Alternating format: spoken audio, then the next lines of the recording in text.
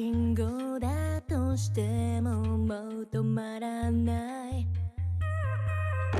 理解不能のスピード100倍速い地獄なんて哀れよねねえ聞いてよな負けの準備でもしておきな Come try me get you down 悩んでもやめないわ No more 苦い思い消えてよこの街に呼ばれる再入レクチャー全力で追い越してよさ Driving モード始めよ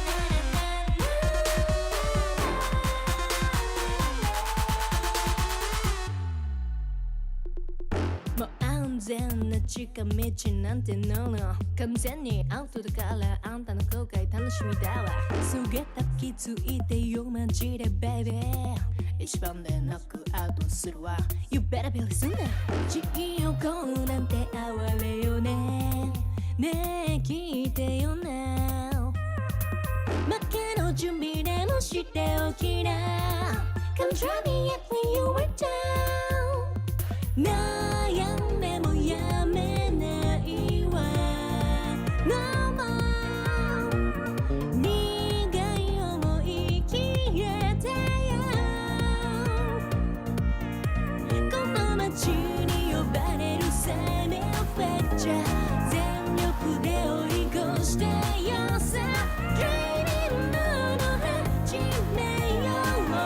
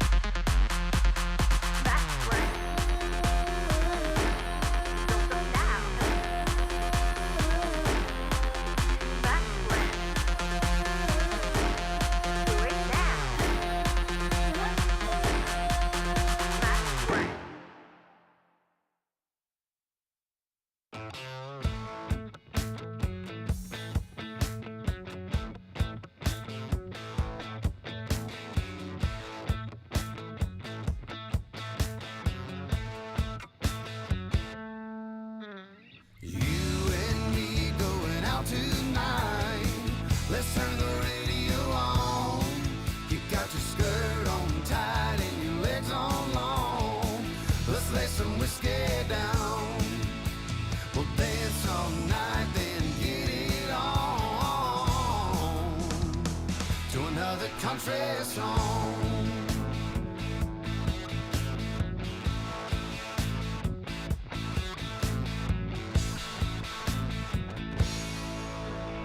You and me going out tonight.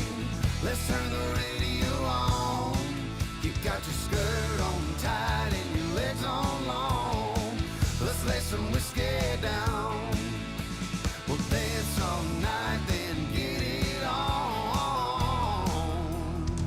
to another country song.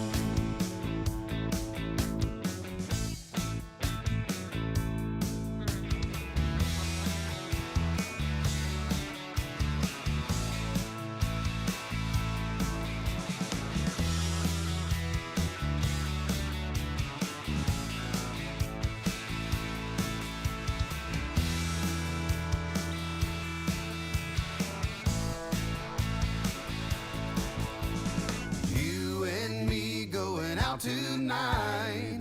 Let's turn the radio on. You got your skirt on tight and your legs on long. Let's lay some whiskey down. We'll dance all night, then get it on to another country song. You and me going out tonight. Let's turn the radio on. You got your skirt on tight and your legs on long. Let's lay some whiskey down. We'll dance all night, then get it on to another country song.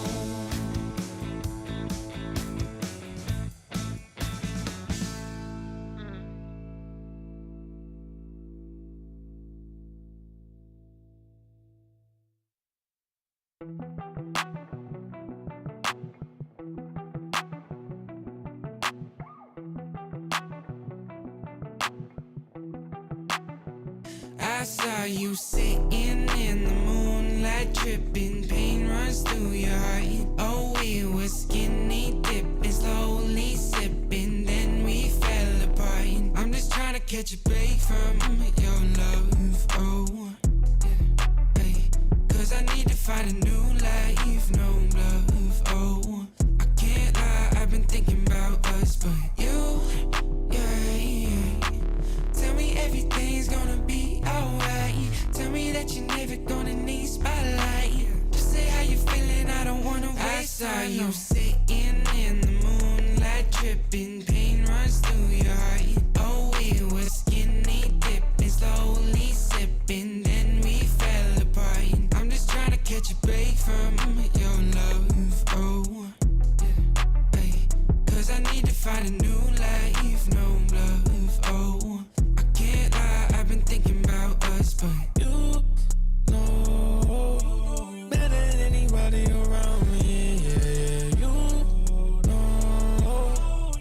I think we both need a break from this thing called love. All love ain't the thing to question. It's all love. I got plenty problems and no shoulder.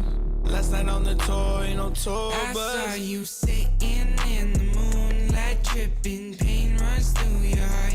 Oh, we were skinny dipping, slowly sipping, then we fell apart. I'm just trying to catch a break from your love, oh, yeah. Cause I need to find a new life, no love, oh. I can't lie, I've been thinking about us. Putting out the fires, my head calls me a liar. Sick of breathing in your smoke. Leave a little longer, embrace a little harder. Yeah, every time we're not wrong, it's like we're walking on water. Oh, too good to last long. Putting out the fires and looking for a miracle. It's like we're walking on water.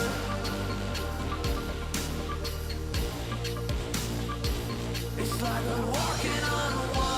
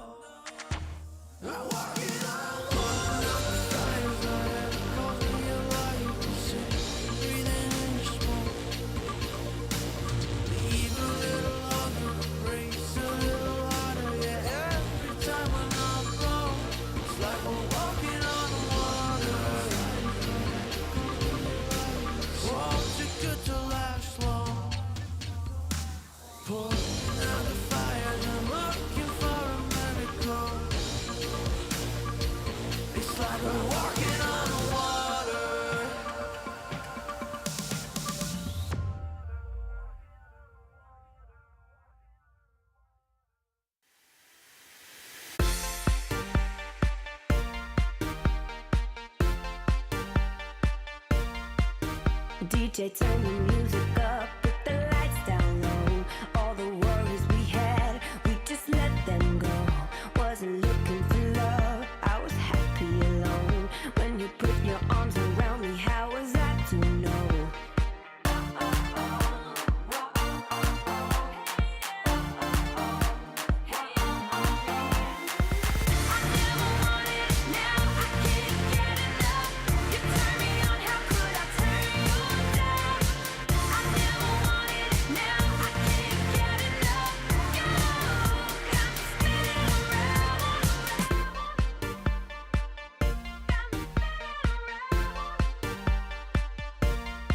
You got me feeling things I never felt before.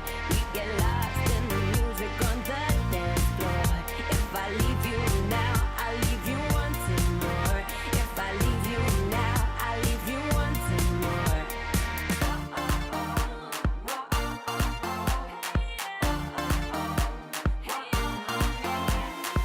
I never wanted it, now I can't get enough.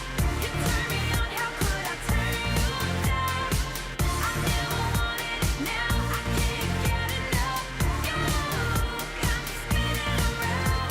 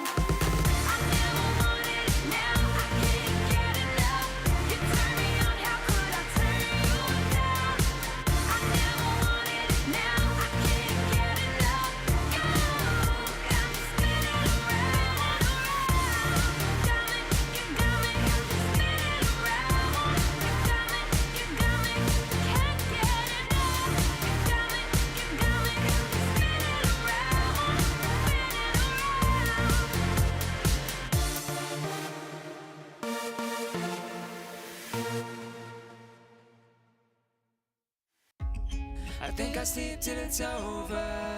I think I sleep till it's over. I think I sleep till it's over. Broken letters, broken pain. Breathing every now and then. Getting hurt but never learn. I'm falling short of hope again. I need a shock to bring me round. To pull my head from underground. I'm calling out but there's no sound. How many times can we make up? How many years will this take up? And never is as long as forever. When it's love but it's over. I've woken up in the headlights, sticking from the clouds in mid-flight. Never is as long as forever. I think I'll sleep till it's over. I think I'll sleep till it's over. I think I'll sleep till it's over. I think I'll sleep till it's over. Stone days never end. Words I knew you couldn't say. We pretend we're on this. Make believe that it's okay. I need a shock to bring me round. To pull my head from underground. I'm calling out but there's no sound. How many times can we make up? How many years will this take up? And never is as long as forever. When it's love but it's over. I've woken up in the headlights, sticking from the clouds in mid-flight. Never is as long as forever. I think I'll sleep till it's over. I think I'll sleep till it's over.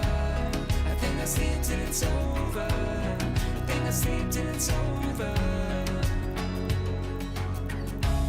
I think I'll sleep till it's over. I think I'll sleep till it's over. I think I'll sleep till it's over.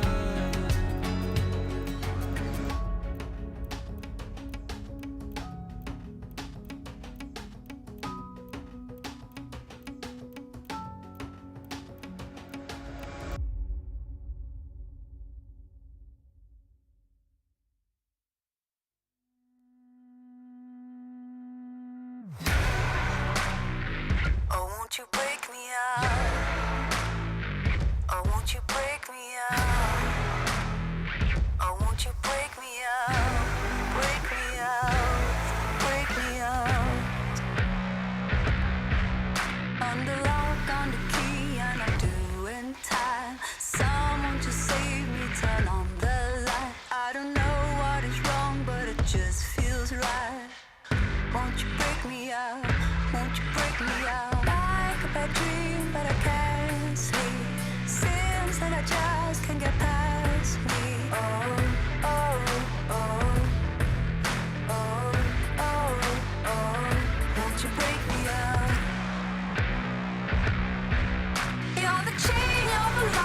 won't you hold me down? You're the key to the door, won't you break me out for my freedom?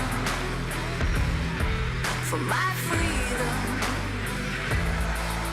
You're the chain, you're the lock, won't you hold me down? You're the key to the door, won't you break me out for my freedom? For my freedom. Won't you break me out? Oh, won't you break me out? Oh, won't you break me out? Oh, won't you break me out? Break me out, break me out. Oh, won't you break me out? Oh, won't you break me out? Oh, won't you break me out? Break me out, break me out. You're the chain, you're the lock, won't you hold me down? You're the key to the door, won't you break me out for my freedom? For my freedom. You're the chain, you're the lock, won't you hold me down? You're the key to the door, won't you break me out for my freedom? For my freedom. Oh, won't you break me out?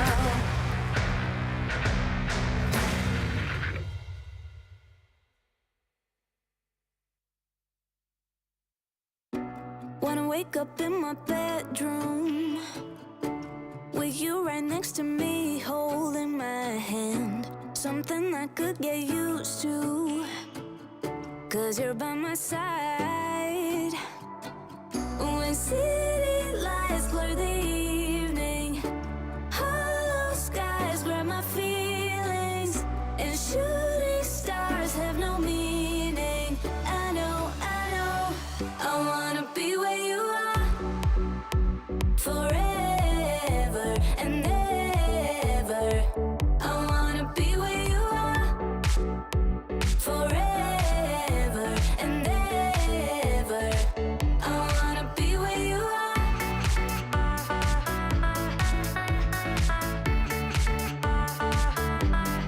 Be where you are.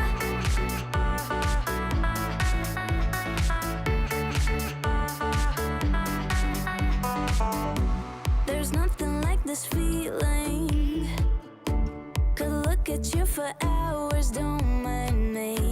Didn't know how much I needed to have you by my side. When city lights blur the evening, hollow skies grab my feelings, and shooting stars have no meaning. I know, I wanna be where you are forever and ever. I wanna be where you are forever and ever.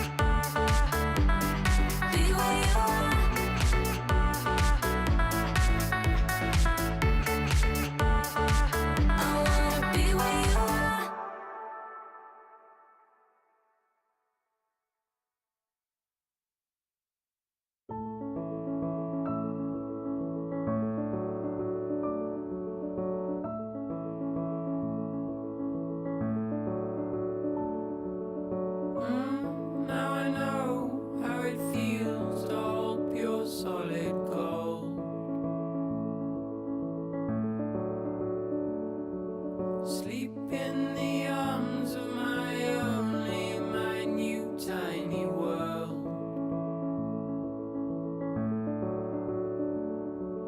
And right here in our arms you'll stay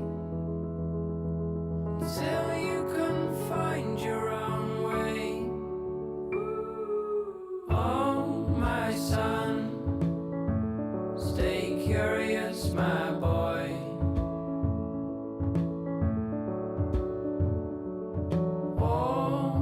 Always ask where this road goes.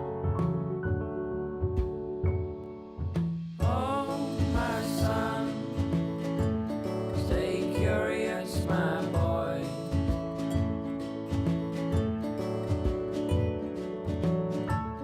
Just outside your door,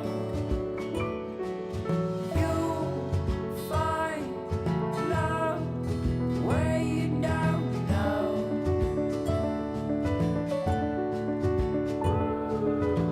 You know that if you ever tried your last, call out on me if the old wind broke your mind. Set out to sea if you've fallen down.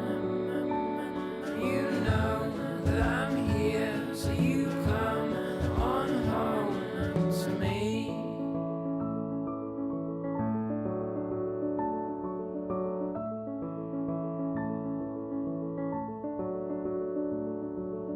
Oh, my son, stay curious, my boy.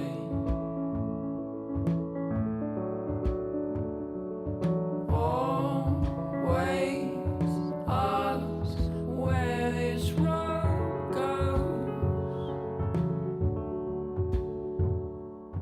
Oh, my son, stay curious, my boy.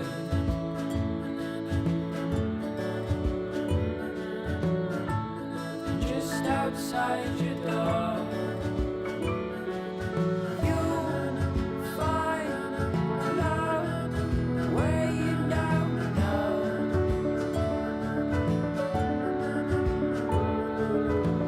You know that if you ever tried your last, call out on me if the old wind broke your mind.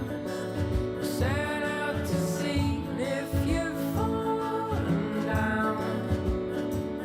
You know that I'm here, so you come on home to me. The day you pick up all your bags, lay down your toys.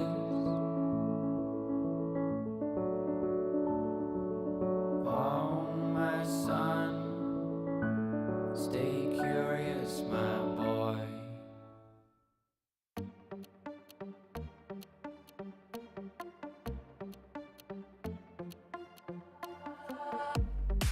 身も蓋もないわねマジでメール既読無視でもてめトラブルならすぐ相談してよだなんて細い指先が僕指す Please come this way ピンヒールで突き刺す血の味が欲しいまで純粋だと思ったバカねゴー赤いリップで踊るネオンライトがきらめく騙されたなんてめめしいやつねゴー通報するならすれば罪深いの私よこの世のクズどもよかも民がひれ伏す農場の世界へようこそ落とし穴に落ちたあなた Please come this way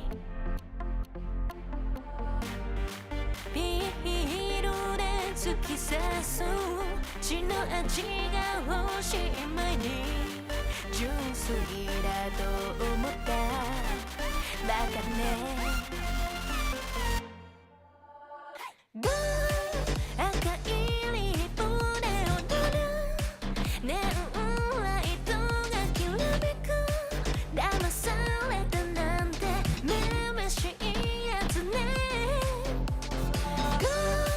通報するならすれば罪も深いの私よこの世のクズどもよかも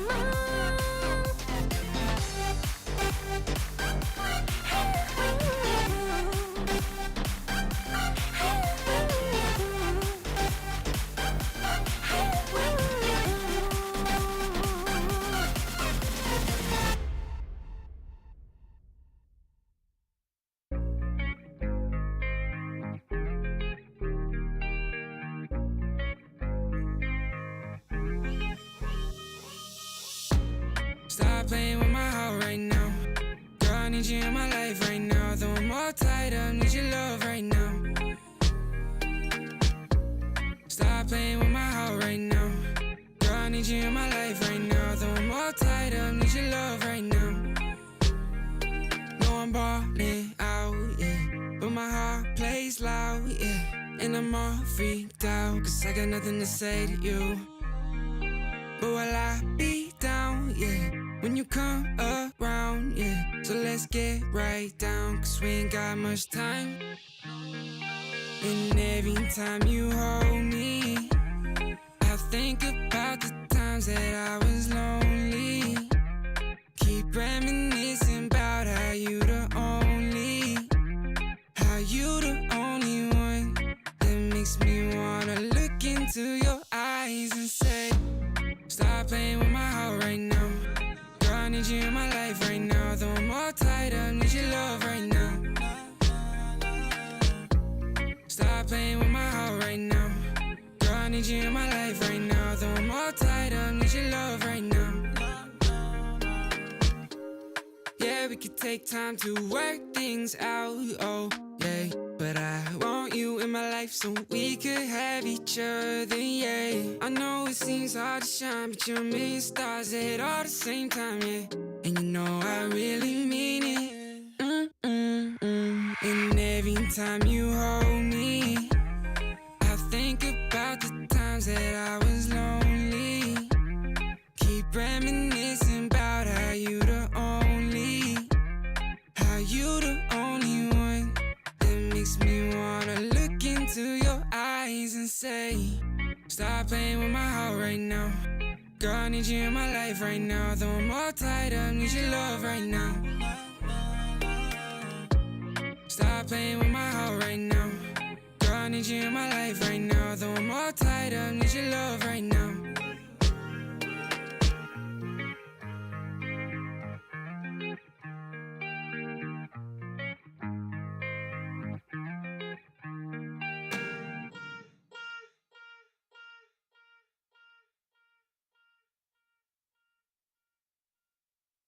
Different energies I bring, only sickness I fling. Bad like Gustavo Fring, can't try not a ting. Flyboy, I got the wings, and they can't keep up with me, dog. That's why all that I bring is wins.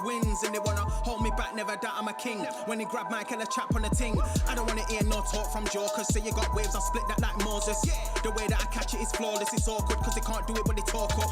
I don't wanna hear that ever. Stay on the ground like Cellar, they know man shell off. Feel man trying to get ahead of me. They should've known they ain't really got the energy. I got the energy. Run laps and laps round them, they ain't even got no energy. So that means no power, they don't wanna be my enemy. That might end up in a penalty. I got a different energy, no matter what I encounter. No, I got the energy. Run laps and laps round them, they ain't even got no energy. So that means no power, they don't wanna be my enemy. That might end up in a penalty. I got a different energy, no matter what I encounter. No, I got the energies.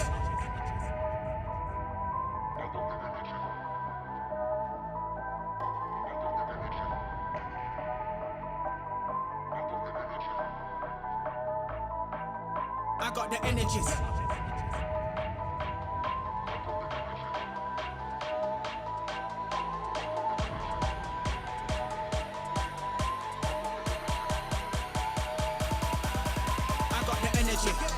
Run laps and laps round them, they ain't even got no energy.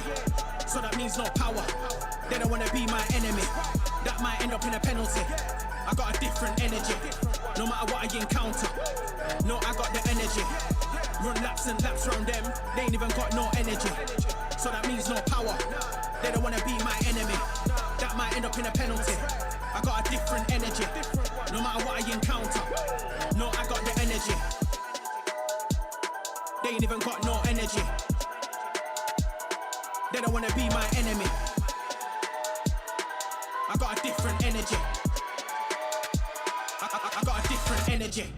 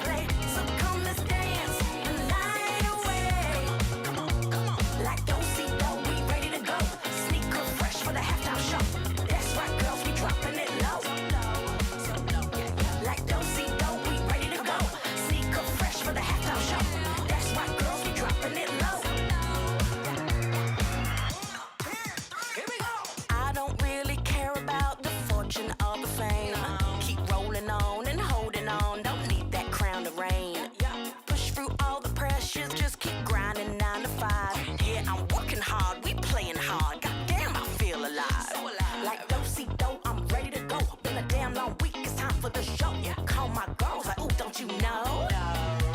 I'm with my girls, yeah, my girls. We've been working all day. It's time to dance the night away. Here we go. I'm with my girls, yeah, my girls. We got records to play, so come let's dance the night away. Like don't see though, we ready to go. Sneaker fresh for the halftime show. That's right, girls, we dropping it low. Like don't see though, we ready to go. Sneaker fresh for the halftime show. That's right, girls, we dropping it low. Man, we're taking over, yeah, we're running the world. If we stick together, there's no stopping us, girl.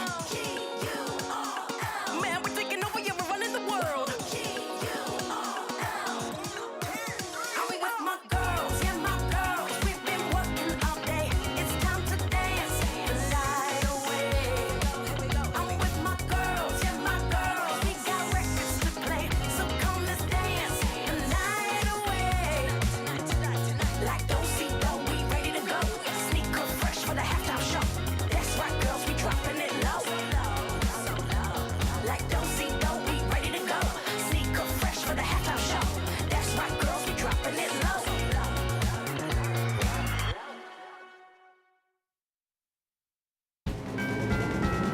Excuse me, please, but I'm standing.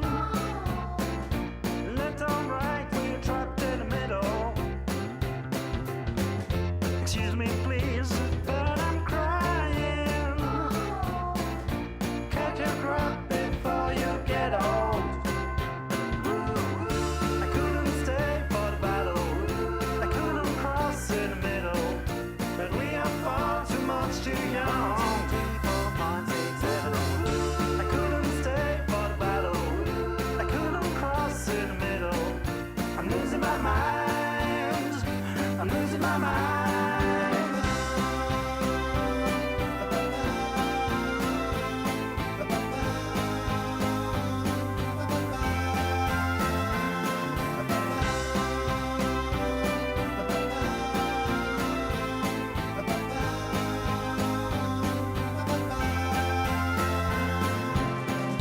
Excuse me, please, but I'm standing.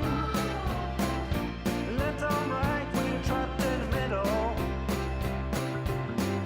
Excuse me, please, but I'm crying. Catch your breath before you get old. I couldn't stay for the battle. I couldn't cross in the middle. But we are far too much too young. I couldn't stay for the battle. I couldn't cross in the middle. I'm losing my mind. I'm losing my mind.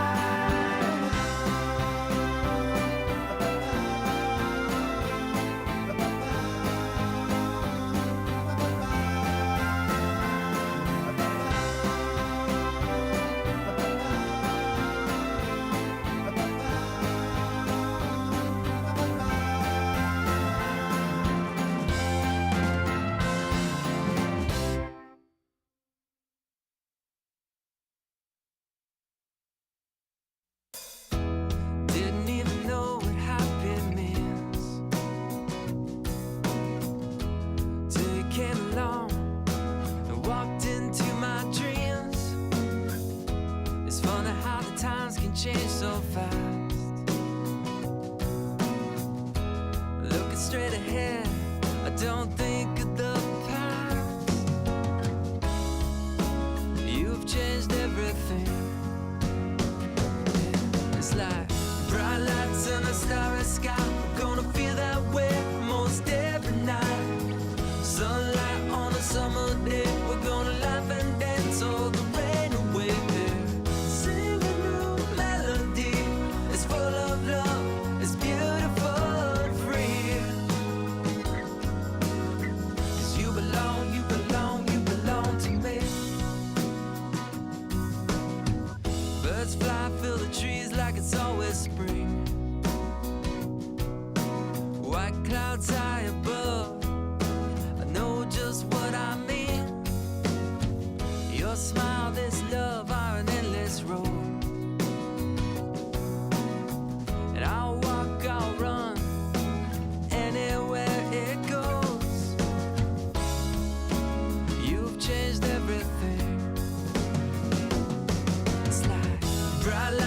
the starry sky. We're gonna feel that way most every night. Sunlight on a summer day. We're gonna laugh and dance all the rain away. Sing a new melody. It's full of love. It's beautiful and free. 'Cause you belong, you belong, you belong to me.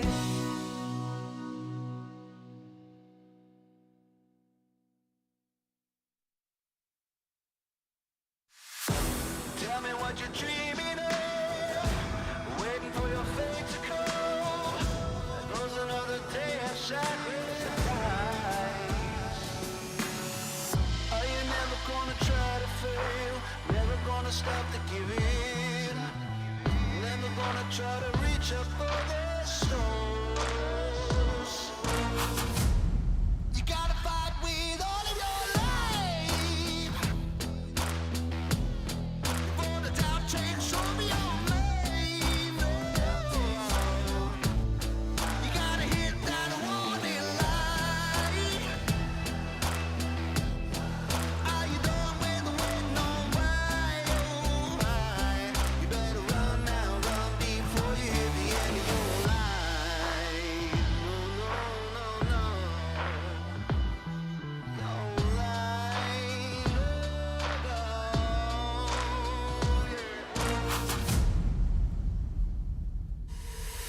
so what you waiting on? Get up, take back control. Ain't no point sitting wasting all the rest of your life. So what you hoping for? That the luck comes to your door. Ain't no point sitting wasting away the rest of your time. Oh no, no, no.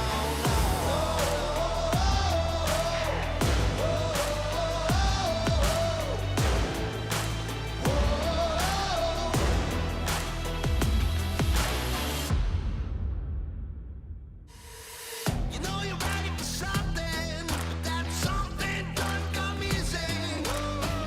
Getting ready to take that jump, but just understand and just hold that feeling. Now it's gonna make you chase your dreams. Are gonna keep on slipping away.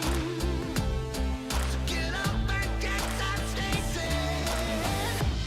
Never gonna stop to fail. Don't you ever stop giving. Never stop reaching for the stars.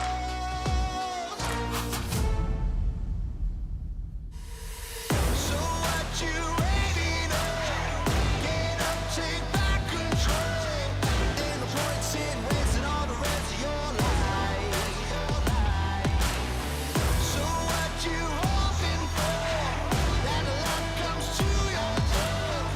Ain't no point sitting wasting away the rest of your time. No, no, no.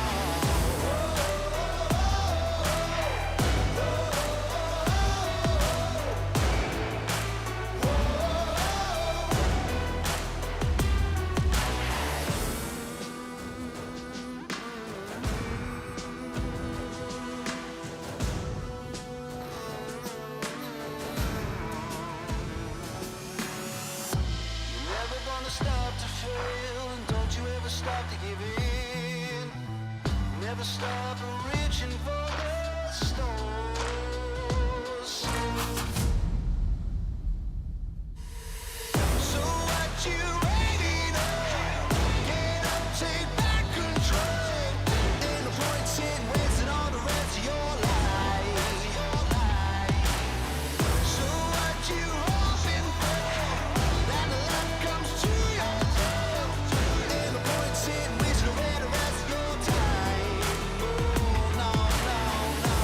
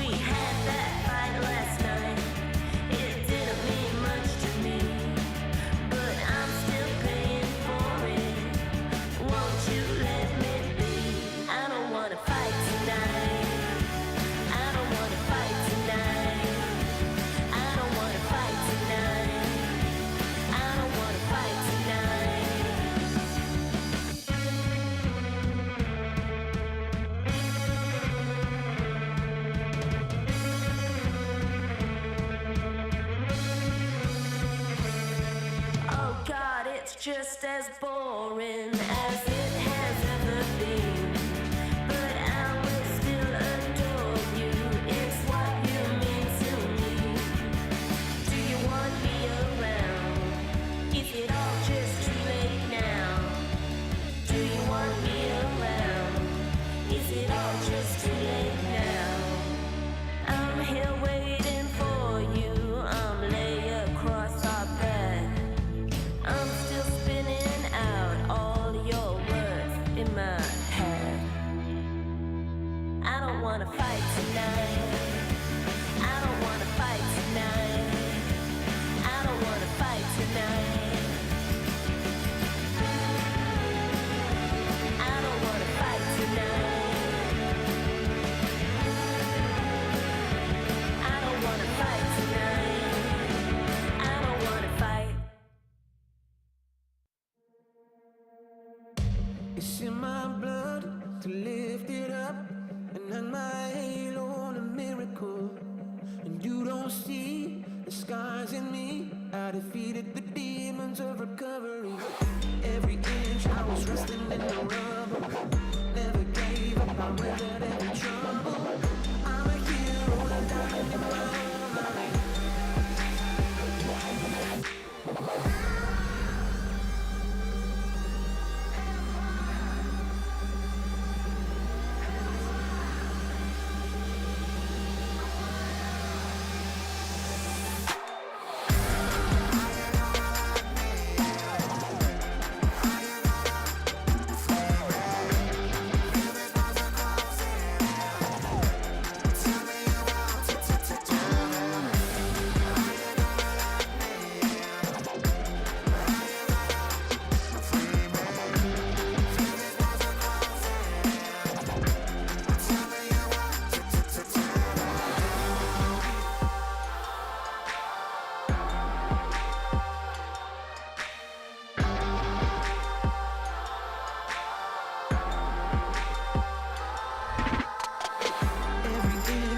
Resting in the rubble, never gave up, I weathered every trouble. I'm a hero, a diamond in my own mind. Empire, welcome to my empire.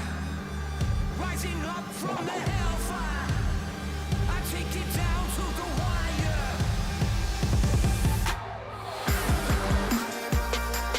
Welcome to my empire.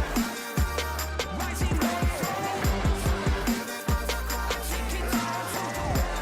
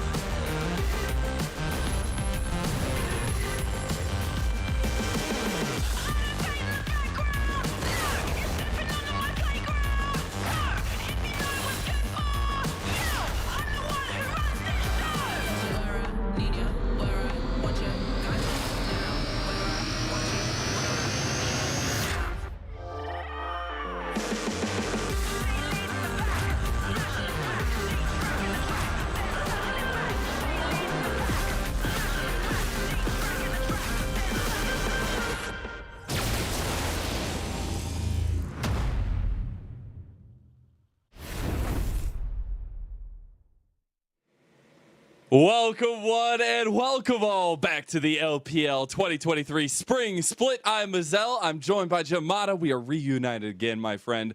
And boy, do we have an honor of kicking off week number 8 here. It's going to be a blast, my friend. Are you ready? Are you excited? Of course I'm ready, and of course we'll talk about the matchups a little bit later on today, but the playoffs race is going to get very interesting depending on what the results fall on today. But I'm very happy to be reunited with you, my brother. Yeah, it's going to be a lot of fun. Now, we do got to talk a little bit about yesterday, as we did finish strong in week number 7, as we did. It was an interesting day of games. We had a 2-0 from IG to kick it off over Ultra Prime, which was a pretty one-sided affair, it felt like. JDG fell to OMG 2-1. Oh my god, what a series. And then FPX took their second series win of the split. A 2-0 victory over an IP. Yeah, you know, it kind of feels like FPX dragging an IP down with them. If I don't get to have playoffs, you don't get to maybe have a chance at making it up towards that line. But I mean, obviously the big story point of yesterday, JDG dropping their series to OMG, or more specifically, OMG taking the victory over JDG, right? This third series loss now we've seen for JDG, and it does feel like on occasion, if they fall behind in a series, or they take a loss in a series, sometimes they get a little bit antsy, a little bit jumpy. But of course, with that loss, here are the standings for week number 8.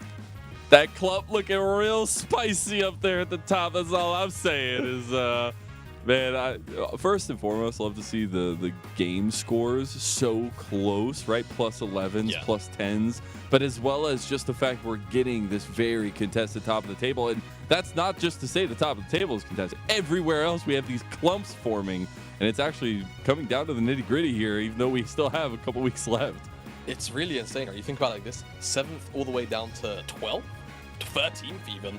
It's a 3-game gap, or a 2-game gap rather. So, you know, you drop a series to a counterpart right next to you in the standings, that's not really the same as losing 1 series anymore. It's gonna feel like losing 2. So if you've got any of these matchups coming up, you need to take these series wins, and like you say, the clumps forming heavily across the table.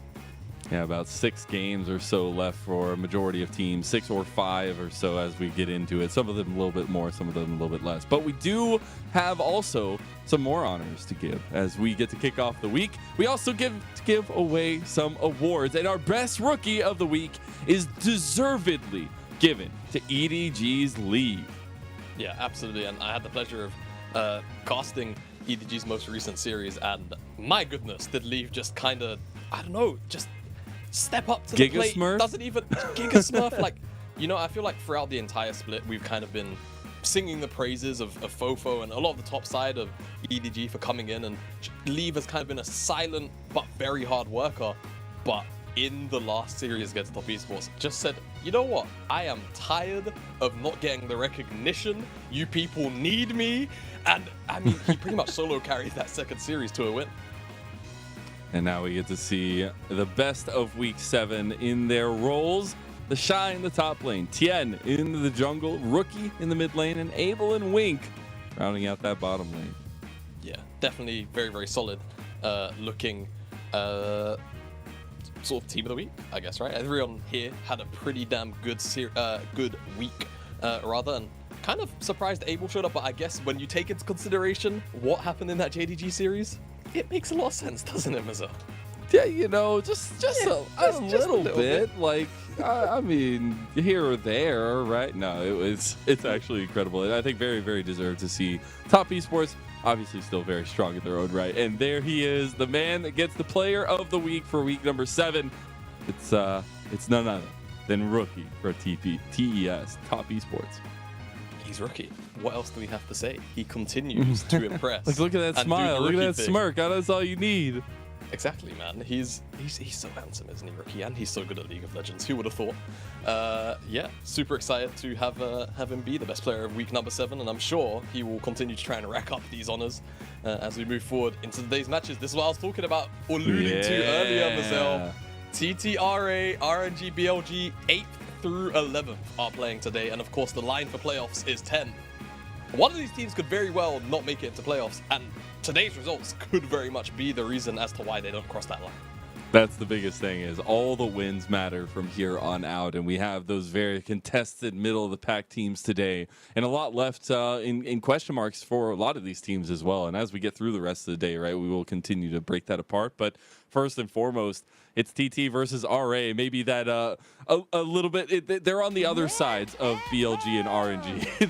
they're the outside factors here, but the wins mean that much more because of that, right? TT can solidify themselves at 7-4 with a win here against RA, while RA are trying to get to that 5-win series score and find a little bit of stability in their own right going into week number 8 here.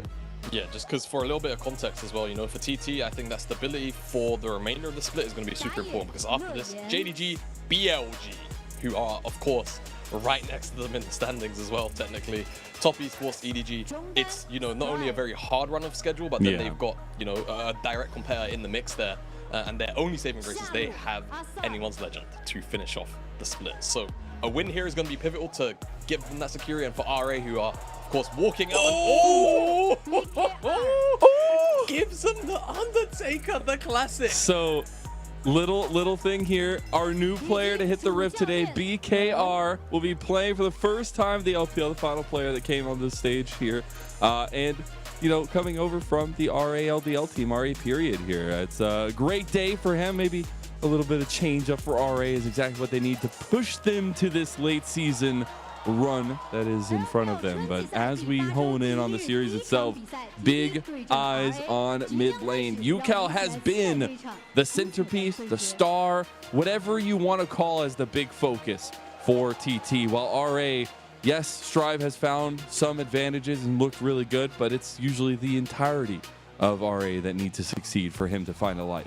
Yeah, it does feel like RA's wins are kind of like more of a collective, whereas with TT a lot of the time it's those individuals stepping up. It'll be UCal, it'll be Huangfang, and more or less, to me, whenever TT look good, it's because UCal looks good, and if he is shut down, at times it feels like the systems kind of do fail a little bit, and it does take, you know, a little bit of soul searching mid-game to try and come back into a lot of those scenarios. So I feel like the mid lane matchup in particular is going to be super important, just considering how much, you know, RA have definitely had in particular Strive step up to the plate quite a number of times throughout the split so far. And I'm wondering how we see these champ pools go down, because both these guys have a pretty wide champ pool in the mid lane, with a little bit of focus, more so I guess from UCal and those melee mid laners, but we'll see how that kind of works out. And as we kind of said, you know, winning here is important because you're trying to solidify yourself through those playoffs. And it is really interesting because both these teams, they typically strive to strike early. They both have very high first blood percentages, 70% just about for TT and 65 just about for RA. Yeah, they are very early game focused teams. They are very active in the earliest stages, and they like to procure their leads and typically kind of run with them as well. So I feel like the drafts could also indicate that as well. Whatever we get out of the draft from both of these teams is going to maybe give us a bit of an insight into perhaps mentality and what they're actually looking at in terms of priority to try and shut down on either side, right? If you're RA, you really want to make sure you've got solid solo lane matchups to me, right, between Strive and Cube. These guys are almost always individually performing quite well. And then on the opposite side for TT, I feel like it is just securing a solid and very, very consistent, hard to move mid jungle, so you can start to dominate the middle of the map and then move over to your bottom side, most likely, or just sides in general, so that you can slowly kind of break apart the map and whatever RA can actually do about that through the mid lane. And what's so funny is we come into this, we're talking about mid lane facilitation from junglers, but when I look at both of these junglers, I see aggression, I see red in the eyes, right? Beichuan, coming from his solo queue days, was known as the Echo, brought the Echo to the LPL, right? But it is a little bit of that tint towards aggression usually. We've seen him fall back towards the Vi's, the Sejuanis, things like that. But on the other side, Lien, he is known for his Nidalee, his Kindred, his Lee Sins. He's binging out a lot of these kind of aggressive picks, but it is interesting to see them kind of opt into team play a little bit more so in these moments that really do matter for these teams. So it's been a little bit of that growth, I feel like, from the jungle perspective and trying to fit into the team compositions in these kind of styles. Yeah, and you know, I think definitely from the side of Leon, it feels quite nice. You know, we've had a very stale jungle mare, shall we say, as well as a typically bottom side mare as well. So getting some more of these sort of comfort picks out there and seeing that, you know, RA are also willing to play around it whenever the time is right and calls for it is super nice. And again, you know, for a team like RA who have very solid solo laners, having, you know, a jungler who's maybe looking to play these sort of snowbally skirmishes and then potentially play around your lanes, because normally that's what a lot of those sort of off-meta picks do. You know, it plays huge for RA as we are into picks and bans. Yeah. And from the get-go, the focus from TT is just topside bans towards Yeah, Q. we got some serious focus here, at least early on. And as we get into it, right, we are going to see how this early focus kind of pans out. That Draven there ban against Assam, take that one away a little bit more so. And I love the mid lane focus as well. The Tristana, the Jace. They don't want to deal with UCal's carry potential on some of those comfort champions. But now we'll look at TT's first pick. And remember, we are on 13.4. A lot of teams still just kind of feeling things out as we continue to grow into this meta. Yeah, but I feel like also things like Lee Sin occasionally pop up as like a first pick now in the jungle pool. It seems to be kind of the flavor of, I won't say the flavor of the month, but like we're in the LPL. Almost every jungler and their auntie can play Lee Sin and play it damn well. So expect a lot of those early lock-ins here, but TT actually go towards the Annie. Not particularly an uncommon early pick, but when something like the Varus is also up and available, kind of surprised that wasn't snapped up here by Huang Feng. So you have to imagine that Asum is going to get his hands on this one, and Lian will likely look towards his jungler. Ash is still on the table, yeah. And Okay, typically we've seen a lot of bans levied towards Ash, but they just get so much poke, so much setup, and a lot of utility coming out of the bot lane of RA. Yeah, you know, sometimes a champion is just banned so much that you kind of just default ahead to, oh yeah, this champion's not available, so I'm not going to talk about it. But it was left up here. With the mid lane focus bans there from RA, typically it's Ash that's banned on red side still. It does leave it up and available. TT going to go towards the Nautilus because they know they're dealing with two AD carries in the bottom side. So in the mid game, they're going to have very solid forms of engage, but in the earliest stages, if RA aren't really engaged on or aren't really moved, that early laning phase is going to be a little bit rough. So TT going to need to bolster up with something in the lane in the AD carry slot to at the very least kind of step up to the range and poke. I actually really like this from RA though. It's BKR's first and getting a little bit of Otis on him, have a lot of the setup and communication coming out of the bot lane at least. We do see the Wukong locked in, so a lot of that forward aggression still being the name of the game for TT. Yeah, and we said we wanted to see a strong mid jungle here out of TT, and I feel like Annie plus Wukong really, really solid and hard to deal with skirmishing at level 6, right? Tibbers, double Cyclone. How do you really get past that? Especially in Strive Champion Pool, do you have to play something at range now? What's really the option? The Gragas is going to come out, and of course we've seen it flexed a lot towards the mid lane. Can be played in the jungle, and of course historically and very recently it's been played up in the top side. So 3-way flex there for RA, so really holding their cards close to their chest on this one. And hey, even the bottom side of the map, the Ashe and the Varus can technically flex around, though you'd expect it will be the Leaf Valley Varus in the AD slot. And now RA are likely going to look to remove away a couple more ADs from the pool, because that is something that TT are in desperate need of. They could also potentially throw out a ban towards the Ziggs too, just because it's a one-fun special, but they ban away the Nut. I like the Gragas though. That's been just rising in priority. Provides so much spacing, but also that flexibility that you're talking about. Now we will see some of these bans levied, at least two of the still in priority junglers that maybe RA want to go towards. There's the Lee Sin ban away by TT. See what the final ban maybe towards this top side is from RA. Yeah, I guess we'll have to see what they're thinking about. If they ban something like Gnar, they could also ban out a very safe top side like Renekton potentially. But when you've got the Gragas, do you really care about that? They will eventually throw at least one ban towards the bottom side of the map, and it will be the Kai'Sa of Huang Feng. So might have to dig a little bit deep here. Does have a couple of options, I guess. Zeri's available if you want to go towards that in this kind of slot. Against Varus and Ashe in lane, it could be a bit rough, but of course it's always going to scale up to be quite strong. Dare I say Aphelios against Varus Ashe? I feel like that's a little bit too much poke plus the Gragas, so I feel like that would be a pretty rough AD to lock in here as Vi's gone as well. So it seems like RA are going to potentially just press the Scion button and hold on to this jungle mid flex of Gragas. Either or, I think it works really well. Last second top of potentially... What are we going to get? What do they want? They want the Silas. Okay. All right, so we get a little bit, and I think, you know, being able to steal some of these ultis will be pretty nice for RA, at least in a lot of their CC, man. I'm just looking at their spacing and CC they have, and my goodness, it's going to be hard to navigate for TT, but I'm looking for a little bit more stability and, honestly, a little bit more damage for TT. Yeah, that's my big concern here for TT, is they do kind of need, you know, a true big DPS. Well, there you go. And you've got in the late game at least. Yeah, you know, Cassante can definitely be quite frustrating. I feel like if he does get on top of any of these RA champions in that all-out form, he's definitely going to cause a bit of a ruckus. My big question is, what does Wangfang want to go towards here? Do you just throw out the Zeri and just say, you know what, laning's going to be rough? Like, laning's going to be rough, but, you know, we'll get to a point. It seems like the answer is yes. There's not a lot of, you know, point-and-click CC, which I feel like is a very big thing in locking down the Zeri. Of course, however, there is a lot of CC and zoning tools like you were alluding to earlier, so it's going to still have to navigate these fights quite meticulously, as I feel like Scion is probably just the pick here. You're into Cassante. There's no true tank buster on the enemy team. You're going to be a bit unkillable after 2 items, and I feel like this will just be the correct kind of way to round out your composition to ensure that you've got that strong front line when you've already got the Gragas and the Silas. And something a little bit stable to play around the rest of the map with as well. But the big focus for me now has to be Strive versus UCal. Back to it, right? What we said at the very beginning, because we got Annie versus a Silas, and Strive's one of Strive's very comfort champions itself. And trying to kind of up in this mid lane is going to be an interesting task for both junglers. Yeah, I think pre-6 RA definitely have a bit of an advantage there in the mid jungle. I feel like the CC combination of chains plus the body slam is. I mean, it is a belly powerful. slam. It is a belly slam. It's very, very powerful, and I feel like TT don't necessarily have to damage all the CC to respond in kind, unless there's a bit of an overstep from the side of RA. I think once the level 6 has come online, that's where things can change. That's where, you know, Tibbers plus Cyclone, you can blow somebody up immediately. That's where I'm looking towards for this TT side. But in the earliest stages, I feel like RA have definitely given themselves very strong lanes across the board to take control of the first 4 or 5 levels of the game. We'll see how those early levels work out. Again, we came into this one saying both teams love that first blood.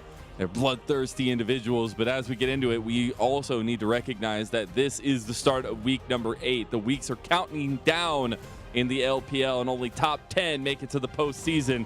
Every win matters from this point on, and it matters even more in the middle of the table clash between TT and RA. As we hit the rift, it's a spotlight on you, Kyle, and Strive, and how these jugglers can find this early game fruition and payout for their carries. That will be the big question, Mazel, as we do finally get into Summoner's Rift, opening game of week number 8. Can you believe it? Time has flown. But so important. Truly, in the early stages. It has, it's so fast. Early stages, super important for UCal, for Strive, both sides here. I feel like you can take control of the mid lane, and I think this bottom side, being as volatile in the poke department as it is from the side of Rare Atom, if you can shut that down as TT, it's huge, right? Getting the Annie and the Wukong combination to roam up, or roam down rather, to the bottom side and shut that down. Or if you're RA, capitalizing on the pressure that Assume and BKR should have in the 2v2 poke. A little cheeky vision on the top side of the jungle against RA here. I love the early movements from TT, just trying to get as much communication as possible across the team. Yeah, I mean, Leanne, again, you know, he is one of those vocal members for RA in the early game. And like we said, he's, you know, usually on carries and such. Gragas can definitely be a carry in his own right in the jungle, get a good couple of kills in. And this is something you see a lot, actually, from Ashe Varus lanes, Ashe anything lanes, really, into a melee support. You know, you kind of just haphazardly walk forward, walk through the tri-brush, you get a whole bunch of poke damage down, and again, just utilizing the range here advantage into Nautilus. and assume BKR can take complete control of this wave. And we have to also realize again that this is BKR's first foray here for the RA squad, coming in as the substitution into the starting spot for RA, and trying to utilize this double ADC bot lane here. Got to be a little careful against Yao Yao. That engage will come back, but we do want to take a look at where these junglers are heading. At that bottom side start for Beichuan, as well as the Loyen top side start. Maybe a little bit of finicky pathing, but has been spotted out on that, I believe. Yeah, Loyen did get spotted out, and he's actually taking a 3-camp reset.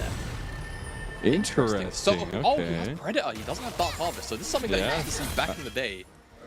But usually there'll be a one side of the jungle clear, right? And then you path to the side of the map where you still got your jungle camps and where you want to attack with Predator. So this is potentially going to be a very, very early really one of the boots. attack at a lane. Yeah, just really one of the boots. Does make ganking very, very he's pinging powerful mid and lane. scary. Yeah, This is the focus we wanted, Jabata. I mean, they win the early, 2v2 at level 3 through 5. They need to take advantage of it right now. And I think Yucal has the stun up. I don't know if there's much that they can do about it. And they're going to try to get it here. Yucal will go in. Nice quick flash from Yucal, though. Yeah, really nice response. Really nice reaction time. And Yucal. Hey, Strive, Annie hurts. Yeah. Just a little bit. Strive actually, I guess he scored 2 points in Q. Doesn't have W just yet. We'll tick over 4. We'll likely skill that up. Sometimes in these range matchups, what you will see is you'll see W max, just so you can maybe get in the face of the range champion and heal so much that even on the walk away, you'll be fine. But I feel like against a champion like Annie with the every 4th spell stun, it might just be a little bit too hard to trade into that, and especially once level 6 is coming. So I am seeing a real need for Lien to get something off this quick back, because he has definitely hindered himself in the jungle clear department, and you needed to kind of see that payoff from the early Predator. We didn't get to see that, so now it's about building off of that here. Yeah, absolutely. Falling behind in the CS, right? And Beichuan basically got a full clear and is now returning to that full clear. He's in the just mid lane. going mid over and over again. The body slam of Beichuan. He wants Strive. One more auto. Can he get the extension? It's not enough. Strive gets out with a quick flash himself, but TT are responsive in the mid lane. Yeah, Strive has to flash backwards. Once he misses those chains, it feels like Yucal's pretty much always out. You need the CC chain to connect. You need the whole combo. And in this instance, Lien doesn't quite get that set up for himself, and the response is swift from TT. Beichuan was literally at Raptors, so very much able to respond. But flashes now not available on everyone but Lien. So hopefully he can get back. Our observers really didn't like that Strive missed those CS, by the way. he was really upset about it. He was not happy. It was, I feel like it might be an evolving meme, because we've had a lot of the observers. We've had that a lot. Whatever, it's just the casters calling it out or something at the time. But I do want to refocus in, because we have our first dragon spawn. And I want to see if we do have any early focuses here for this. And we were talking a little bit about Loyen getting involved early, and maybe a little bit pathing down towards bottom lane as well. Yeah, definitely could do. But I feel like it needs to be kind of a pair from both sides, right? But I feel like for the side of RA, if you're going to get a lot of poke onto Yao Yao and Huang Fong just because of the range advantage you have in that matchup, then you want to be able to try and capitalize on it, force them back off of waves, dive them if they try and commit for it. That's what you need from the side of RA. So like you said, Lien definitely could make his way down here, and the wave is being held in a very, very painful spot for it to be in from the side of TT, where you have to just kind of overextend, walk up. We'll see what wave clear can be had. That's definitely going to be hard to break this freeze. Maybe a little bit of intervention coming down at some point in the far future, but not right now. As Yao Yao had made that roam towards mid, just looking to see what he can get going. Can't find anything just yet. We'll go back to play out some of this warding, though. Strive is kind of just looking for it. Does get that depth charge. As 6 has been hit in the mid lane, so Loyen refocus towards this bottom side, maybe even this dragon. Yeah, and do you know what depth charge is great for? Setting up ganks in the mid lane specifically. Way. So, who would have thought, all right? So don't be too surprised if Leon tries to, capitalize on the fact that that is there, or Strive tries to move over. down to the bottom side. Yeah. Predator's Oh, bot. he popped Predator. He's That's a fast big boy right there. Watch out. Oh Lord, he coming. He didn't go anywhere though. He didn't go anywhere. No, he didn't. He's just gonna go back to the skull grab. No harm, no foul, I guess, for now.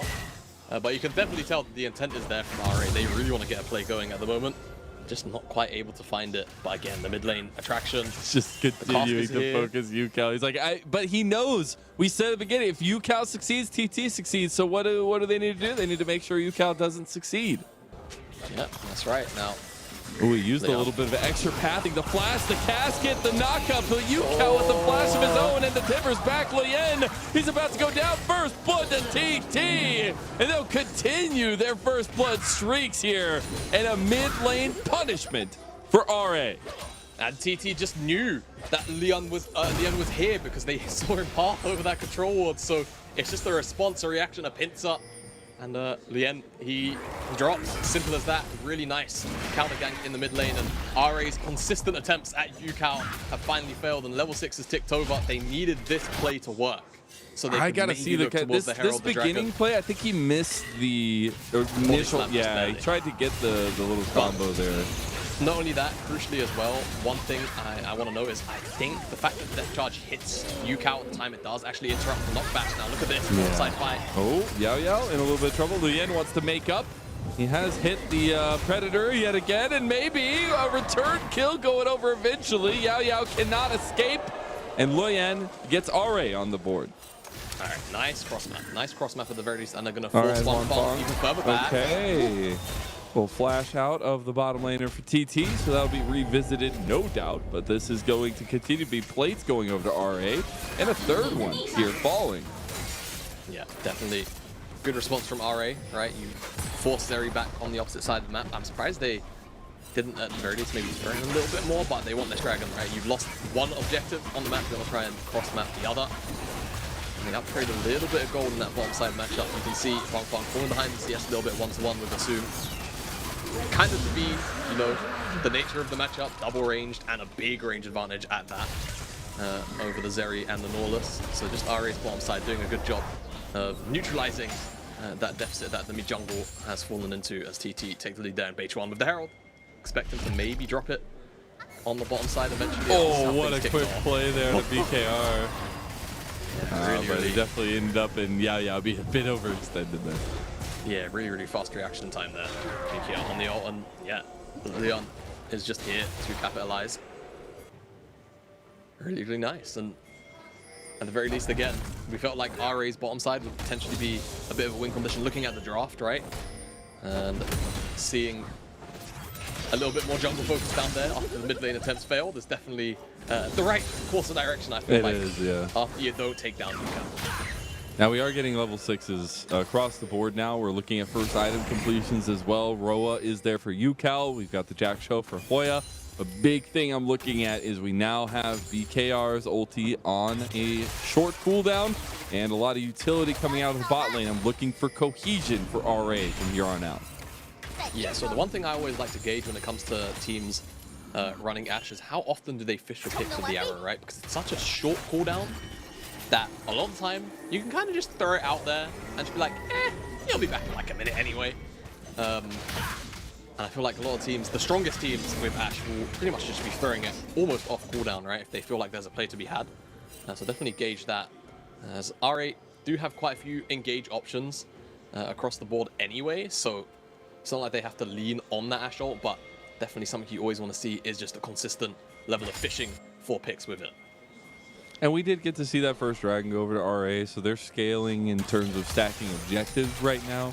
And now, especially looking at that Rift Herald drop that should be coming up pretty soon for Beichuan and the Divine Thunder spike, I'm sure they're going to try to utilize this point of pressure for TT to get more advantage and extend this about 1,000 gold lead they've gotten for. Yeah, the question is whether they feel like they're strong, right? Do they feel like they can somehow find the play on the bomb side right now? BKR still doesn't have flash, so maybe you could pick him off with a numbers advantage.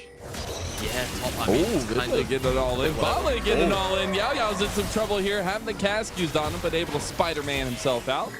Surviving there, but an ulti's used. That was the Enchanted Crystal Arrow plus the explosive cask. See Huanfeng able to defend this, but another turret play looking under threat. Beichuan wants to come down here and respond, but not there in time, and 4 turret plates to the bot lane of RA. Yeah, and the En's just doing the correct thing, just kind of man-marking Beichuan away as the RA bottom laners whack away at that tower. It's almost dead. Next wave, they could actually have it if they really want to hard commit to it, but There's so many plates just going everywhere. I know, it's really, really insane, the backsplash, but now, look at this, Beichuan's got an angle. Very close. He's got the knockup though. BKR, you don't got much, and that's what happens when you go up against a double ADC composition. Once they use everything, there's not much left. Yeah, I've got to say, it's kind of just miscommunication from the side of RA. Lian is on his gromp. Like, if you feel like you want to commit to the tower as a team, you've got to keep Gragas there. You have to be there to ensure that Wukong doesn't actually get free access to that bottom side, because you just saw him on Vision. So TT kind of just rubbing their hands together, quite happy that there was no one there to defend that play. And it's not even like Gragas went to the mid lane either, it feels like, to defend the Herald, because it was just always going to get a charge in for plates. So all of a sudden now, Zeri gets a kill. And that's an item spike right there too. Yeah, has the shield bow. So feels quite bad for the side of RA. We'll see if anything else can be had, because they have been quite proactive in looking to pick specifically around the Gragas. Just need to see it a little bit more and actually yield, you know, a big advantage. And I think these skirmishes are obviously important, but I'm definitely looking for RA when they come to a head, when they come to a hole and get big team fights, because they're going to be looking for picks. They're going to be trying to get like splitting of fights and then find picks. And they have a lot of tools that need execution, but in themselves have a lot of power, where you just have a lot of front back, you know, let's get some engage going and fight these fights for TT. Yeah, definitely for TT, it feels like you can almost play this like a front to back, right? With Zeri, Annie, and like just so many bruisers and engage fighters. So I feel like as long as they keep Kwanfeng alive, they'll always be left afloat in a team fight, right? They'll always have the opportunity to win. Okay, Crystal Arrow, here it is. Oh, barely misses. Tribe still gets the engage. Oh, both utilities for the bot lane will go wide. And those are the kinds of things you need to be executing on. Yeah, TT, UCal didn't even have to flash that chain of corruption, but they're going all the way. Tribe didn't connect anything there. Tribe just left himself out. Big cast comes through, and that's some of the peel. Double stun for the Timbers, though. As UCal able to set up Hoya to get into the backline. Ultra Shock Laser. BKR is left out by himself, and all of a sudden, it looks like TT can do no wrong. Yeah, I mean, off the back of the initial play, it looked quite scuffed, but it ends up working out, and yeah, Stripe just sends himself too far forward, ends up dropping.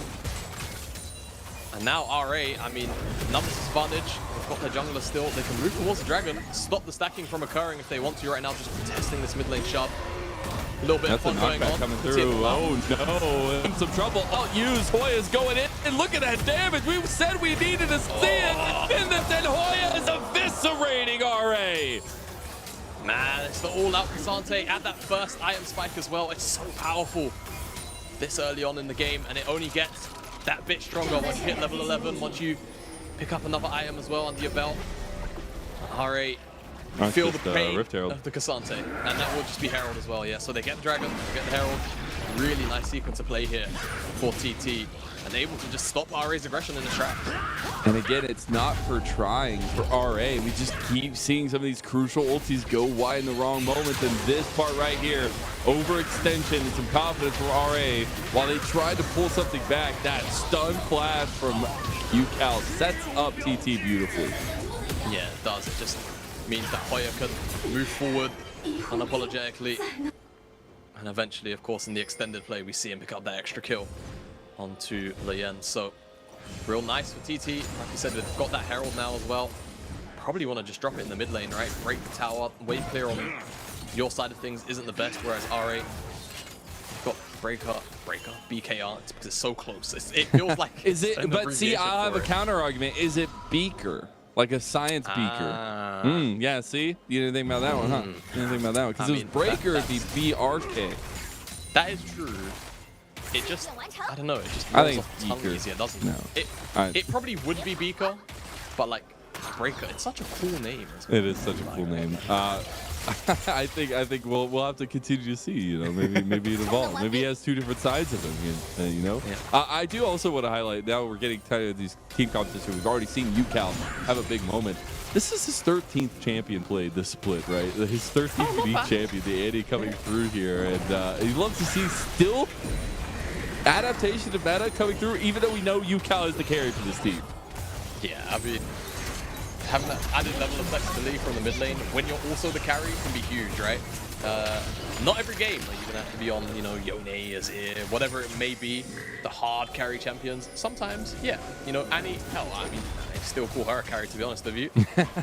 But it's not. See what Timbers can do? That's a carry right there. That's a carry, exactly. So, we'll track how he gets on. 13 unique champions. Oh, well, speaking of Timbers. Hello, Timbers. You do a lot of damage. Oh, TP, TP, TP. You can do it. You can do it. You can do it. No, you can't do it, Strive. He uses his own Timbers. There's 2 Timbers here. Hey, whose Timbers is whose? As, it's definitely a Timbers TT dip. Yeah, as soon as he gets half health, Strive just like, gotta go. But unfortunately, it's Beichuan that makes it here first, and now Hoya's making it here first to the mid lane, but I'm actually surprised you didn't go for that one. You know, I love the little bit of confident play for Ari. Like, oh, you want to step up, you might get hurt. There is a tier 2 going down though to TT in the side lane. Yeah, you know, One Eye of Cassante got Jackshaw going. Surprised he didn't go forward. Actually, also speaking of Jackshaw Cassante, haven't seen it since he came out. Yeah, since he came out. That was like, Jackshaw was definitely the go-to item when he first dropped, but it feels like that's because that item was no longer an item. It was the new champion when you bought it. Exactly. It was the protein shake, right? And, yes. Speaking of, I think Strive a protein shake, all right? Yeah, I think he needs one after getting beat on like that. Needs a little bit of extra muscle. Wasn't able to survive here. But TT just doing a good job of maneuvering around the map, right? We said whoever broke open the mid lane first would likely have a little bit of success moving towards the side lanes, and so far that has been TT. UCal's already about to have his 10th stack of his Roa.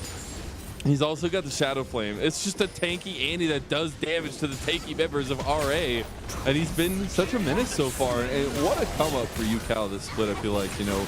Originally coming over here from KT Rolster in 2022 at the start and having a bit of a rough year last year. I really have loved to see just him saying, give me the carry pants and I'll drive you to the finish line. Yeah, the development has been really, really nice to see, and TT as a whole forming around him.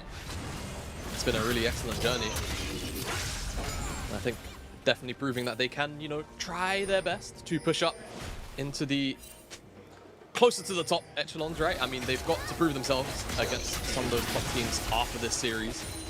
Like we mentioned, this series and the other series today, very important for the playoffs race at 6 and 4. They make it up to 7, you start to feel a bit secure, right? You start to kind of feel happy at week 8. So the work isn't done just yet, and RA looking to undo that, try and make a journey, a legacy for their own to make it into playoffs soon. All right, we're getting a fight brewing over a 3rd dragon spawn. This will be 2nd dragon for either team, but a 4,000 gold lead sits in the pockets of TT, and now they've already bursted out BKR. He's gone off the map.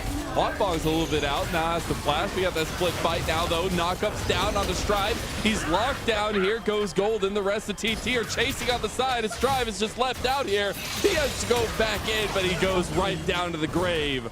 Still, the rest of RA look like they made it out alive, but it's not much to say as another dragon should go to TT.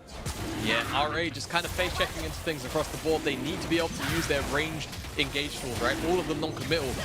Really still got to try and find a pick first, but it's just so difficult in that kind of situation. And the issue is forced first by UCal. UCal finds BKR, blows him up, and at that point, 4v5 from the get-go, strives to kill a bit all. Not able to achieve much. Get the replay of it. Should have checked the bush. Wait, whoa. He did check the bush. Wait. He thinks it's a ward, and he's so small. I think he thought it was a ward. Yo, that's sus, man. That is so sus. Yo, that thing is so small. That I kind of want to see that again. That's ridiculous. Yeah. I'm not gonna lie. I feel kind of bad for BKR there. That is ridiculous. Like, holy cow.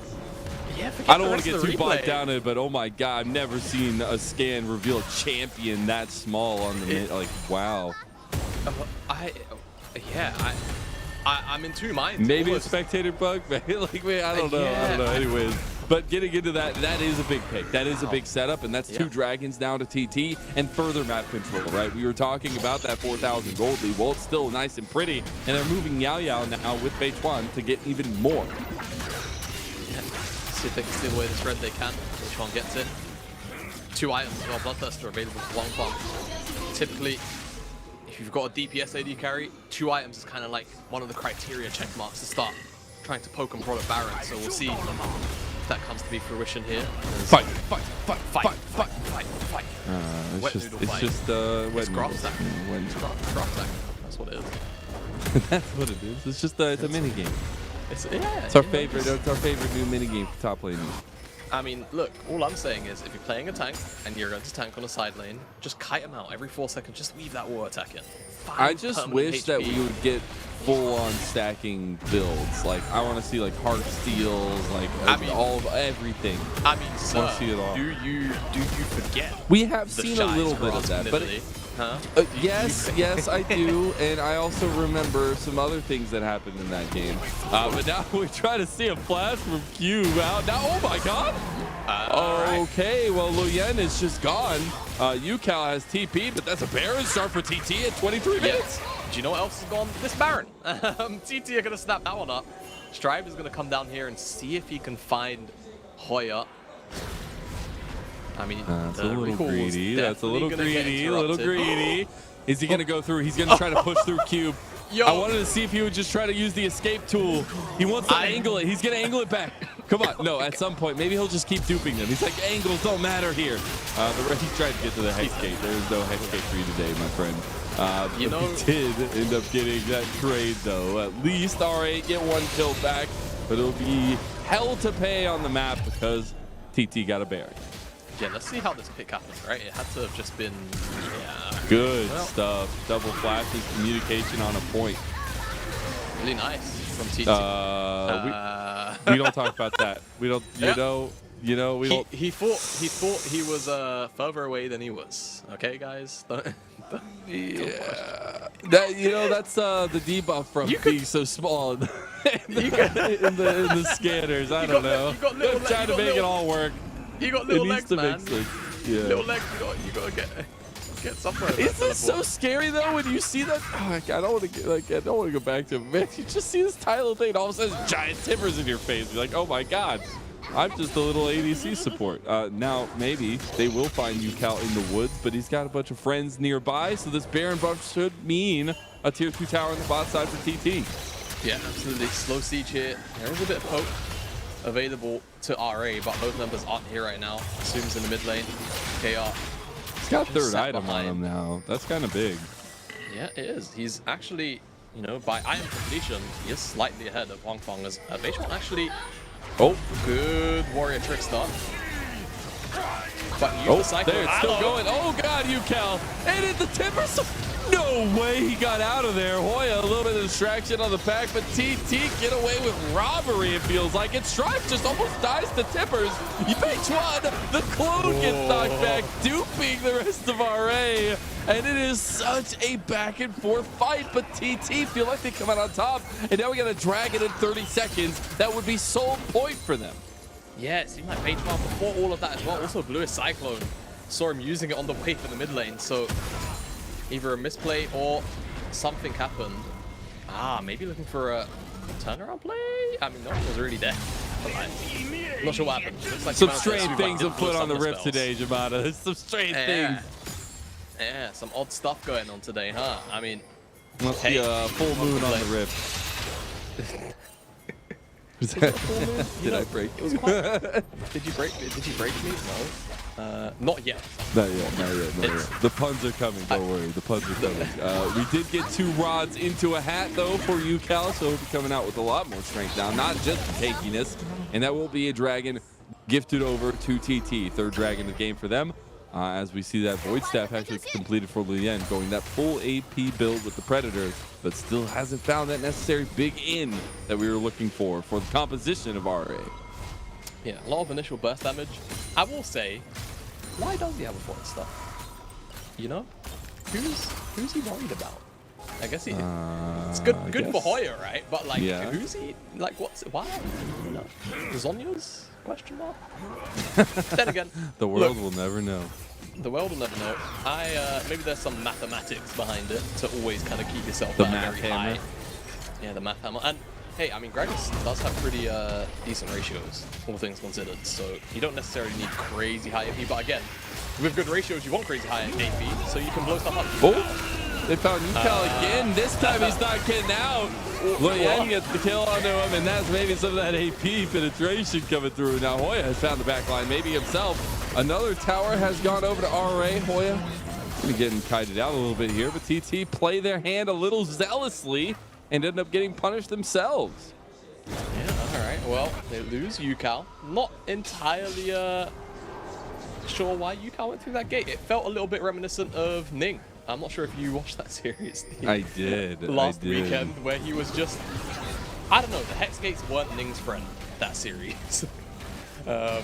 Sometimes they do that. They lead you to bad portals, okay? It's the bad place. It's the bad place. Speaking alright, of the so bad place, I don't know to if we be want to go fair- back here. So to be fair, he had phase one like right there. He didn't immediately move forward, and Ari just did a really Every good job. ulti used on it. Right, the reality of the situation is Ari just found a really good pick, right? Like they actually just chucked their ults at Yukal because he was right in front of them.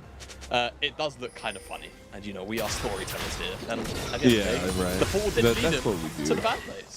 So, Yeah, he probably got right. But you know what's a good place for TT is the fact that Juan Pong has 3 items on Zeri. And you know, I feel like that automatically gets handed the Zeri can do things card. And H1 maybe a little bit caught out there. You cannot get away from the depth charge once it connects and all the poke. It's not enough. they just threw out 4 on. But their cooldowns are pretty low, at least on a majority of them. Yeah, but he didn't even find the pick. They just gotta feel a little bit frustrating. That's all. Baron spawns 30 seconds. Like you say, low cooldowns on a majority of those elements shouldn't be a big issue, but TT will want to force the issue right now once they know they've got that whole economy advantage. Try and just take away some vision here. You can see it's like the observer's just It's so scary. Yeah, exactly. Oh, There is that's just not no Andy. vision. That isn't an indeed. And he's in that top rush. Oh, And he's in the Lien. top rush. Oh my goodness! Yukal gets the turnaround, and Lien is already gone. Oh no, they've also caught out. Oh, Assume is gone. Cube, you're pretty tanky, so you will make it out of that one. But this is a full court press from TT, and it looks like they're turning back onto the Baron. Yeah, easy Baron. Easy as you like. And they'll also probably get the Dragon in 90 seconds time as well. Really nice picks back to back there. Dredge line from Yao Yao and full on. It's just, yeah, 3 items on an Annie will do that to you. This is a Really second nice stuff Baron in from 30 TT. minutes. Yeah, it's been pretty high tempo from TT, right? At the end of the day, and Leon just wants vision. Man. He just wants vision. What can you do in this kind of situation? The answer is not much. As you see, top side stripe, teleports into the middle of too many members, and Assume just trying to rotate up, see if he can help the rest of his team. Gets caught out by Hoya. And now TT full control of the map. Oh, here comes Run the over gang down to the squad. far side. Using Again? the arcane buff, and it all goes onto the warrior trickster. Oh my goodness.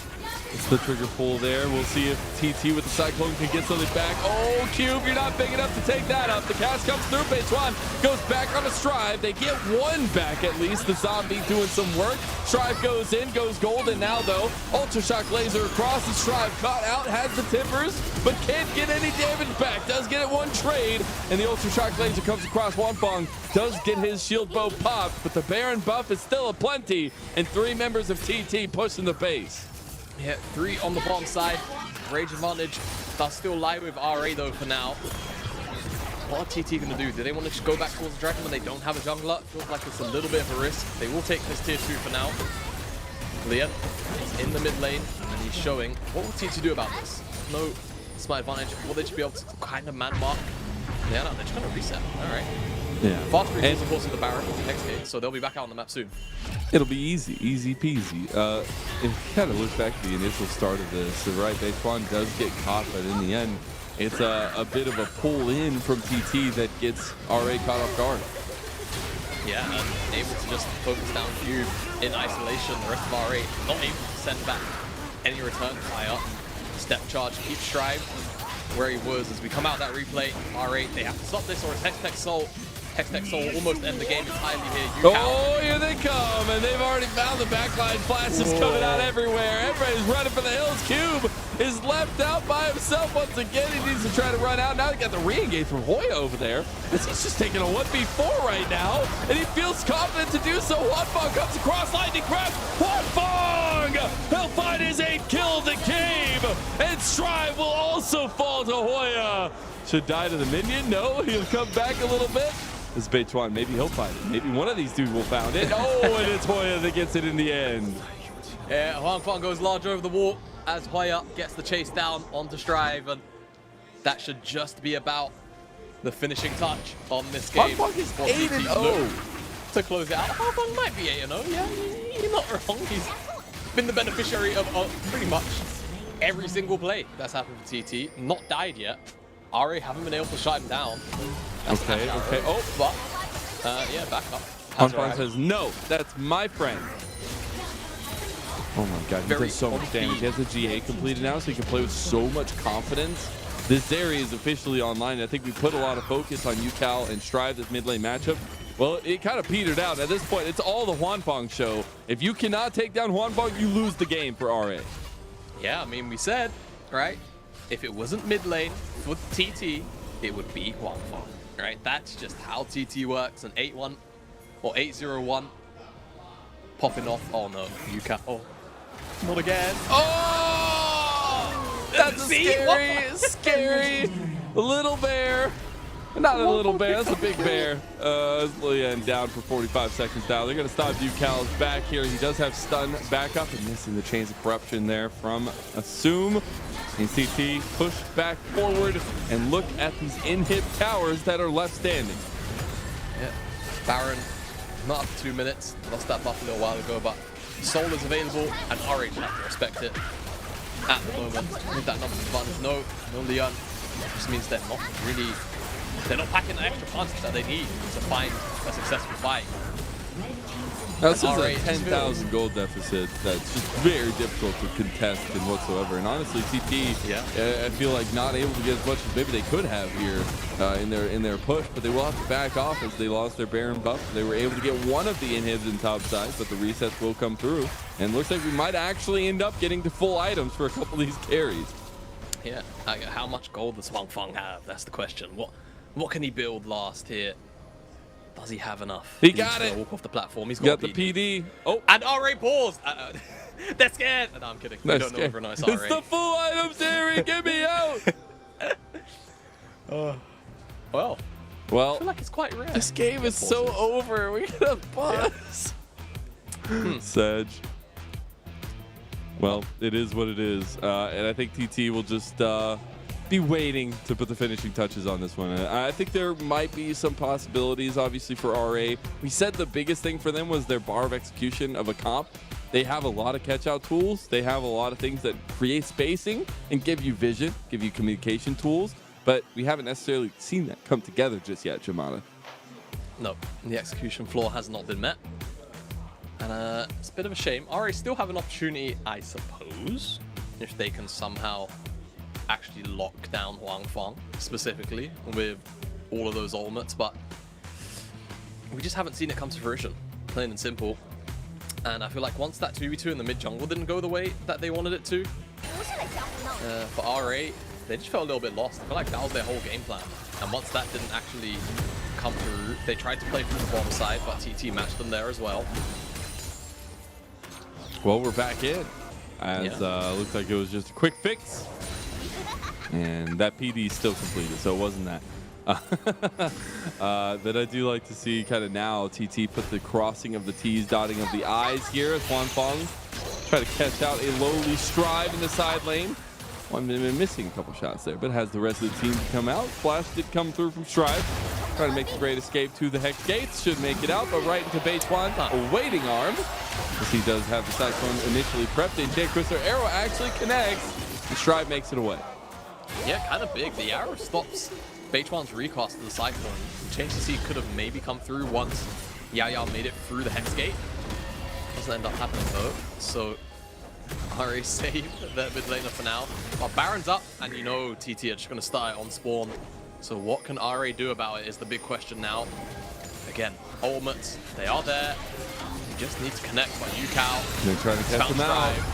Strive goes golden though. Now the rest of RA want to try to make something happen. Hoya is on the back. You got the double knockup. Strive out with a little bit of health. Goes right back in. Lightning crash from Huanfeng. Helps separate him though. And look at Huanfeng popping off. The man's trying to flash forward but can't find the distance. But this is all she wrote for RA as Luyan chased down by the rest of TT. He might be able to make it out with his little quick feet. Yukao tries to flash forward. Everybody's hungry for blood. Because who's going to get it this time? Is it going to be Hoya? It's yet again going to Hoya. Nice stuff. And it's an excellent turn again from TT on the Baron. And they should be able to just close out this game number 1. It's been a bit lacking. A little bit. 12,000.6 in the lead. And TT... it was a little bit of a slow start. They knew their game plan. They knew they could get resources to Huanfeng. It all works out in the end because he's playing Zeri. And what a game it was. Number 1 going to TT. And RA definitely maybe reeling a little bit after that one. League is a marathon, not a race, like you said. Slow start, but at the end of the day, TT very happy to just let Huanfeng scale up. Got a bunch of those early kills. And frankly was able to just carry the game on his back. And there was nothing RA could do about it. It feels like we had a very, telegraphed game plan, I suppose, from RA. Weren't able to meet that execution floor, and because of it, TT capitalized so happily. UCal plenty of times finding massive picks out of Brush, out of Fog of War, and that just set up the team fight success in the early stages to give Huanfeng the space he needed to carry those team fights.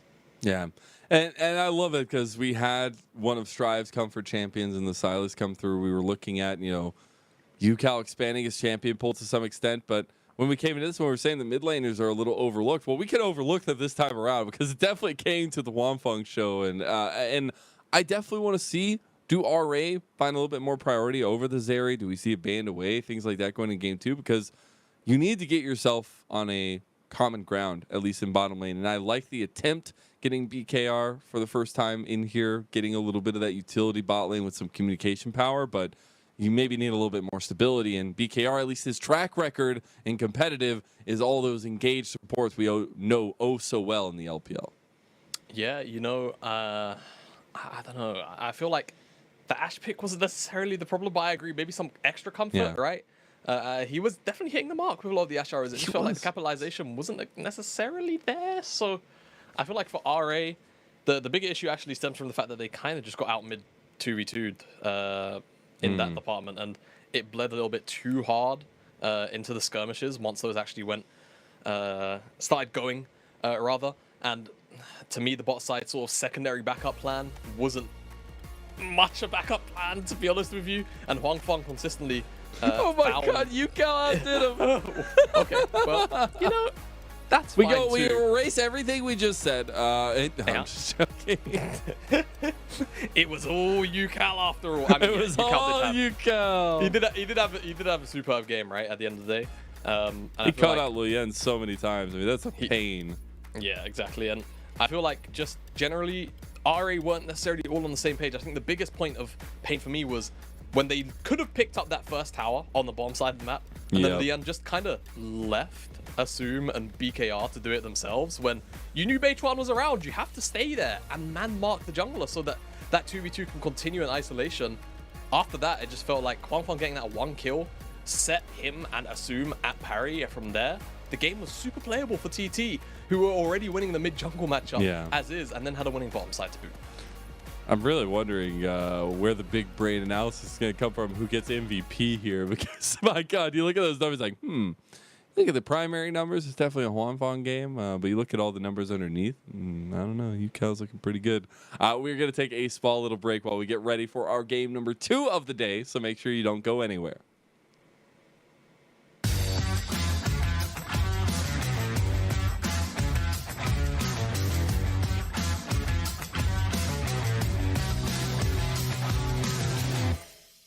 这是一个快问快答的环节，请在30秒内说出至少5个峡谷里面4只脚走路的英雄。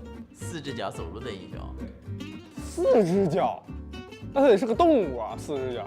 就是本身4只脚也可以是吧？对，好，多1只脚走路都不行，就正好4只脚。是的，那说是5个，至少5个，有那么多吗？打野我也会偏多一点。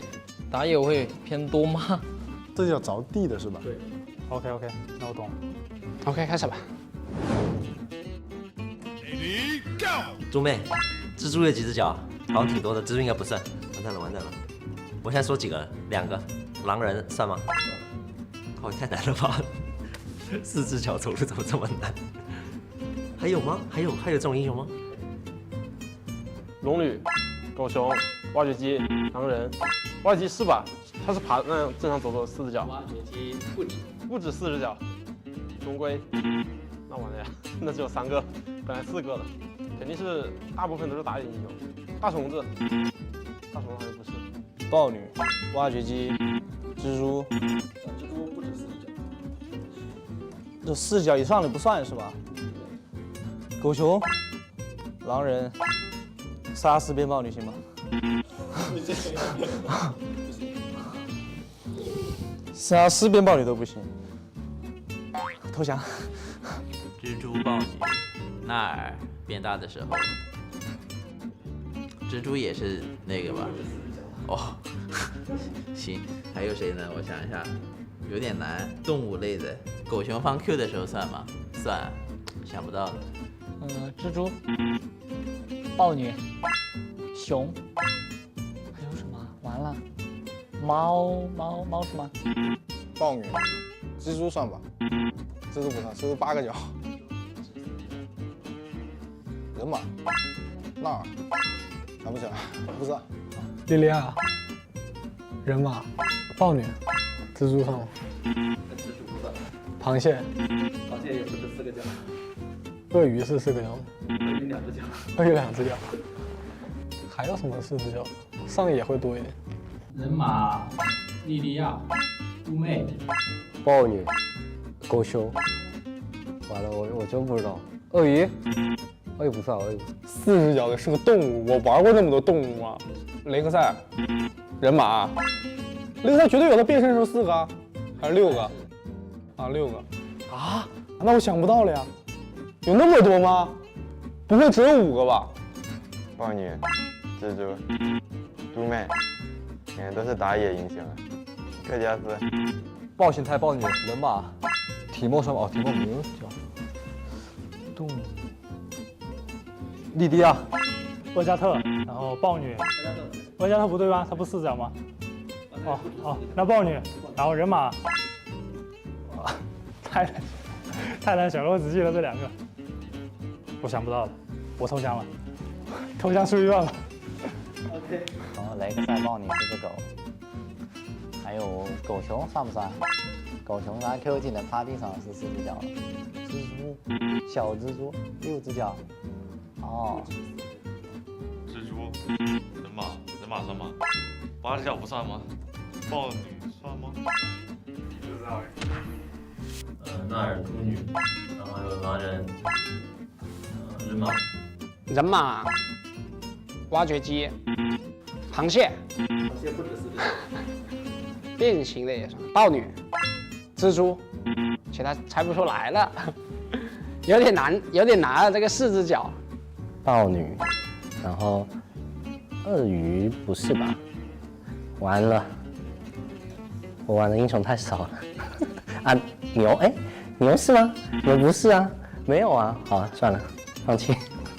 哪有啊？哪有变形之后是4只脚的？就没变形的也算吗？没变形的也算。可是我还是猜不出来，放弃了。豹女、人马、莉莉娅、龙女、猪妹。Nice。豹女、纳尔、人马、瑞尔、特中尼。恭喜，全部打。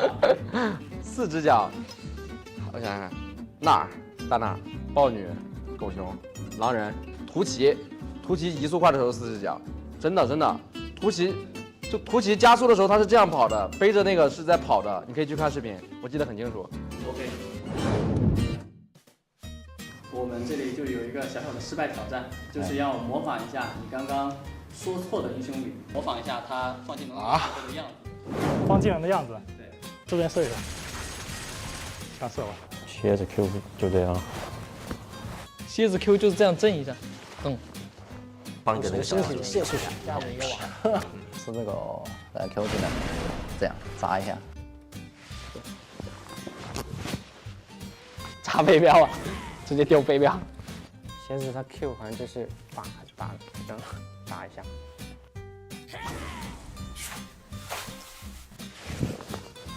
龙龟，那 Q 就这么一丢啊。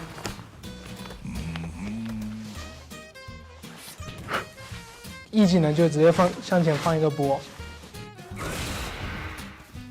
唰！啾！两手这样吧。当。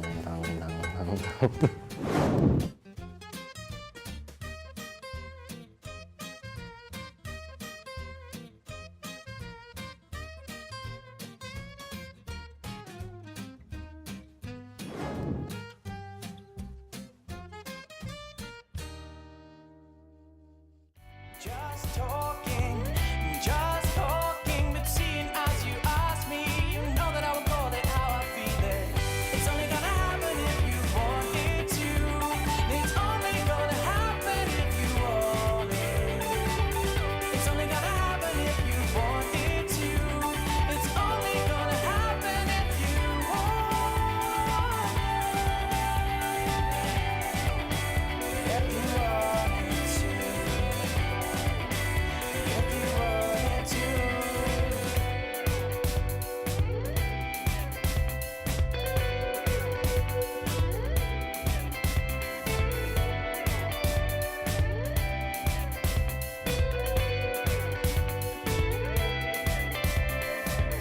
It's only gonna happen if you want it to. It's only gonna happen if you want it.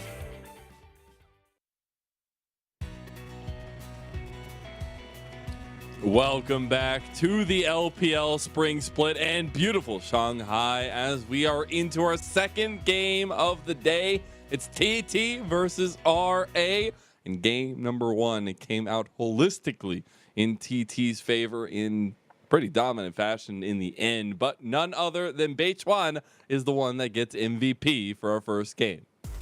Yeah, and you know, when it got announced to us right before we come back off the break, I was thinking to myself, kind of surprised it didn't just go to Huang Fang by default because, you know, 901, whatever.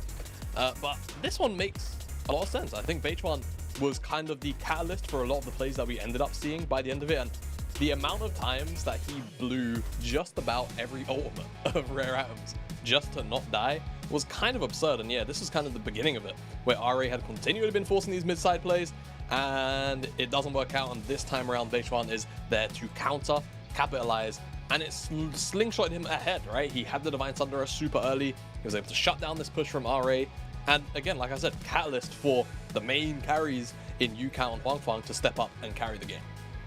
And it's all about that facilitation, especially when you can look at these early pathings and see so much that came of it. And honestly, Beichuan really coming to a T4 Thunder Talk, pun intended, and it's right. But now you got to look at the next game and see what RA can do as a response here. They had a lot of comfort, but they also were trying some new things for their side, right? This was the first time we got to see the Gragas for Lien. We also got to see the first game in the LPL for BKR in the bottom lane. It was an Ashe duo with the Varus. I expect maybe some changes now that RA are on the blue side this time around. See if they can maybe shake up this draft a little bit. Yeah, but what changes do you make, right? Do you steal away the Annie, hold on to that as a flex, try and give it to BKR this time? Still a range matchup. Do you throw it over to Strive, right? Those will be the big questions. RA gonna ban away the Ashe on their side of the map this time around, whereas TT opening out with that same Jax ban. We'll see if they end up also removing RA. I believe it was either the Jace or Renekton off the top of my head in game number one, but it was definitely two top side bans they went with. And for RA, what the priority will be in this game, as they just go for the anti-ban. They don't want to deal with it after game number 1, and I feel like that makes a whole bunch of sense. It sets up for me for a potential Varus first pick. I don't know though. Like, I just start like you start taking away stuff from UCal. It's like, well, you know, this man has also played 13, 14 champions now. So I'm a little worried to see what UCal can do. We obviously said UCal is such a big piece for TT. Success through UCal is success for TT. See if they set him up with some priority here in the second game as well. That Vi will be taken off the table though by RA. So a little bit of that facilitation also away from Beichuan. Yeah, I mean, coming off game 1 MVP as well. Beichuan was huge on that Wukong. That'll be another pick to look out for in the early stages of the draft here. What will TT look towards in the final ban? Elise still up and available. Do you want to give that over to Lien? That's really the big question. Seems like the answer is no, as you pretty much should never do that. Generally, Elise should almost be a permaban on red side until the next set of nerfs maybe here. But I mean, feel like the pick rate hasn't really decreased, or rather the ban rate hasn't really decreased, even though she got nerfed. So it kind of just says to me that pros look at this pick as still one of the best junglers in the early game. As Ari will go towards that Jace here, and we'll see where it lands, because of course Strive can play it as well. So it's a pretty strong flex here for Ari. Yeah, this is a big flex early as well, because now you're kind of putting UCal on a second thought here, figure out what he's going to do, if it's going to be a Jace mid. He goes for something a little bit more technical there, but now TT setting themselves up with their first picks in the game. They will have counter pick at the end of things here, but first and foremost should be that facilitation for Beichuan, or maybe a little flexibility for Sejuani, but I expect Beichuan to be on that pick. You know, I wonder if TT are going to go towards, not here, but maybe at ARC3, the Yone, and then hold on to it as a flex. No, they're going to go towards Gragas. So set Gragas on the top side for now. They could still technically do it, but you want to know where the Jace is going first. How does the Gragas do into Jace? Yeah, it's pretty alright. It doesn't really hard lose. It doesn't necessarily hard win either. It's kind of just a matchup where Gragas can technically should in theory have more resource, but you as the Jace have, you know, more poke, more lane priority once a couple of levels start to fly under your belt.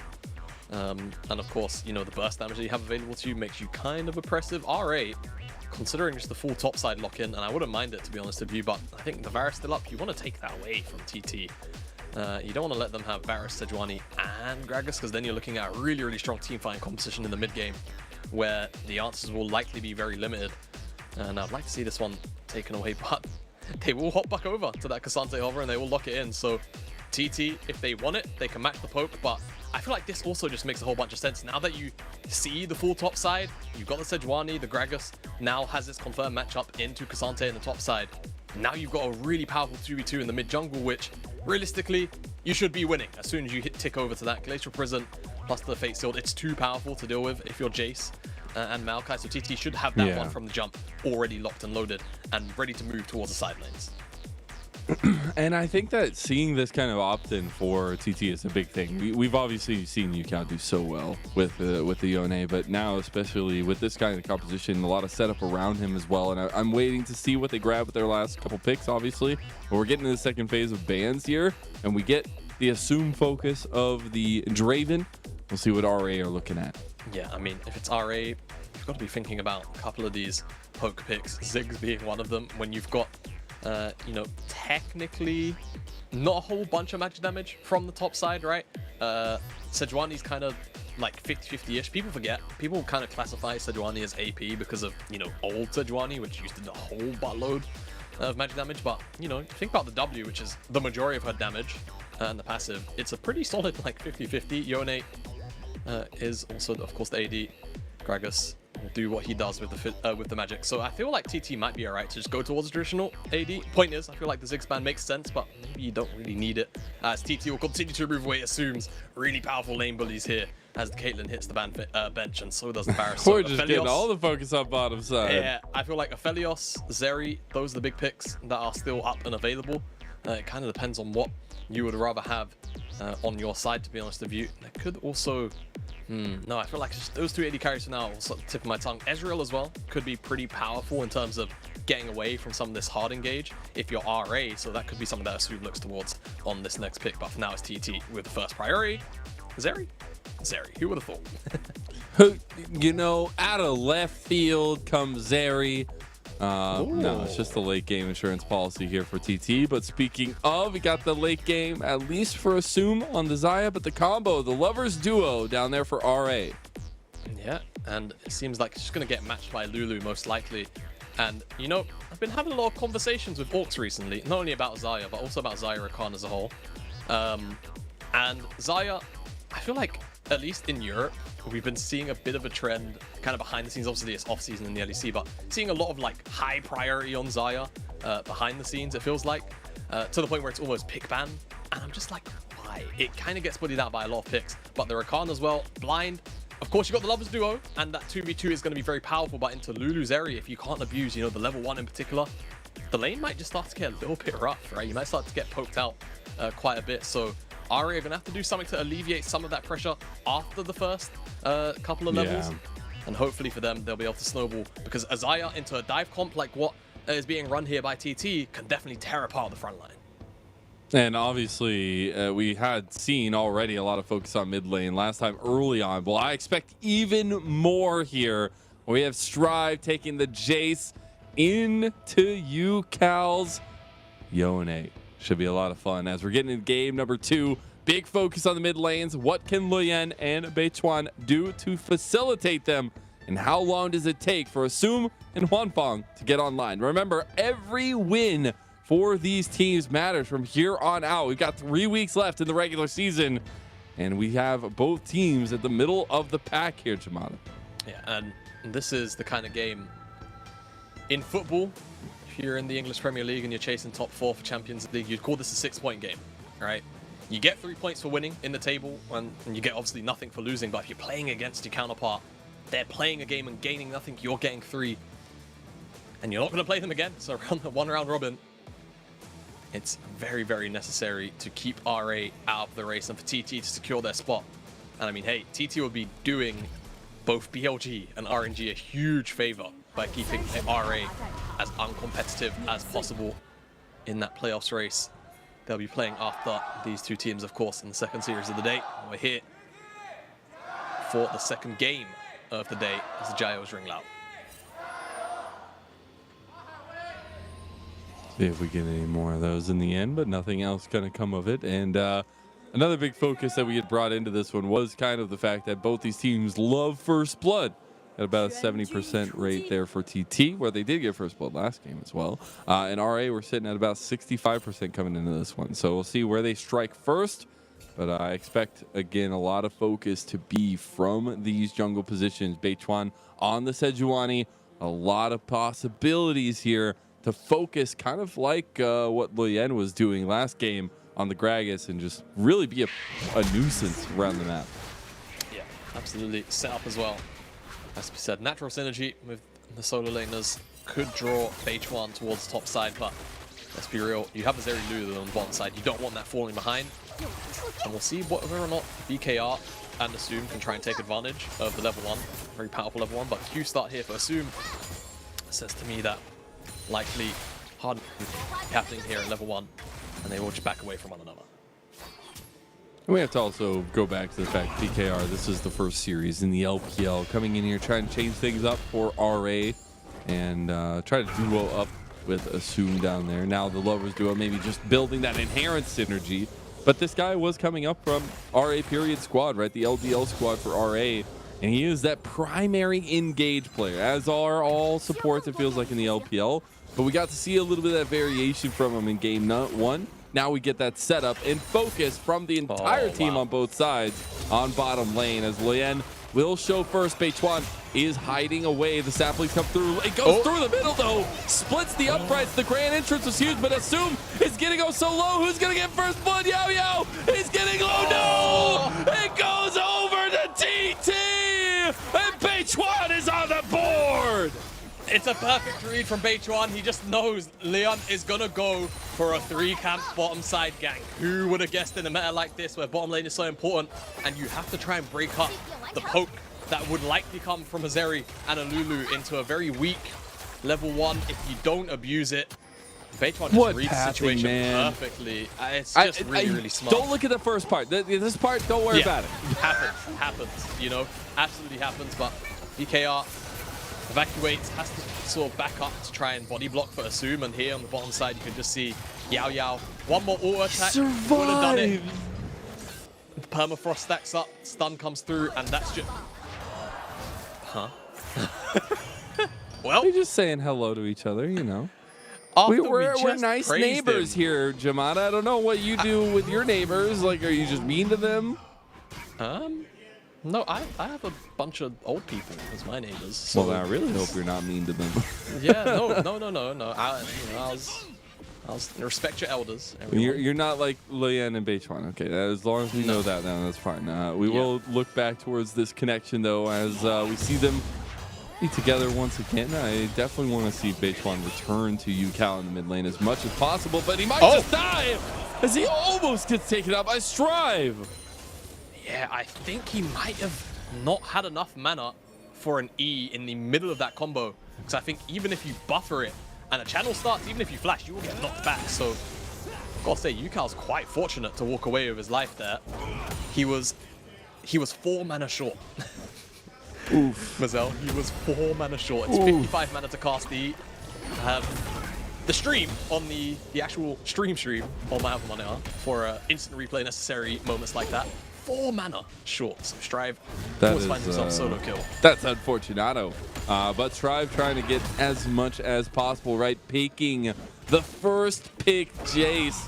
A little bit of flexibility there in the draft, but now knowing that it will be against UCal and trying to find his own right? And we were talking about BKR being the call-up from RA Period. Well, Strive is a call-up from RA Period as well back in 2021 and continues to try to work towards this connection with Luyan.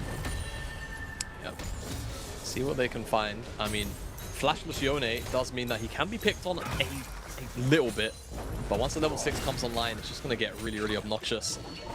Simply because, one, obviously you can use the ultimate to, you know, run away, but the other big factor is if he can buy enough time with the CC for Beitwan to slip in and then start stacking up Permafrost, or level 6 is there so he can just make the turn even more deadly, it gets quite frustrating, quite annoying to deal with. Level 6 is hit here for UCal, and like clockwork, Beitwan hovering around the mid lane, but so is Leon here to just ensure that there is no immediate play on the mid side.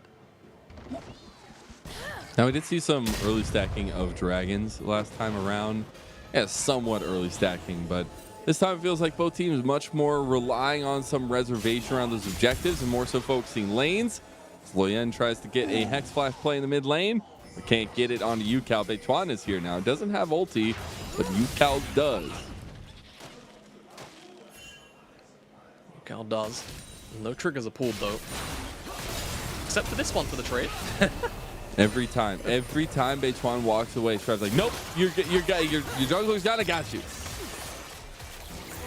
I want that burst damage. I mean, Jace is going to be really pivotal. Strive needs to have a lead in this game, in my mind, to kind of maybe hit Eclipse first, be a bit of a bridge for the rest of the team. And you can already see the burst damage that's available to the Jace, but I feel like the poke in general onto a champion like Zeri, trying to shut her down before she can even get going in a team fight could be huge. As this goes of Beitwan. There's some big CS differentials coming out for RA right now, but that one kill helping keep TT into it here. A little bit of back and forth at bottom lane. It's just a constant 3v3, it feels like. No one wants to give anyone an inch in the bottom side. CS close enough to even. Maybe Huafeng will extend his lead here with a couple of creeps that are being pushed in, but like you say, incremental on the bottom side, but in the solo lanes, that's where the leads are starting to amass for RA at the moment. But the overall goal does actually lie in TT's favor for now. I feel like we're going to have a very slow... Am I about to cast curse it? No. Do it. Cast the curse it. Do it. We're about to have a very slow game. Mazel. We're already 8 minutes in with 1 kill. It's not like yes, it's all part of the plan. Walk through the mid lane. Don't crazy is our game. Crazy is our game. Crazy is our game. Just say it 3 times and all of a sudden something happens. That's not how that works. But you know, I got my Let's Fight LPL Night button pressing. It's right next to my Start the Game caster button. Oh yeah, we well, do. every play-by-play has one of those, right? Yeah, of course, and we get it shipped to us. I wish, man. I wish the sudden defeat in my heart hurts. It's but every play-by-play in Pedro who gets yeah, the there you go, just the extra. Give it over. But I do want to look at the objectives. We didn't see any early stacking of dragons. We do see some priority given by RA around this Rift Herald. Yeah, and they all start up. Of course, Maokai nerfed on this patch, but still does, you know, kind of the exact same thing in terms of the objective control. And TT just not willing to fight this one. I think the fact that BKR also has Ulma as well kind of just makes it a little bit awkward to approach. Grand entrance. Should be Dragon. Yeah, they'll cross map for Dragon, but still RA, I feel like to them, they want the gold more than they want an early Dragon right now to get to the Iron Spike sooner. So in their case, I think they'll uptrade or take this trade rather, not necessarily uptrade. With a smile on their face, see where they can drop this Herald, likely for Assume to try and get him into a commanding lead as Hello. Oh! Nice little dodge out there. The grand entrance, though, from Huanfeng. We just really wanted that turret plate there. Getting very close to getting it. We saw him have an incredible game on the Zeri last game. And now we'll be that dragon finally going over to TT. Maybe some rekindling of the flame between Luyen and Beichuan here in the mid lane. No, we don't need to look at the noodle fight top lane. We don't. Oh, hello. Oh, place of prison. Yeah. Beta seal. Oh my god, they have the damage. Luyen gets out with a nice blast though. Should be safety done by RA, but that is the quick pull of the trigger that can happen from TT's perspective. Yeah, and I mean, if Luyen doesn't have his flash available, he'll probably die. The next time that combination comes through, it'll likely be the case. And actually, speaking of survivability, I do want to touch on Luyen's build at the moment. So he's got the Bammies. Since the nerfs to AP Maokai, whenever Maokai does actually get picked, the typical trend at the moment is actually just to go tank. Sunfire, yeah. No more AP. Radiant Virtue, typically not unless... No more half health saplings? No, you might see like a Demonic Embrace at most, if, you know, the game kind of fits it. This wouldn't be a bad game for it, but yeah, other than that, it feels like the trend is kind of moving a little bit more, and a lot more actually, to AP, just because to tank, just because of the way the numbers got shifted around, so that AP was a little bit weaker, whereas tank kind of remains the same in strength, as Q3 was proc there for Yukao. Very clever attempt from Luyen, but oh my god, he's just sidestepping everything over here. Yukao healed himself a little bit in the mid lane. Now Rift Herald did get spawned. We also have an item completion on the board. Gale Force for Assume. Cube has also finished the Jack show. That charge got off. A little bit of damage on mid lane for RA. Yeah, I don't think Strive got the gold there. It looked like it all went into Luyen, unless it's just an animation bug, you know, but here's a play. Here they come. He has the Q3 again. Oh, Luyen is on a magical journey here. Great entrance in, and Yukao, he'll still go down. Beautifully tanked by RA, and they get their first kill of the game. Yeah, really clever from Yukao. I will give him credit, trying to bring Luyen as far back underneath the tower as he can, but unfortunately the burst damage eventually comes through, and disengage has come out between the dashes, between the flashes. Oh, he's really like, I bring you under the tower too. I'll do it. But still, Hoya's gonna have to base. He's got teleport, so not the end of the world, but that top side has just been a wet noodle fight all game long.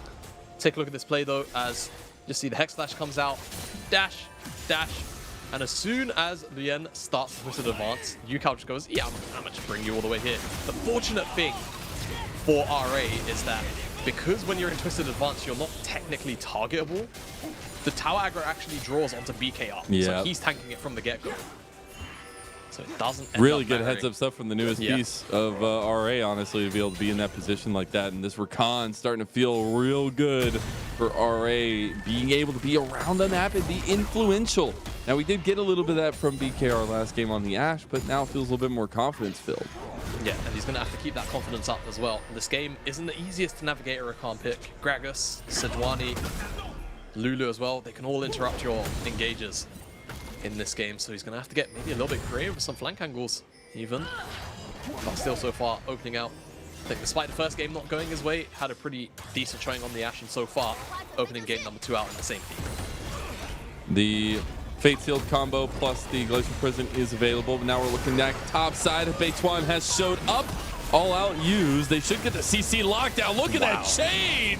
And Hoya picks up the kill. Poor guy just got to move Permafrost into Glacial Prison. Double stun. Well, he's got a big belly, duration. right? And Can't then, move in front of a course, big belly. Yeah, the big belly, just to top things off. Really nice stuff. From Imagine the being in a TT top mosh pit with a giant pig and a guy with a big old keg and a big belly. I don't feel like you're winning that one. No, I don't think you are either. Massive ball. And you know, I feel like people often forget like how big that boar is. That's a grown adult on that thing. It is. Yeah. But then you also look at him at this next to Gragas. You're like, Gragas is the size of both of them. It's like, okay, well, that's a big guy. Exactly. Now TT, they picked up the first dragon, and I think it was the exact same in game.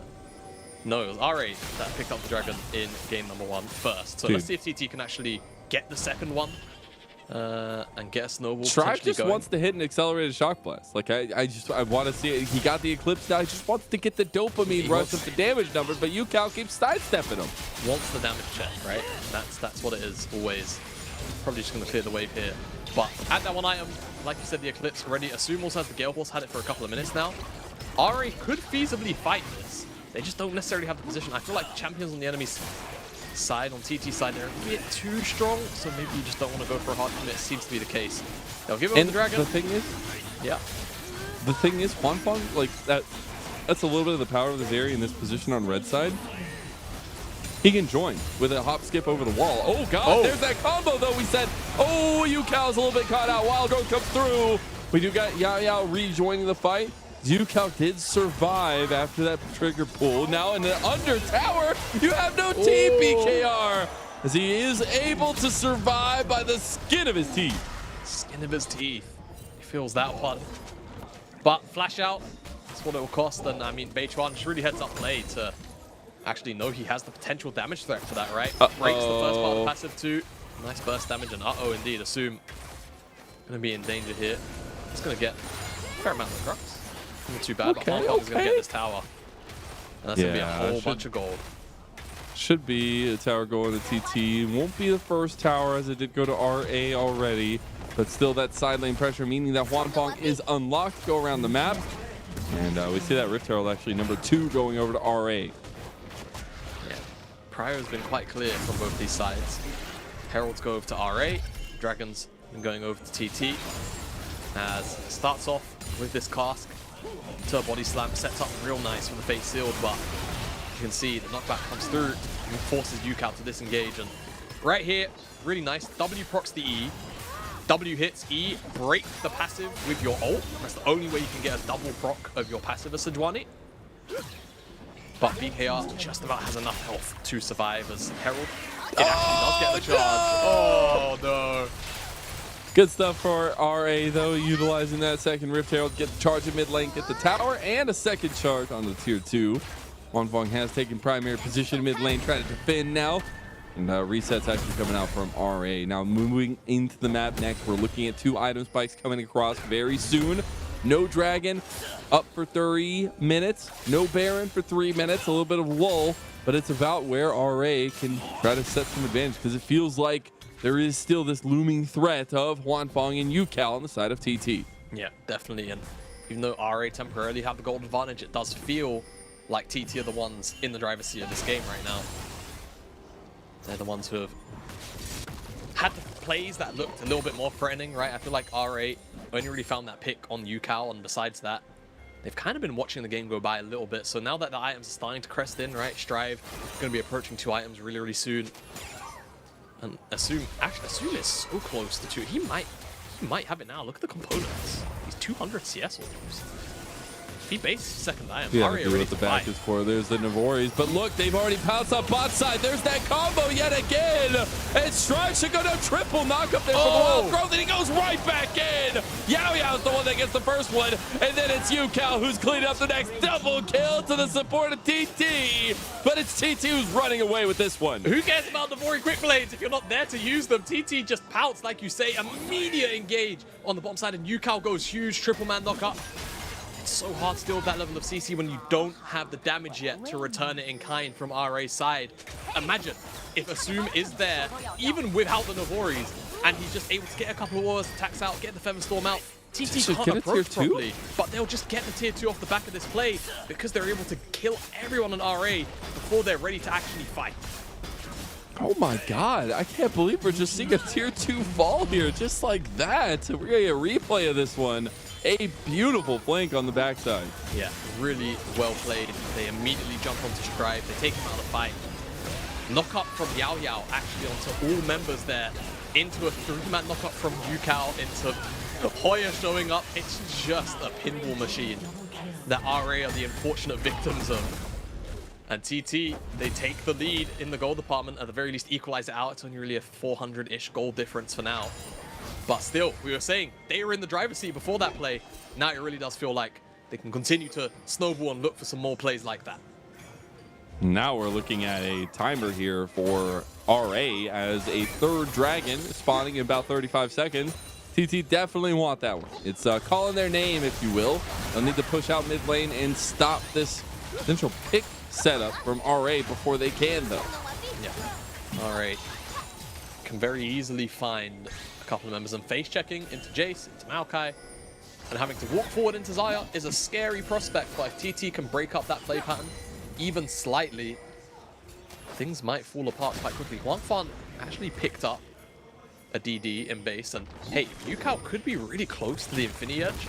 Takes that tower, picks up the wave, he's got teleport. If he looks to recall then TP, could very much have it, but they're pressing, so they're trying to make RA force a decision here, and then have UCal They're just getting TP. more gold to UCal. Yeah, exactly. This is really, really nice for TT. The longest dragon doesn't go down.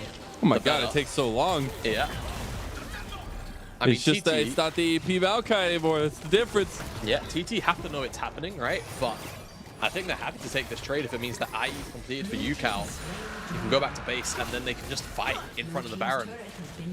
Honestly, it might seem a little bit, you know, like a question mark, a bit of a head scratcher at first, but if that's the thought process and they can find a really good fight now with the spiked Yone, yes. or keep the carousel turning. RA don't know. Wait, RA don't know. They have no idea. There's literally not a ping for 1,000 miles here.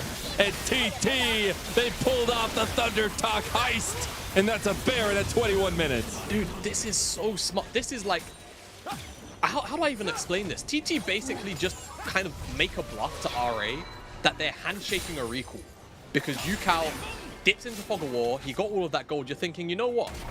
UCal has to go back to base and spend that gold. So there's no way TT are making a play. They're just doing Baron. No big deal. Really, really smart from TT, and RA just kind of caught sleeping at the wheel. Excellent macro from TT. Yeah, and now TT gets to complete a bunch of items, right? You got a Bloodthirster now complete for UCal. He actually has a Chain Vest on top of that. The Radiant Virtue also had been completed for Beichuan, but it's really looking at UCal and Huanfeng to hit those 3 items now, and now utilize this 2-item spike as well. Yeah, 2-item spike available. It's actually Bloodthirst that ends up being picked up here for UCal, but I feel like it makes a whole bunch of sense. Saplings poke from the Jace as well. If you end up eating that and you need to get back to a minion wave or a jungle camp, you're going to vamp up a lot sooner. So I actually like the adaptation. We see a lot more actually now out of pro Yones as Q. Gonna eat a little bit of damage there from UCal, but not UCal too already much. does so much though, even against the tankier members. Really does. Right now we're getting to a bit of a moment where RA actually have some hope, right? Strive is actually able to put down some damage onto the weaker members, but it's still now looking at the side lanes a little bit more. Hoya pushing in the inhib tower, at least in his own right, and 1 minute and 20 seconds left on the Baron for TT. Yeah, I mean, to be fair, TT haven't necessarily gotten a whole bunch done with this Baron. It's just, for now, gold. I mean, quite literally, you can see the Baron power play in the top right-hand corner of the gold. It's 50. We have the technology. That's how much gold you get for doing that. So, they've not found too much. Nope. Nope. Yes. Couple the ultis just go, you know, just see what happens when you throw them out. Yeah, they're cooking. Unfortunately. What are they cooking? If it's Hoya, it's some kind of Oktoberfest something. Yeah. What's that one? It's a what do you from the free? Oh, hello. Oh, I know what RA's trying to eat, and it's not gonna be TT today, as they get blown up in the face of it. BKR is gone. Baron buff still for 30 seconds, and this is a outer tower falling quickly to TT. Yeah, I mean, TT, we were saying they don't really get much done with the Baron. It seems like here finally mid tier 1, maybe they can get tier 2. UCal can threaten the flank. And like hearing you talk smack, Jamada, that's all I'm seeing. Hey, I'm trying to cast the Curse Lust into some action. All right, and it's That's working. what it is. That's what it is. It's working. It's working. It should be Hawthorne just clearing up a little bit more of this. And base destroyed to some extent for RA. They just have a little bit to hold on to in the inner parts. We'll see how this all worked out. Yeah, I mean, they try and poor go. BKR. They try and go onto Hoya here. The unfortunate scenario is, as with Khan, the Ultra Shock. You're not that tanky, and you saw how much damage comes out from Huang Feng there. I think it was almost 500 damage from the Ultra Shock laser alone, ignoring the rest of the burst damage that was laying on top of him. They do so much damage now. Yeah, it's not great. And, you know, we was memeing TT. Not a lot of Baron power play really going on. They ended up procuring an extra 1.8k gold in the space of about, what, less than 60 seconds? So, not bad. Yeah. And now they're right back to the carousel of fighting that we all know and love. And crazy is our game, all those hashtags, because Dragon spawning in about 35 seconds yet again. Now, this was the last time around, give it over to RA. They got their first Dragon. The stacking kind of stopped for TT, but it's because they were putting focus elsewhere. And now I expect TT to put full frontal aggression in the face of RA. Absolutely, they should do. TT on item spikes here. Very, very powerful. And there's the pick. They can get a catch out before Cube gets here. That's huge. Cube is still on the way. They don't have the damage as they can't catch him out. Now the cast comes through and the damage is there. Point and present as a beautiful Blade Caller does get Bechuan a little bit low. Wild Growth, the shock blast not hitting again. Strive, you gotta hit those as Cube wants to make the 1v4 happen. Here comes Huan Feng, but hammered into the dirt by Strive. And now it's a 2v2. Hoya and Yao Yao gotta be a little bit careful here. They should be able to get out with the blast cone, and Hoya gets out with his body slam over the wall. Yeah, TT have their hand in the cookie jar here because they teleported UCal to the top side whilst that fight was going on. Once he snapped back to the Spirit, that's where he's been the entire time. So they overcommit for Strive and assume. They kill Assume, but they don't get Strive. He turns it around in the damage department. Lu Yen isn't here. So maybe this is a little bit more of 50-50 than we think. But if Hoya goes in, he'll die. Baron spawns in 45 seconds. Is it worth giving up your life? Surely not. Surely. Oh my god, it's so close. Oh! Hoya! You freaking monster man! As he will not make it out, but the sacrifice has been enough. And that'll be a third Dragon stacked up for TT. Can you believe it? Hoya take a bow for the steal. Picks up the third Dragon for TT, and the silver lining for RA was, you know what? They might just get the Dragon. And in the end, they don't. And now TT, one away from Seoul. They broke the top side of the base. And Who's TPing here? Cube. Glacier Prison misses. They're still on the Cube. They have a lot of damage on the tank. Remember here, he goes unstoppable. The Nature's Grasp has come back across. Tanked up, though, by Bechuan. And Wild Growth back forward. This is a front to back here. UCal dashing out, though. You got to be a little bit careful on the damage numbers. There's two now, though. The Blade Caller should be big, and they have taken out Bechuan. This is a nicely timed fight by RA, and they scrap themselves to a win. There you go. You're starting to see some of the damage coming through from Assume as well on this Saya. So much work getting done onto diving members. If you can't deal with her immediately. The feathers start to stack, and the Blade Caller becomes a huge problem to deal with. A massive point of pain for a short-range composition like TT. Oh god, they just want to go for the Baron now too. Oh, they're gonna go for the If split. TT can do it, we can do it too. Exactly. I mean, ultimates aren't actually there for TT right now. The issue is, Hoya just stole the dragon. I'm sure he's feeling pretty good about himself. And See what he's Huangbong able is to do. pretty big right now. Yep. They have to be careful. The 2 damage dealers are alive and well, and Yukao wants it. He's going forward. He's the tank now. As the Baron is still focused, this is split from RA. You have to choose as now the Baron goes down, but the fight after is all TT as they split apart the atoms of Rare Atom one by one. Your molecules are dust before TT. Not able to stand up to the might, and TT wiped almost every member of RA off the map after picking up the Baron. Strive, the only member, actually BKR did make it as well. I'll take that back. But either way, losing 3 members off the back of that Baron is not where you want to be. The top inhib should be taken here, should be felled by TT, and the mid lane as well could very well be broken. This could be 2 inhibs. Maybe more if they can find a pick. It's about to be a question of what did it cost you? Everything here for RA as the Baron might have gone down, but TT are pushing the base and pushing the pedal to the metal. Yeah, all right. 2 inhibitors, really nice stuff for TT. And I mean, man, RA, they're gonna try and Quickness find. pop. Yeah. Fate Seal blocked. You got Base 1 right behind him, though. They're bringing the rest of TT. This could be a big turnaround here. Yukao tanking up. He will go down, though, and nothing there to save him. All right. TT not able to keep Yukao alive, unfortunately, as he overstepped just a bit to pick up that inhibitor, but still, the inhib goes down.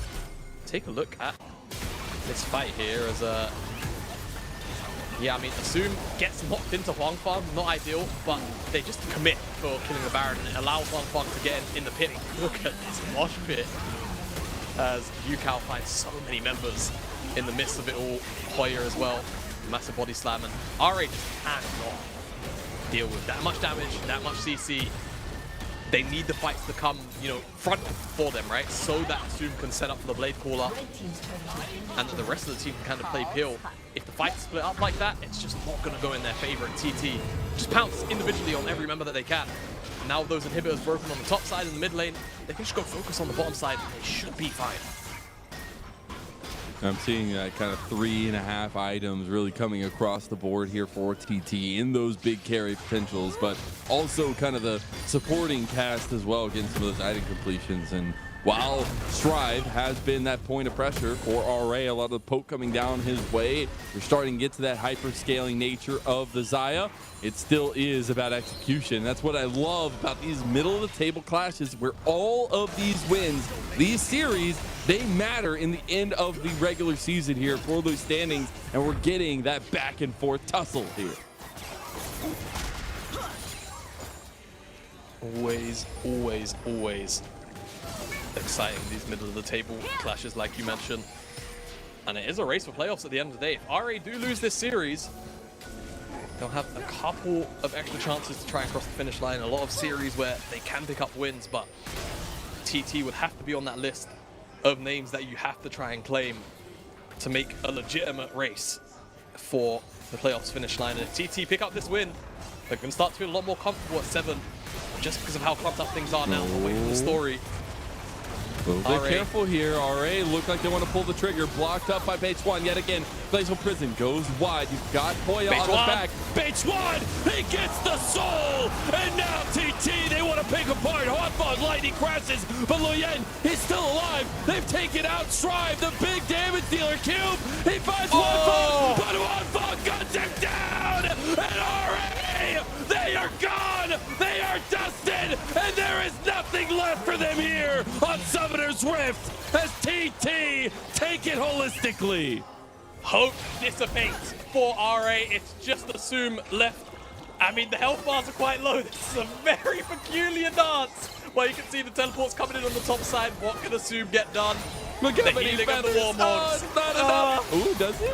Nope. Gets a little bit back. Okay, the TT base is burning here, at least for RA. Is Asum, he gets 1 back, he gets 2, but it doesn't matter, the game ends. wins, and TT take a 2-0 victory. Clean 2-0 for TT. And a very exciting way to close it out. RA, they tried their best, but they just didn't have enough in the tank. And they needed Assume to be able to have the space to get all of his damage out. And it felt like too many times he was either shut down or, quite frankly, he wasn't able to get it out at all just because the rest of RA wasn't actually set up around him in the proper way. And TT's members step up individually again. Huang Feng and Yu Kao come up and show up big to those team fights.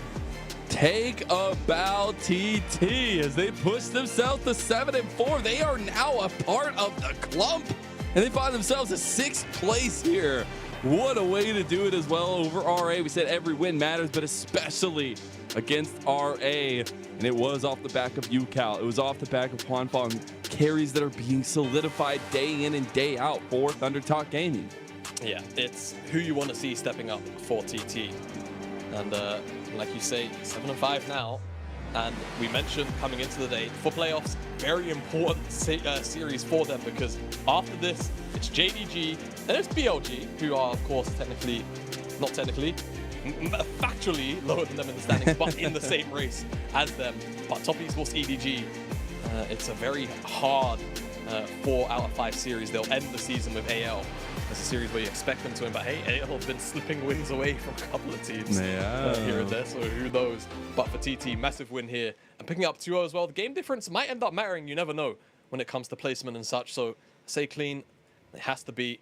And yeah, they dispatch RA, who, with that loss, it's definitely not out of the question or out of contention for them. They still have quite a few series left that can be winnable, but with only 5 series left and sitting at 4 wins, they're looking at having to basically win at least 4 out of 5, but they play JDG, they play Weibo and RNG.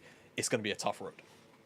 And I think for a rare item, we could take a moment to kind of talk about them before we get to the courageous efforts of TT as a whole. But RA have had ups and downs, and I think we've seen those bright points from Strive. We were talking about the kind of connection with Loyan. We've been really liking that, but Assume as well, really coming into his own, obviously getting his Draven banned away a lot here tonight. Not wanting to deal with that, but it still feels like there's a compositional strategy, but it comes down to execution on the Rift. That becomes the most difficult part, as it always tends to be. Yeah, no, execution is always, it's always a burden in League of Legends. It just depends on, how heavy the burden is made. And it felt like, throughout this series for TT, the burden wasn't very heavy. And also, I think it just has to be said, Yukao was just like banging out deadlifts very happily in this game. At like 400 pounds, he was chilling. He had not a lot of threat onto him. I think Strive definitely did give him a little bit of pressure in some of the laning phase, especially in this game number 2. But it's not the kind of pressure that RA could capitalize on. And when you give Yukao that kind of freedom and it then sets up for Huang Feng to also do his thing, you give him Zeri Lulu, you go Zaya Khan into it, and you're not able to actually shut it down courtesy of an early base round counter gank. It feels like the options were sit on your hands and wait, but it's too long for TT, and they're very happy to clean up the mess that RA was simply making in the early stages.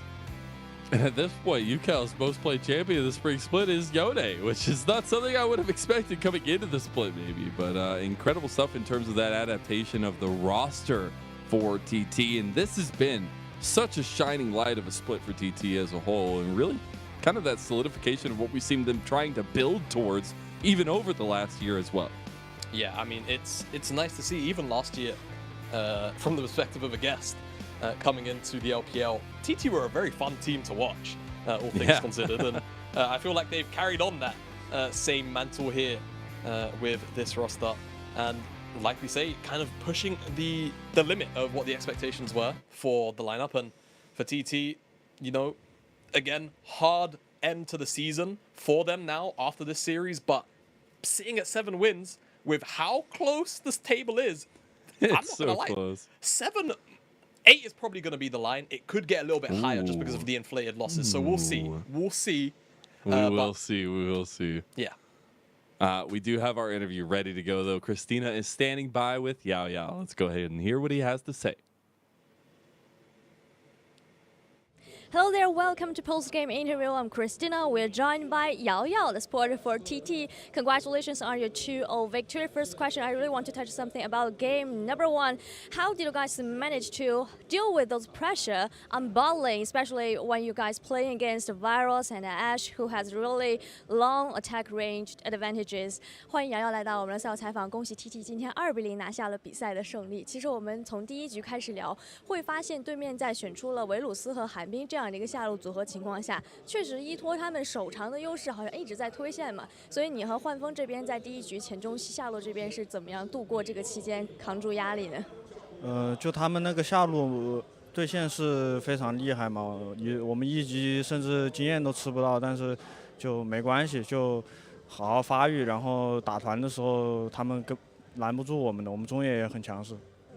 Actually, our opponents really picked a really aggressive body on Bali, and in level 1, we can't even to get a 1 CS, get 1 minions on level 1, but I'm so confident that because our mid jungle really did a really good job, and we just need to farm and hold on and to coming to the team fight, I'm sure that we still can perform better in team fights. And the second question, I really want to touch on the last Infernal Soul team fight in game number 2, which was so decisive for your victory. And when Real Adam was trying to secure the Drakes with the Baron buff, how did you guys manage to steal that Drake and to make some really very crucial call to teleport to steal your opponent's Nexus? 那么我们从第2局可以看到最后一波还是很关键嘛。而在带着大龙 buff， 他们想去拿那条火龙的时候，包括他们前期的站位其实都不错。TT 这边是怎么做到去抢了那条火龙，然后又顺便很顺利的沟通 TP 去拆了他们的家呢？最后那2波的沟通是怎么做的？最后就我们一直在看对面每个人的位置，不给他们开一个好团的机会，然后北川就自己找位置去，在一个合适时机把龙抢了，然后我们那个阵容也是打到后面比较厉害 ，ADC 一定能 carry 的就赢了。Actually, I would give credit to our jungler Beichuan, who was trying to find some good opportunity to engage, and we were paying attention to our opponent's positions in team fight, and we also get a draft who are really aggressive and very strong in late game. We have a late game draft so that we can make so many damage about that team fight, and you have got 7 wins so far. It really surprised us, especially surprised me. I'm so proud of that Thundertalk Gaming can get such a good result. From your perspective, what is the key for you guys to maintaining a really great performance, especially so far in regular season? 那么在拿下这场比赛之后 ，TT 这里已经是取得了7个大场的胜利了。我相信这个成绩，不管是对于我、对粉丝、对观众们来说，好像都是很高兴看到 TT 有一个这样大的进步。你觉得 TT 在常规赛目前为止能保持一个比较好的状态，主要原因是哪些方面做得比较好呢？我们能保持一个好的状态，就是每天都在积极的总结问题吧，找到自己的不足之处，然后赢的时候呢也会总结问题，输的时候呢更会反省自己，然后就每一把都认真的对待，争取尽力的打好每一把比赛就好了。Actually, from my perspective, the reason why we can maintain such a great performance is that we really did a really great job and reveal each game. No matter we win this matchup or losing to our opponent, we really treat it so seriously. Try to find our drawbacks, find our shortcomings, and try to fix it. Maybe the serious attitude was a key for us to making such a great performance so far. And final question for you, coming to week 8 in LPL regular season, you still have 5 games to play, if I remember clearly. So what's your take on the upcoming matchups, especially like you are going to play against so many strong opponents like maybe JDG, EDG, Top Esports, and the other teams? What's your take on the upcoming matchup? Are you confident of making the playoffs with such a dominant performance?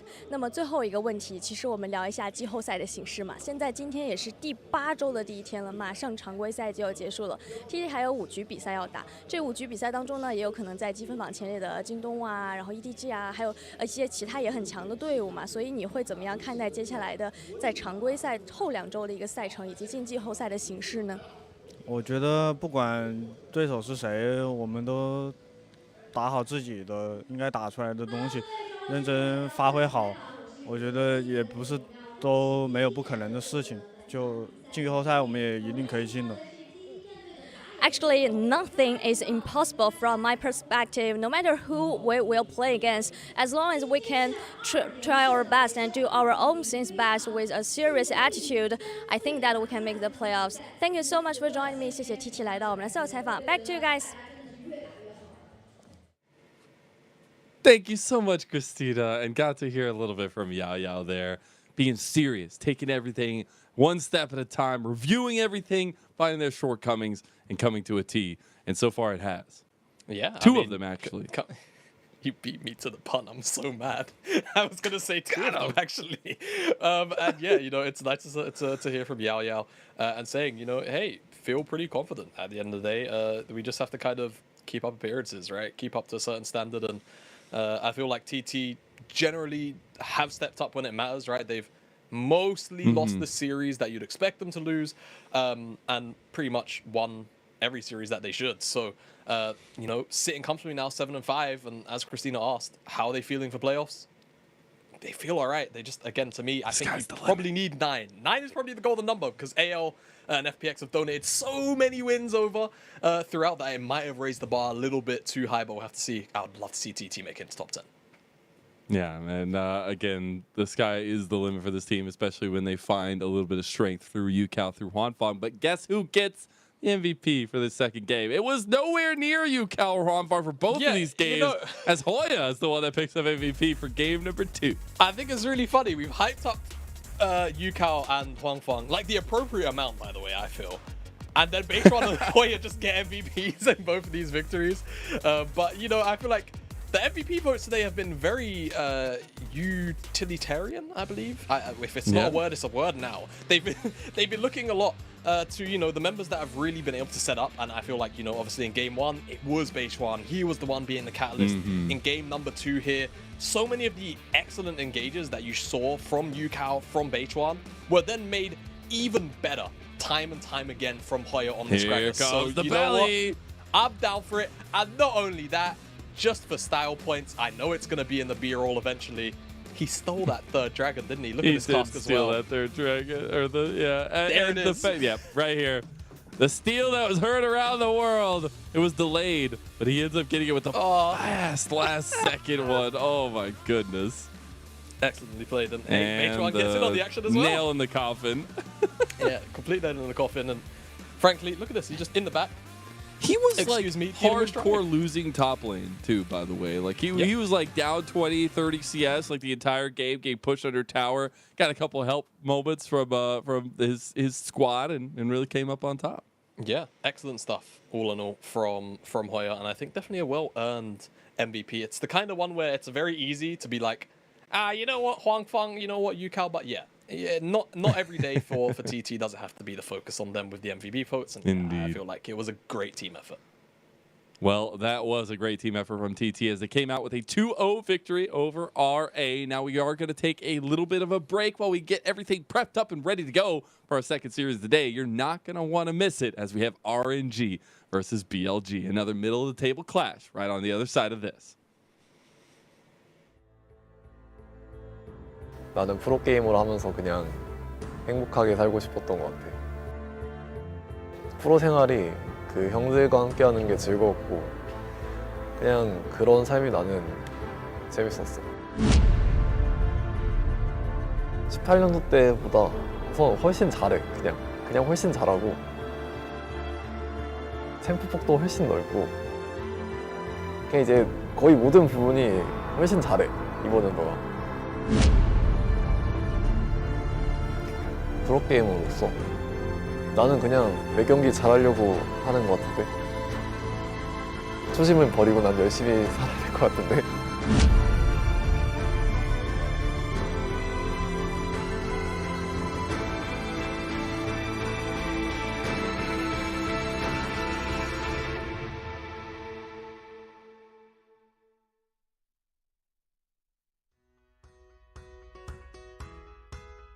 사실 게임을 이제 잘하는 입장을 가지고 있었으면서도 프로를 하고 싶다는 생각은 전혀 하지 않았고 그때 이제 대학교를 다니면서 방송하고 있었을 때 방송 계약이 끝나고 이제 중국에서 스카우트 제의가 들어와서 팀에 이제 구경을 갔는데 거기에 이제 좋아하는 선수가 있었어. 약간 한번 해볼까 하는 마음으로 시작을 해봤던 것 같아. 루키 선수였고 내가 솔랭을 하면서 루키 선수가 약간 잘한다고 생각했어 제일. 그 사람이 계기가 되어서 이제 프로게임을 시작하게 됐는데 지내다 보니까 좋은 사람인 걸 알게 돼서 이제 더 즐겁게 게임을 하게 된 것 같아. 물론 방송의 그 거부감을 좀 방송에 대한 어색함을 좀 줄여진 것 같고 그리고 도파 형이랑 주면서 우선 재밌었고 그리고 외국에서 이제 살면서 좀 그런 생활에 익숙해짐을 가진 것 같아. IG 要更换自己的队员，而且是2名队员要来做一个更换。哎，是的，对。首先是大家非常期待的晒啊，这名选手我相信很多观众都看过他的 rank 集锦，看过他的 OB 视频，看过他各种各样在韩服惊为天人的乱秀。 딱 지금 영상을 봤을 때 내가 느껴지듯이 긴장을 충분히 하는 상태인 것 같고 그냥 딱 그 상태지 않을까? 긴장했을 때 딱히 뭐 다른 생각을 하진 않았을 것 같아. 사실 긴장을 원래 많이 하는 타입은 아니어서 이제 첫 경기를 하고 나서 긴장은 보통 줄어드는 편이라고 생각은 하는데 근데 내가 긴장이 특히 줄었던 곳은 내가 상대보다 잘하는 것 같다라는 생각이 자신에게 확신이 들 때 좀 많이 줄었던 것 같아. 나는 프로게이머를 하면서 그냥 행복하게 살고 싶었던 것 같아. 그냥 프로 생활이 그 형들과 함께 하는 게 즐거웠고 그냥 그런 삶이 나는 재밌었어. 그래서 딱히 뭐가 되고 싶다라는 생각을 해보진 않았던 것 같아.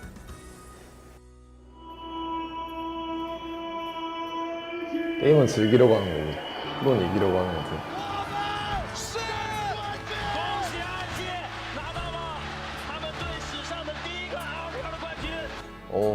우승하면 좋지. 당연히 하고 싶지. 그냥 다음 경기 잘하자.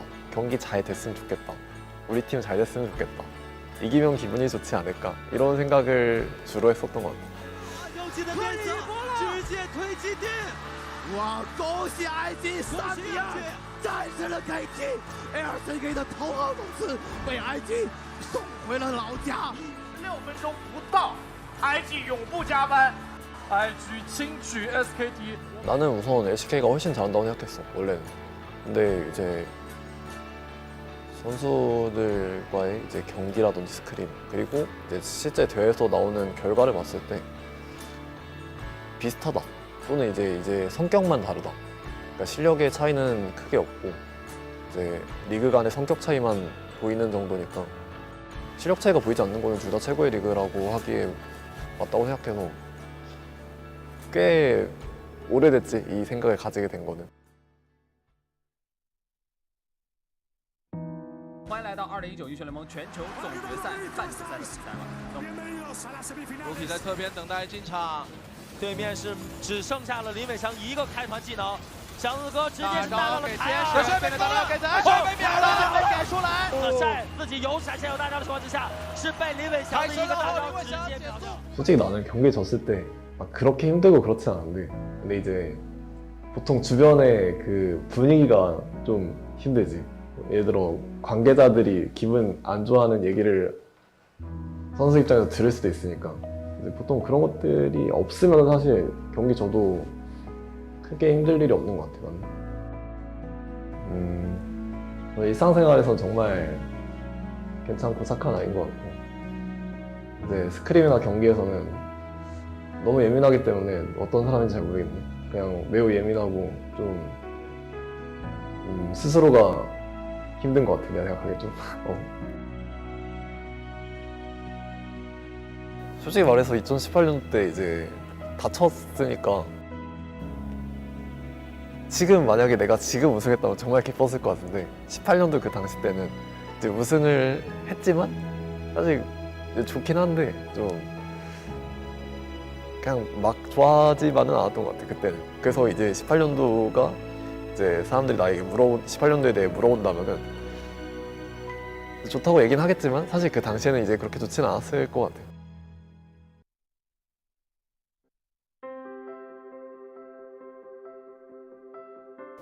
그 생각은 사실 19년도부터 이미 하고 있었고, 사실 18년도부터 사실 그 생각으로 게임을 했었고, 좀.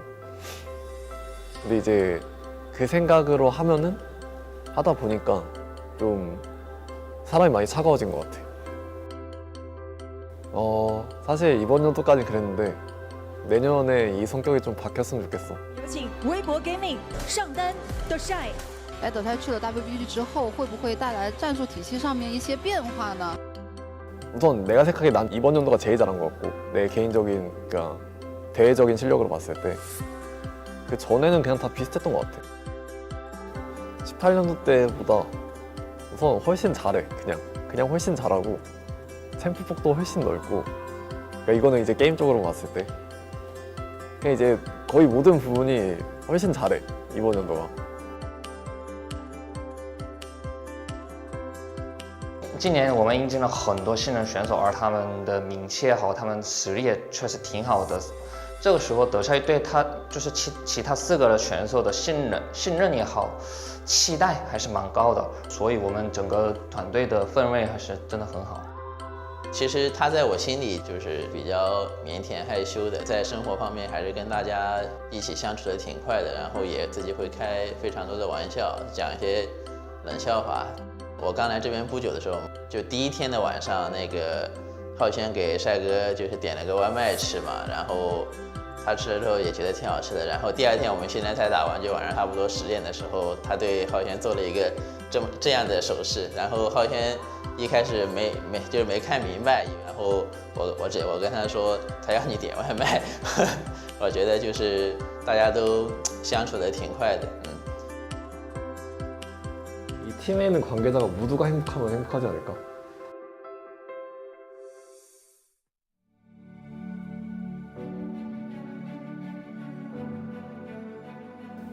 우선 이제 매우 어렸을 때 이제 사회생활을 하면서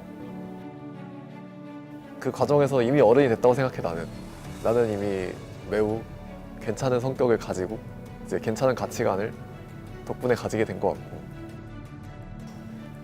수많은 팬분들이 이제 관심을 가져주게 되면서 이제 사랑을 받았고, 이제 그 과정에서 사랑을 베풀 수 있는 사람이 되었고, 프로게이머로서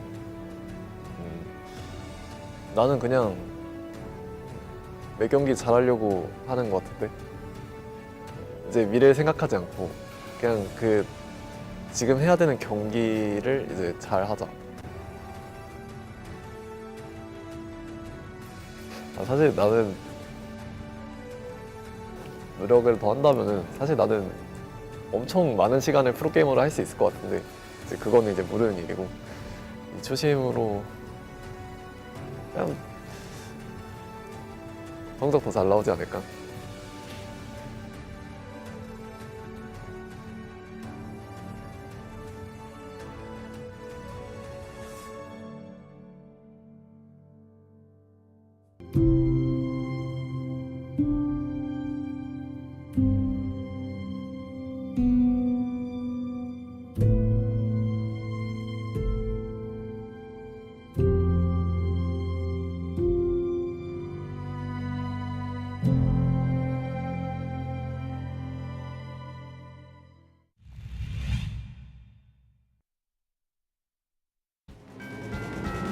Excuse me, please, but I'm standing. Left or right when you're trapped in the middle. Excuse me, please, but I'm crying. Catch your breath before you get old. I couldn't stay for the battle. I couldn't cross in the middle. But we are far too much too young. 1, 2, 3, 4, 5, 6, 7, 8.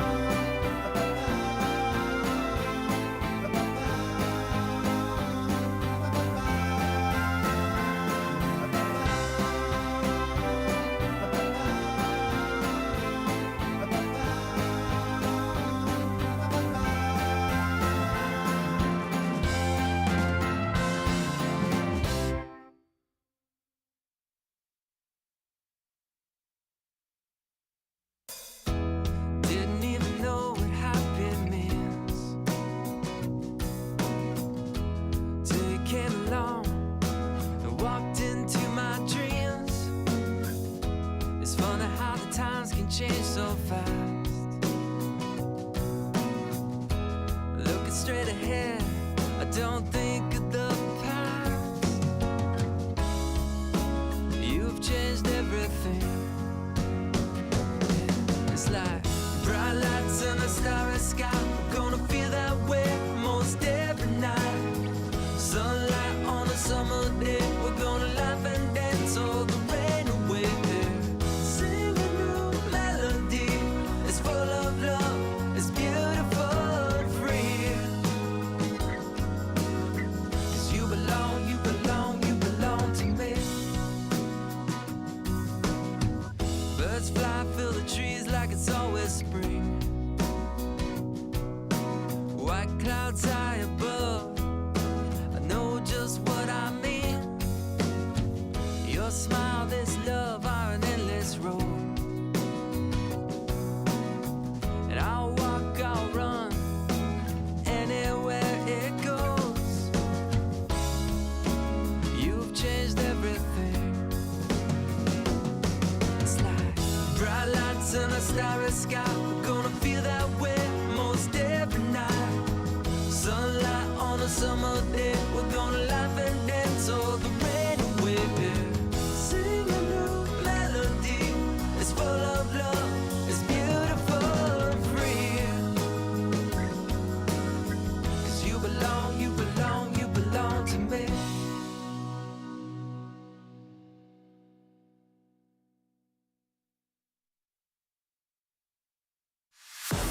Tell me what you're dreaming of, waiting for your fate to come. There goes another day of sacrifice. Are you never gonna try to fail? Never gonna stop to give in? Never gonna try to reach up for the stars? You gotta fight with all of your life. For the doubt train, show me your name. You gotta hit that warning light. Are you done with the waiting on right? Oh my, you better run now, run before you hit the end of your line. No, no, no, no.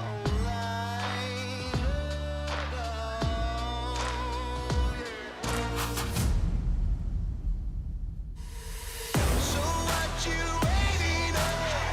Get up, take back control. Ain't no point sitting wasting all the rest of your life. So what you hoping for? That the luck comes to your door.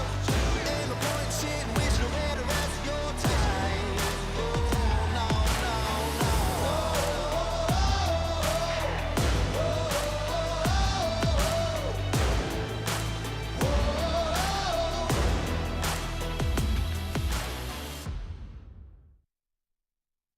对 BLG 战队的印象的画面就是他们队伍是一个偏比较打野核的队伍吧，然后针对他们的话也是把他们打野擅长玩的英雄给办了吧，对。我觉得队伍目前就是可能状态配合不太好吧，然后慢慢调整一下的话，应该是可以打回来的，对。Team synergy not very good, needing to work on it here, but particularly wanting to ban out their opposing jungler today. We are hitting the scene, at least for our second series of week number 8 here in the LPL. It is RNG versus BLG. And first and foremost, Javada, I think the check-in of the post-MSI swapperoo from last year has to be our primary focus between these two teams because it's Breathe versus Bin, two standout top laners here in the LPL. Yeah, absolutely. You know, Bin has kind of been one of the only positive parts to look at when it comes to BLG because they have been so like 50, I got really 50, quiet. that, sneaky. Yeah, you know, I mean, like, let's not beat around the bush, right? The BLG roster should be doing better than this thing. Hell, obviously, the RNG roster should be doing better than this doing as well. But True. I feel like, to me, all right, the vocal points of this BLG lineup should be top side, of course, Shun as well, included in that bundle. But it feels like Yagao, Shun, they've not really You're welcome. They've not really gotten off to the races in that level of consistency that they're looking at, whereas Bin has mostly been a threat throughout a majority of the split, which teams have to continue to focus on.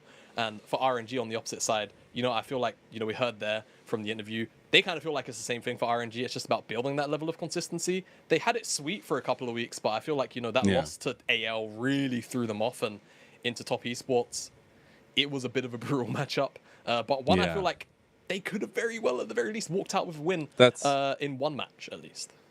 That's exactly what I wanted to kind of highlight there for RNG is it's not only been a tumultuous season for them, but it has been a tumultuous last week for them, right? Losing that series to AL, then losing a heart-throbbing 2-0 to TES. And we get to see some of these differentiation in stats. I know we were talking a little bit beforehand about Billy being the kind of 50-50 team at this point, but at least here we see that RNG are a little bit more of that centered early game team than BLG, even by just a small margin. Yeah, and it's definitely nice to see because, you know, at least to me, I feel like RNG have, in recency, not so much this year, but in like prior splits gone by, it's actually been the early games which have been a lot of the time kind of the pain point for RNG, and it's about the mid games where they really string it together, and that's where they're the most threatening. And I feel like, you know, obviously we always hark back on Xiaohu being there on the roster and making those mid-game calls. I feel like obviously losing that core component, the general as it were, the strategist, and then trying to shift up and find your identity, the mid-game stats are really showing that, or the early game stats rather are really showing that that's where the foundation starts in the early game, so they can move on to a more positive mid to late game. And the track record for RNG is that Ming was a little bit late joining the party here in the season, so they didn't have that secondary shot caller we know Ming to be, a very strong voice in a lot of the behind-the-scenes videos we saw from RNG as their growth has gone on. But it still is kind of interesting to see how they can themselves right their own ship and find a way to close out strong in the final weeks here, in the final games. But it's BLG on the other side that you're asking a lot of the same questions, right? You've had a lot of ups and downs these last couple weeks. Recently lost to LGD, and we were saying you can't be losing these bottom tier teams. Every wins matter. It matters even more so now that RA has lost, and you could put yourself that one step above. Yeah, you could really start to like try and open up the gap between the teams that are just outside of playoffs. Even by a little bit. Just a little touch, right? And, you know, for BLG, or rather RNG, they've played basically all of the top of the table teams, right? That's why their record was so tough. Not only were they going through, you know, the obvious sort of issues of having to have Bunny in over Ming, and then also they were toying very heavily with Tang Yuang and Angel and that whole skerfuffle. They were playing LNG, EDG, JDG back to back with all of those issues going on. Yeah. Of course they're dropping games. But as long as they can make it into playoffs, and like we heard there, I think it was Gala, right? Saying, we just need to... Was it Way? My bad. We need to hear, or see rather, an improvement on our own team synergy. I feel like it just makes sense when you're bouncing from having one mid and one support halfway throughout the split. So it's just going to take a little bit of time. And here, against a team that are struggling as well in that same level of consistency, this is an excellent time to try and prove that you can start that off on the right foot. And I know in the break, if people were watching, hopefully there was a Weibo video there, and it was kind of highlighting Weibo's team synergy. And maybe not tying 2 and 2 together to some extent, but it is literally one piece that is now changed for RNG from last year. We saw them be pretty successful in the summer, and it is that mid piece. It is Xiaohu. So I'm really looking at kind of Angel, where we've seen him get some resources in some recent games and find some of those carry performances to try and be the glue that brings it together continuously, right? We're still checking in on that every time RNG take to the Rift. And for BLG, we're checking on proactivity. We're checking on how does Shun play between these superstars, it would be, with Bin and Yagao in his solo lanes, and Elk, who sits there 32% of his team's damage. There's a lot of carry potential, but it's about finding where to put the resources. Exactly. It's such an interesting roster. It's, to me, if I was to compare it to the LEC, it kind of feels like the XL roster from spring, or from winter rather, because they've split out now, where, you know, you have players who are, you know, all kind of, at the very least, at the floor, like probably top 5, a lot of these players, when you're talking about members like Elk or On. So, you know, it should be doing a lot better than what it is, right? It's the same kind of story over there as well in Europe. So we want, for BLG, to kind of see more of the, how do I put it? more of the carry potential come out from, at the very least to me, Yagao, right? He, summer champion from last year with JTG, is the kind of player you would look to put your sort of resources in to then spread that to the rest of the map. Give that to Bin, who's always a constant side lane threat. Give it to Elk, who, like you just said, is consistently relied on as that late game carry, because so far BLG just haven't been able to bring that threat to the table just yet. I was wondering why Gala was coming out later. Oh, that was... Oh. He's standing...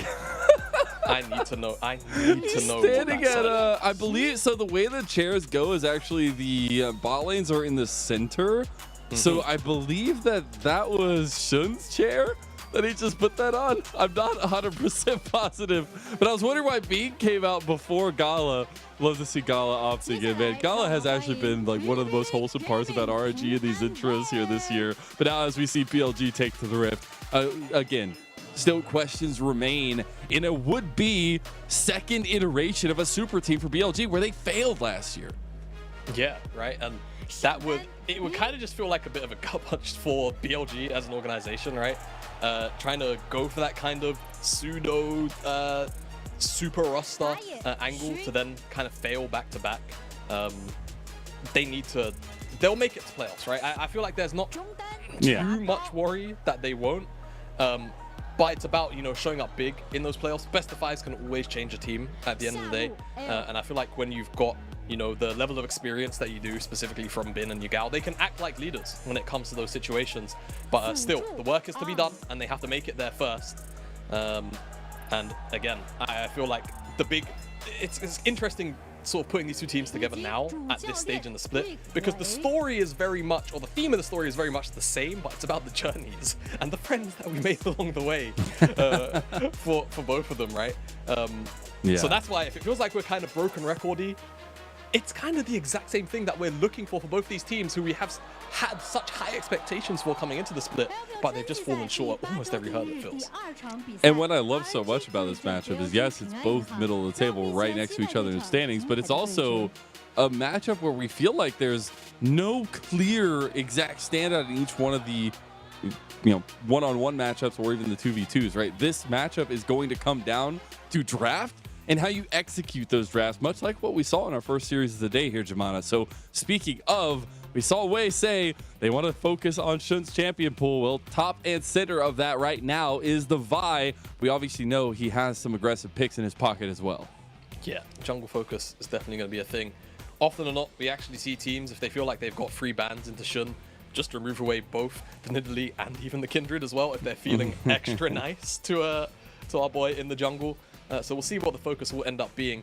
I'm not actually sure who has what side in game number one. I didn't actually catch it. I'm not sure if we often do for game number ones. We'll see once the draft obviously comes up, which will be approaching very, very soon. But I feel like that's also going to play a pretty heavy role. I feel like sometimes on blue, we're occasionally seeing a trend where we might not actually get the jungle pick be locked in the first three. It doesn't happen super commonly, because again, like the jungle matchup 1-to-1 doesn't typically matter too much. You're looking at more what your jungler can do for you in a game, right? Or what the objective of the composition is. But again, I still feel like the focus will be very much on getting the highest priority jungler available and ensuring that they can give resources to the carries, and we're just going to have to wait and see where the baskets will be full. Very true. And one where I want to see it a little bit full is this top lane matchup. Again, I know we mentioned it a little bit, but this is the post-MSI swap that we had last year in the LPL. BLG trading over and giving a little bit of a trade back, I guess, for Bin and Breathe. And just after Bin had just won the MSI championship. So it is interesting, you know, further down the line, obviously not a full year since that has happened, but still checking in on them in a new year now towards the end of the split where they get to face each other. And yes, we have tanks. I'm looking for maybe a little bit of more aggression, since there is a backstory between these two guys switching over. Hey, all I'm saying is Breathe won me over by locking and allowing a pro game.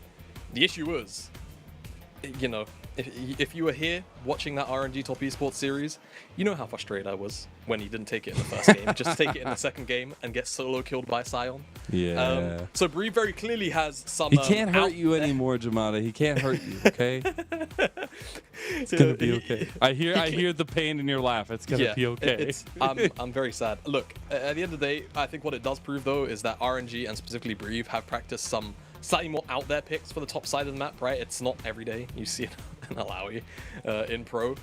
So I'm kind of curious to see what he's willing to bring into a player like Bin, who has continually showed us that he will individually smash his laner and then try and carry the game off the back of it on occasion. And I always kind of rack my brain back all the way to week 1 in that JDG series where it was him on the Camille where he was very, very 1v9. I think it was you and I actually on that series. I think it was too.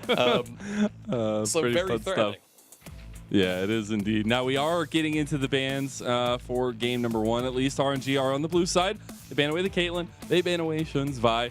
So that'll be his most played champion of the spring split taken off the board. Just as he said, it's crazy how they do that.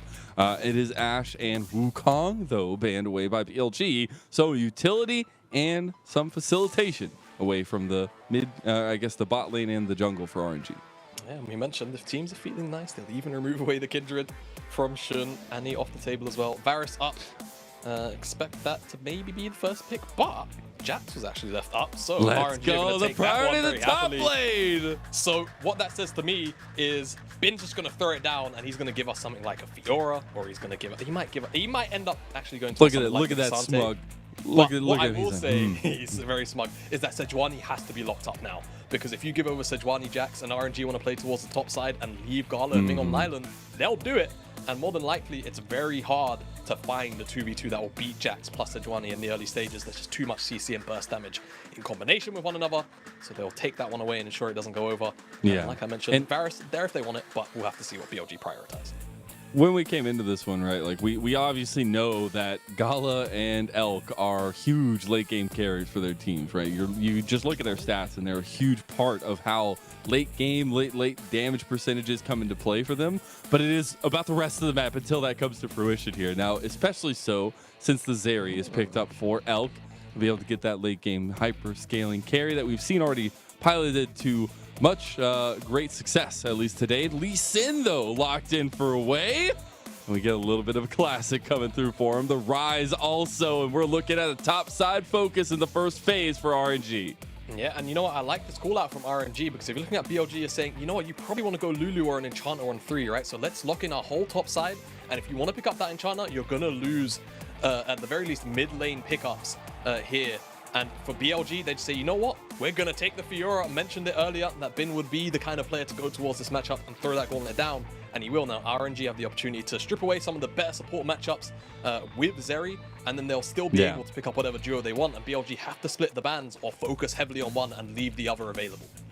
I'll just say, though, RNG are coming out flex heavy. You give way his Lee Sin, you are asking for trouble, and I'm very excited to see how he pilots this one. A classic for him, but also his most played champion and competitive.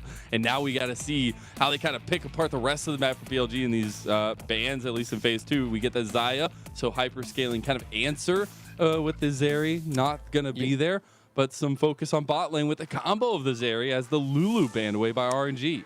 You know, what I also want to mention is I wonder if RNG make a call out to a Galio ban here, because not that necessarily Galio and Sejuani are like a threatening duo by any means, but if BLG are going to want to give space to Elk whilst also simultaneously trying to match the global pressure that Rise can put down on the map, it could actually be an okay pick for BLG to go towards. And we know your Gal is very happy to go towards utility every now and again, so it could be something that RNG consider as ban here, something that BLG could also be considering as a pickup, as Aphelios will also be joining just the like, ban all right, table. Gala, you got no late game scaling. What are you gonna take? Is it the Sivir? Are you gonna bring out the Sivir? What do you got? What you got?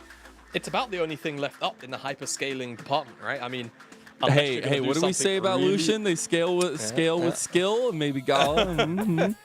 Whilst the Gala would make it scale quite excellently with skill, I don't think it's necessarily the call here. I don't think against this comp you want to take that. I feel like it's terrifying now that the Akali is locked in. Oh, This is a classic. We've seen it hovered. We actually had it banned earlier in our first series as well. Do it. I don't think I've been able to see Gala Kai'Sa all split long. Emperor Palpatine style. Do it. Okay, well, hey, maybe that's a little bit of confidence coming from RNG, because I was feeling you definitely don't want to play that into this kind of low range, into this competition. They will murder you. But they say, you know, let's skill check it. Let's see if we can rise above that bar of execution needed, as the Lucian Nami locked in for RNG. They actually picked all their champions in the right order, by the way. It's going to be the Renata locked in for BLG as a response. We've seen it rise in priority.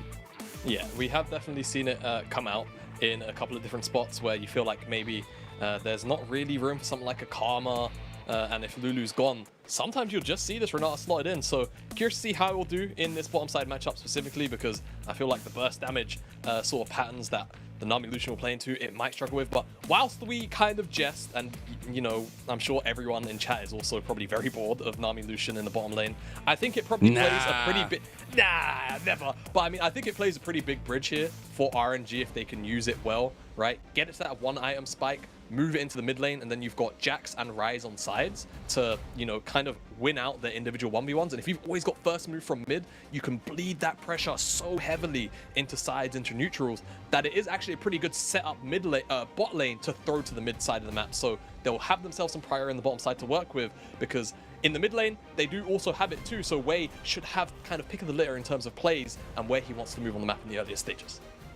Then on the other side, Shun, on the Sejuani, we've seen Sejuani be so active, but having a lot of places you can go. We were talking about baskets available here, but Shun does also have that. So maybe a little bit of reactive play to come through and try to find something to stop and maybe slow down Wei a little bit here.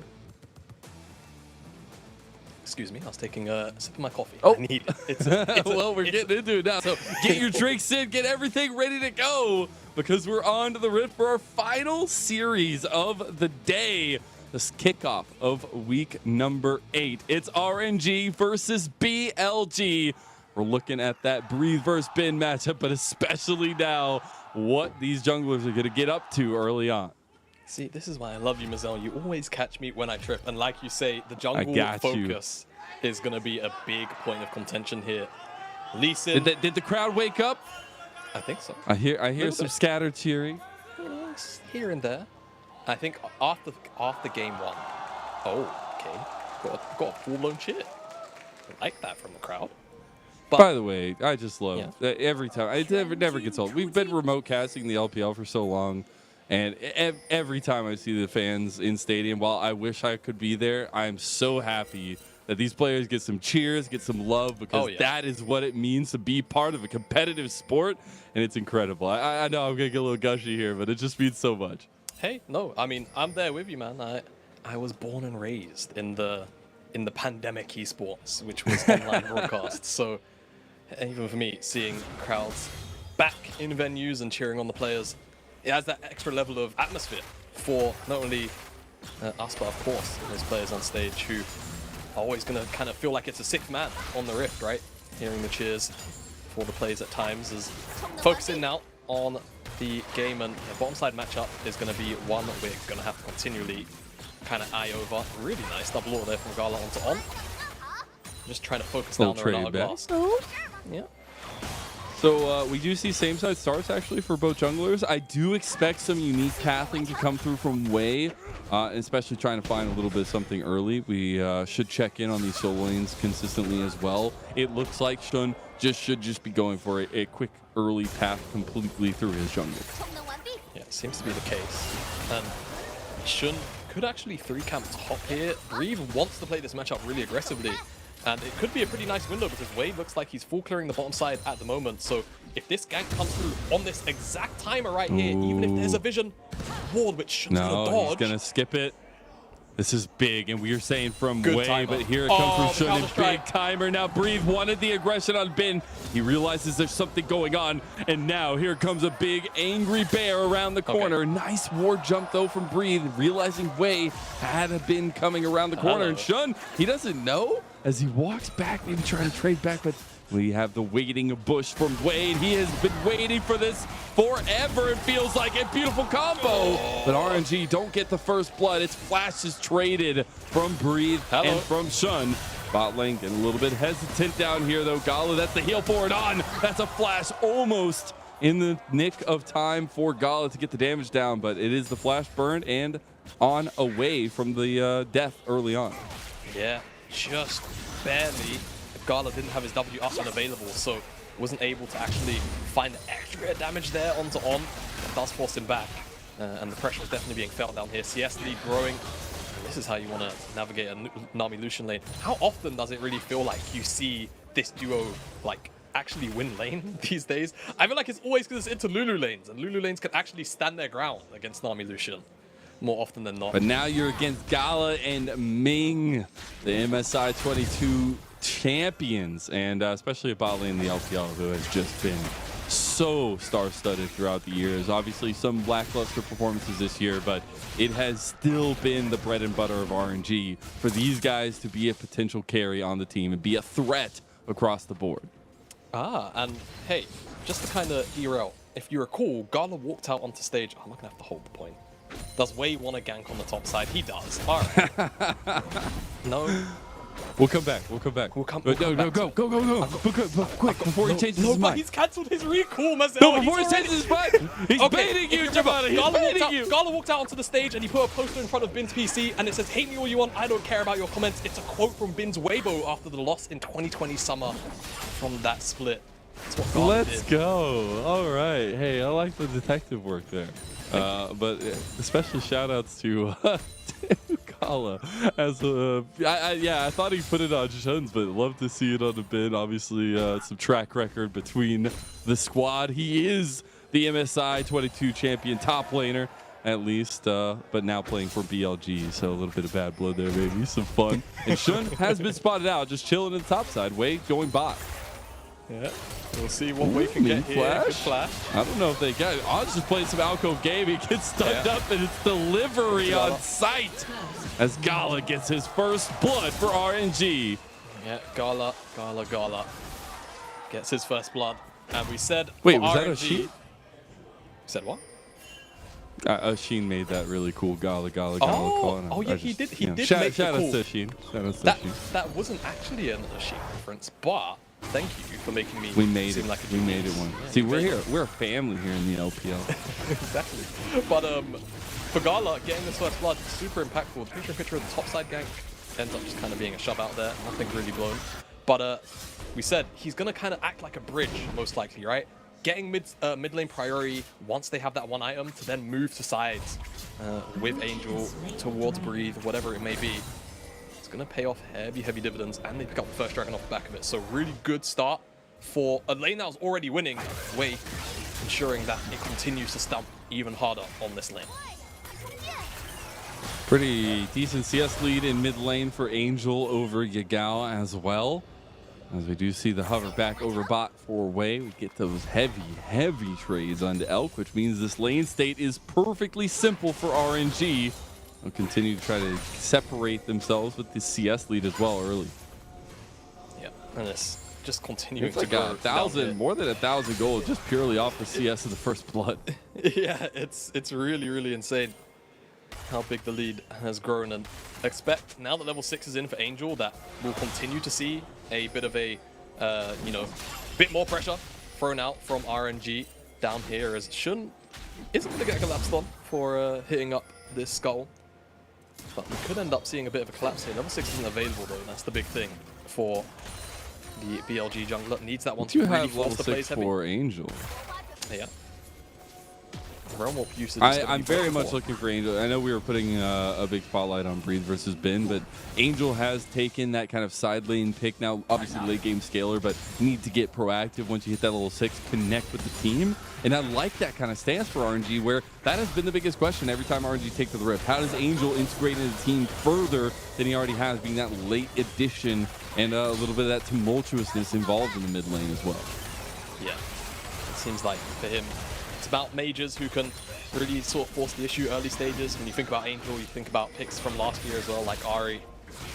things that want to, you know, fight in the early stages, specifically around level 6, and Rai is definitely no stranger to that, as Wei steals away the red.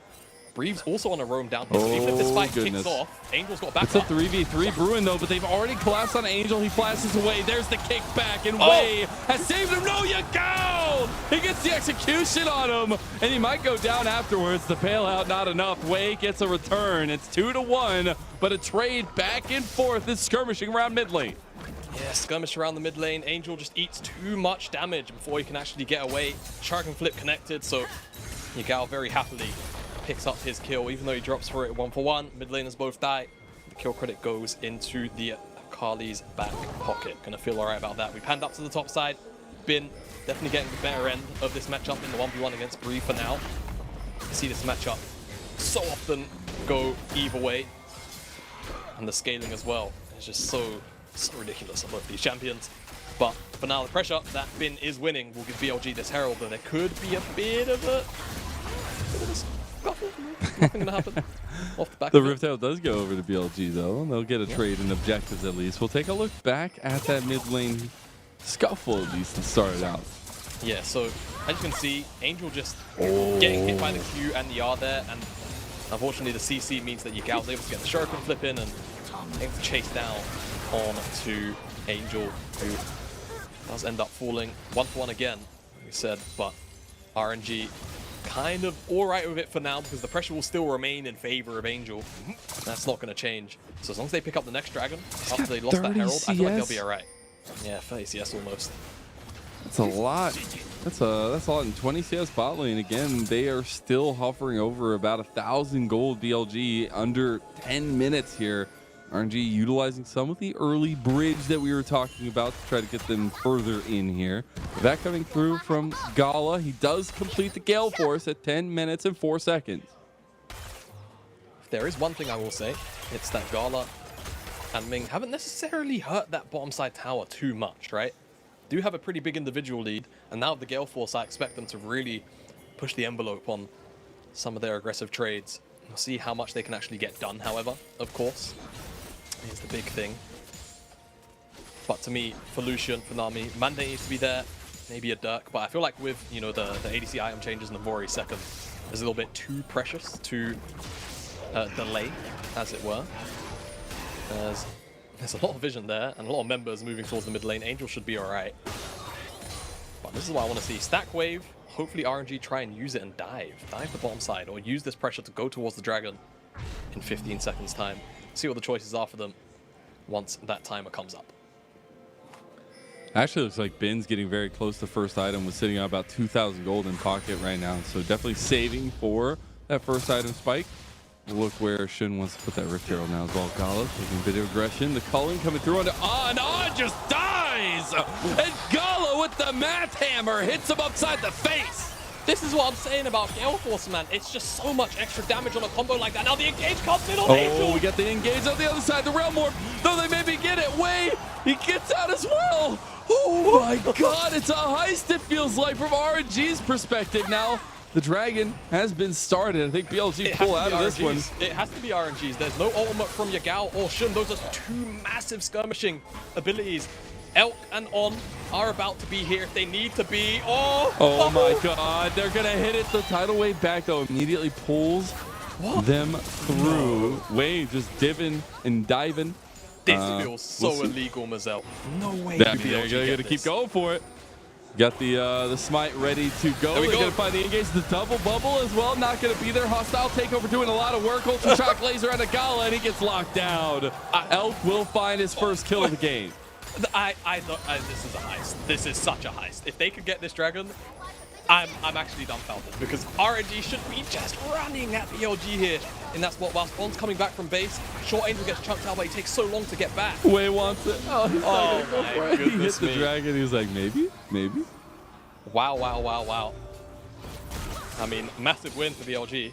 They deny the potential snowball of that soul, and that's huge. Angel just eating a little bit too much damage, and the engage comes through onto Gala. Blew the cleanse. Honestly, he got more value out of the tenacity that you get for using cleanse because he got hit by about 5 different bits of CC after the initial cleanse. So funny, but for RNG, it's definitely not losing this Dragon as we just get a look at this all-in and a bit of T-Tours action. Does so much damage. And I will just mention, Gale Force deals like 200 damage on a button press. It's an execute. It's magic. Damn, why? Why? To this day, I'll always complain about it. But yeah, the dashing from Gala is just a bit too suspect. Cleanses the handshake, but gets forced into the berserk, the permafrost. It's just too much. Too much CC. And the chase down is there for BLG. RNG kind of just threw away the opportunity to get that early Dragon stat going. Even though it's just the Chem Dragon, at the end of the day, stats are stats. And BLG will be happy to deny that and just ensure that they're not really feeling like they're on a timer of that Dragon Soul. Yeah, stats are stats. Speaking of, we got a lot of stats coming across the board. Got Divine Sunders completed for the top lane matchup, but that Gore Drinker is there for Wei. And I think the biggest thing now is trying to find a power point for BLG to work around. I mean, you have the 1 kill for Elk, obviously late game scaling for you. But now RNG are contesting you at every step of the way, it feels like. Yeah, it does feel that way. I think BLG have... You know what's kind of funny about both these compositions is outside of the bottom side matchup, they actually function quite similarly. So yeah, it's more about, again, you know, the E word, the execution word, and what the allocations will be from both these sides. The only difference really is that for RNG, they should always have a point of pressure through the mid lane with Garl and Ming sitting there. It's really hard to contest that duo, pretty much always.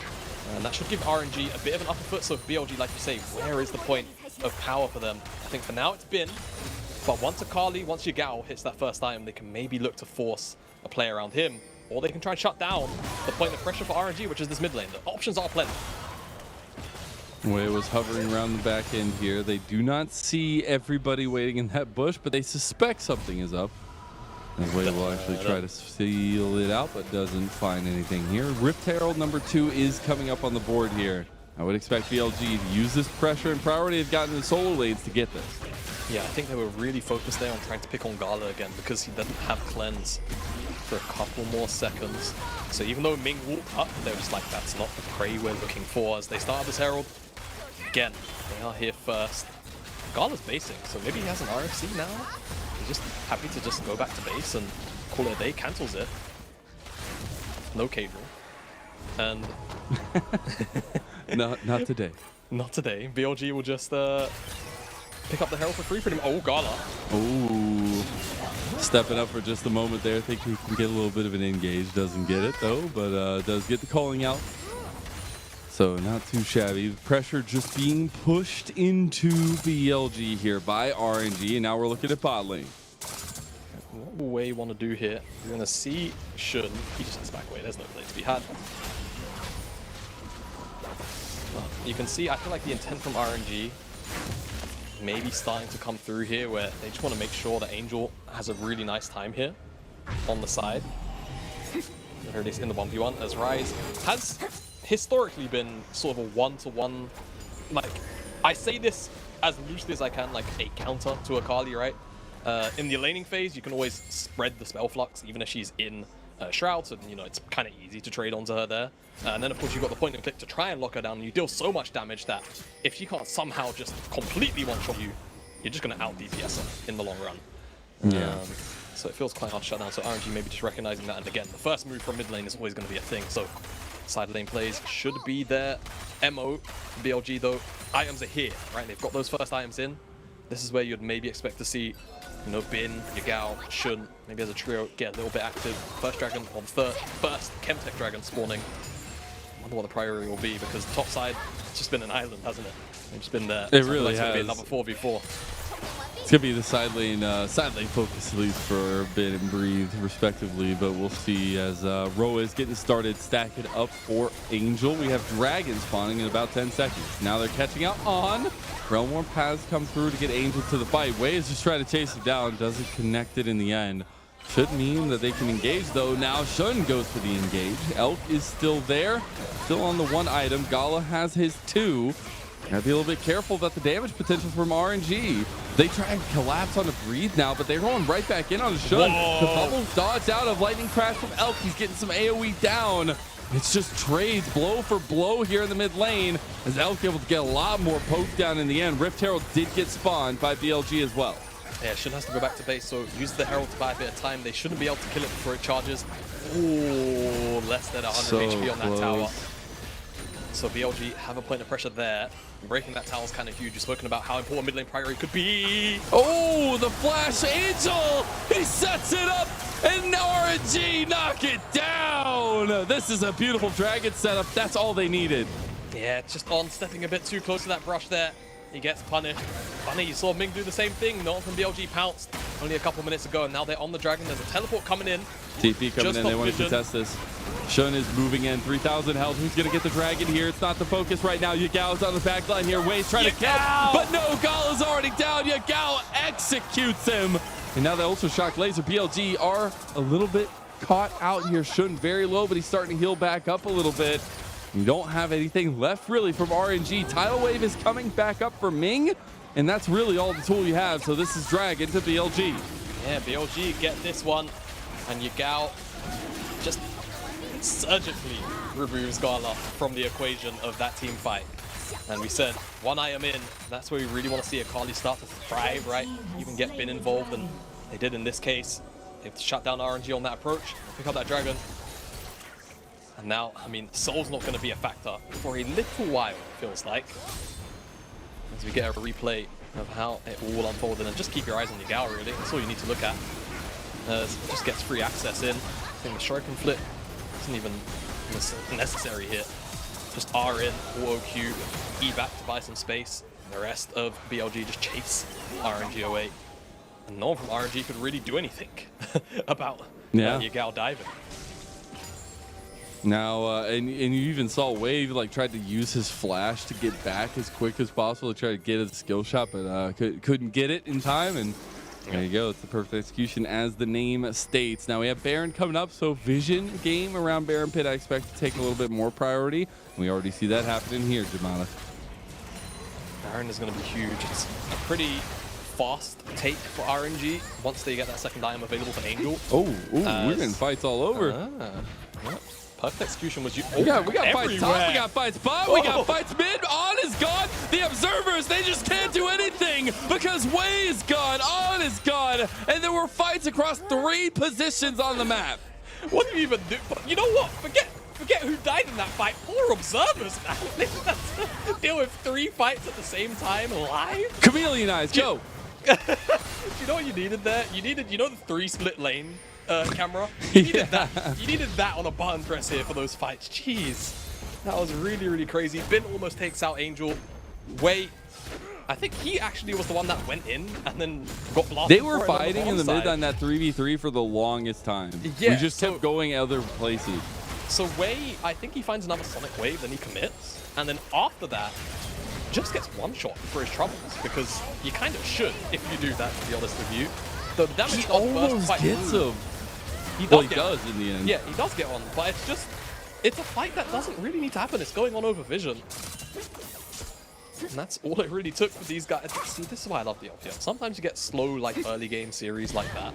Sure, there's only been 9 kills in 21 minutes, which, you know, by LPL standards, it's not, you know, it's no hot lap, to say the least. But sometimes you just get fights over Vision, and there you go. And sometimes you get Wei's Lee Sin. As we're getting a lot of fun from RNG as they just keep trying to put the pressure on BLG, but starting to see that tankiness come alive. Some of those peel back tools for BLG really work out for them. And that front to back team fight nature though, Wei just really wants to kill On at this point. We got the TP coming in from Yagao as he wants to try to find the backline. Breathe will be dodging out of the Shuriken flip. Angel is in the mid lane now, and Wei should be able to get this Scuttle Crab. Here comes Bin though, try to contest a little bit. RNG scattered to the wind. Yagao blew his teleport for a potential re-engage and turnaround there, because RNG did go quite deep, but there's just no way to really lock down members in that particular spot for Yagao to really sort of recreate what he did to Gala and that previous Dragon fight. So disengages across the board. They'll probably just swap up the lane allocation, put Yagao on the top side closer to the Baron, and ensure that Bin is just down here with the teleport where he may be needed.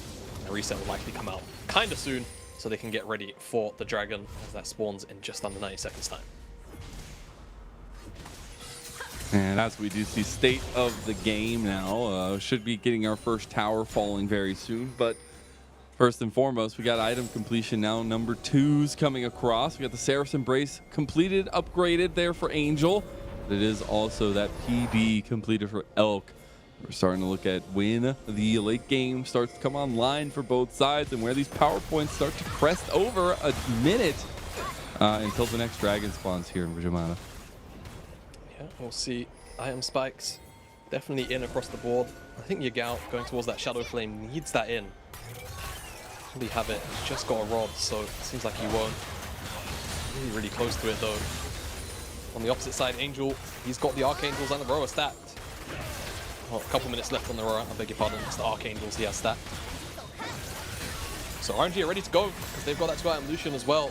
And I think it's more going to be about who finds the backline first. Feels like his saw the name of the game here. Yagao removed Gala from the equation in the previous time. Can Breathe do something similar to Elk, block him down, have Wave come in. Angel's going to get first tower in the end. Do the same thing. Yeah, you're right. Angel will get the first tower, but this tower in the mid lane is gone. He was a sneeze away from dying. And it's gone. And it's gone. Oh, hello.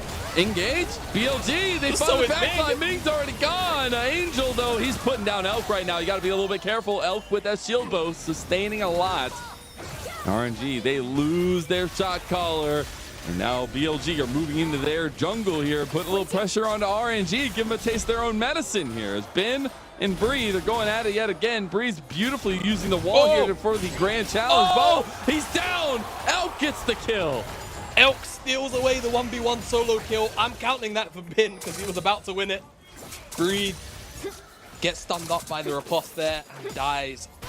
It's always a mind game. Counter-Strike the riposte. It's a dance. And it's a dance that Fiora has done many a times and Bin has done many a times. Wins out that side lane duel and they get the next dragon as well. So one away from Soul now, BLG. Something that RNG have to be kind of concerned about. It's Chemtech Soul's weird because the Soul itself isn't like really that powerful a lot of the time. It's actually more about the individual dragons. We take a look at this engage and we're talking about people being gone. Really Ming good. Gets taken out before he can practically do anything really, as the rest of the force comes through and the RNG just lose too much out of their health bars. Let's get a look at this 1v1 because it went on for a little while and as Bin just takes it, finds the next vital, 2 vitals proc really quickly, and I think this Q kind of unlucky to not hit the vital there in my opinion. Q dodged the wave up the riposte, finds the stun just barely. Oh man. And Elk, sure he gets the kill credit, but Bin was about to find that solo kill. Oh my god! Yeah, but that's the thing about Zeri. You got that movement speed as, you know, lightning intervenes and all that. But Angel and Gala trying to be the carriers right now with the damage. And that Navori quick play spike, the 3rd item spike for Gala, was trying to be utilized. Want to. So much damage. Oh, moving forward here. Teleport behind him as well, there's TP behind. This is huge. They're going to TP as well. Chaos across the ranks for RNG. Waves flashing away now, but Ben has chased down Angel. They're locking him down, and here it comes. BLG. They get a kill over for Ben. They try to catch out Gala here. He is just this short-range carry. Has been tanking up a lot of those turrets, but they're on to the Baron here potentially. A lot of movement towards the pit. It feels like RNG in the last couple of minutes or so just kind of fallen behind in so much map pressure. They're losing out on the side lane 1v1. It feels like they can't stand up to the 5v5 any longer or the 4v4 either. In this case it was 5 as now they approach the Baron. Hostile down takeover. Angel. Still available. You also have the lightning crash, so tools available. Nothing really there for RNG. We'll see them move a little bit further in. There's a hostile takeover. Gala is actually doing so much work here. Way though, they're getting collapsed on now. And the Ultra Shock Laser hits 2 of them. And that signals the end as a double kill comes across for BLG Yagao. And Elk chases down Gala, says, I am the carry now. Baron to BLG. And honestly, at this point, the control of the game as well. It's the duo carries of BLG there. Elk and Yagao tear apart RNG in that choke. And frankly, there is nothing they can do about it. They're already in a tough situation, as is. The ultimate from Renard splits them up, and Yagao just has a good angle. Lightning crash as well, clips onto too many members. The Ultra Shock Laser onto 3. The Shuriken flip brings Yagao back into the fold as Elk goes for the chase down on Gala. It's as beautiful as it could ever be. And BLG pick up everything they need. 2 minutes until the next dragon, 2.5 minutes with this Baron. And this is going to slingshot them ahead. It feels like the game's been so close for so long. And now God, finally it's they just, should... it's literally, like you said, slingshot. Like, it's just at 2 minutes, and there's a soul on the table for BLG. Like, they are already getting 2 third items. They now have that IE completed down there for Elk, and this strength is going to come to a head that I don't know if RNG have an answer to. That's my big concern, is what, like, if you really try and table the options here for RNG, side lane, you could argue maybe now that Breathe has the Blade of the Ruined King, it can edge that 1v1 in his favor, but we've just not seen the isolated 1v1 outside of that one attempt where, frankly, Elk came and interrupted it anyway.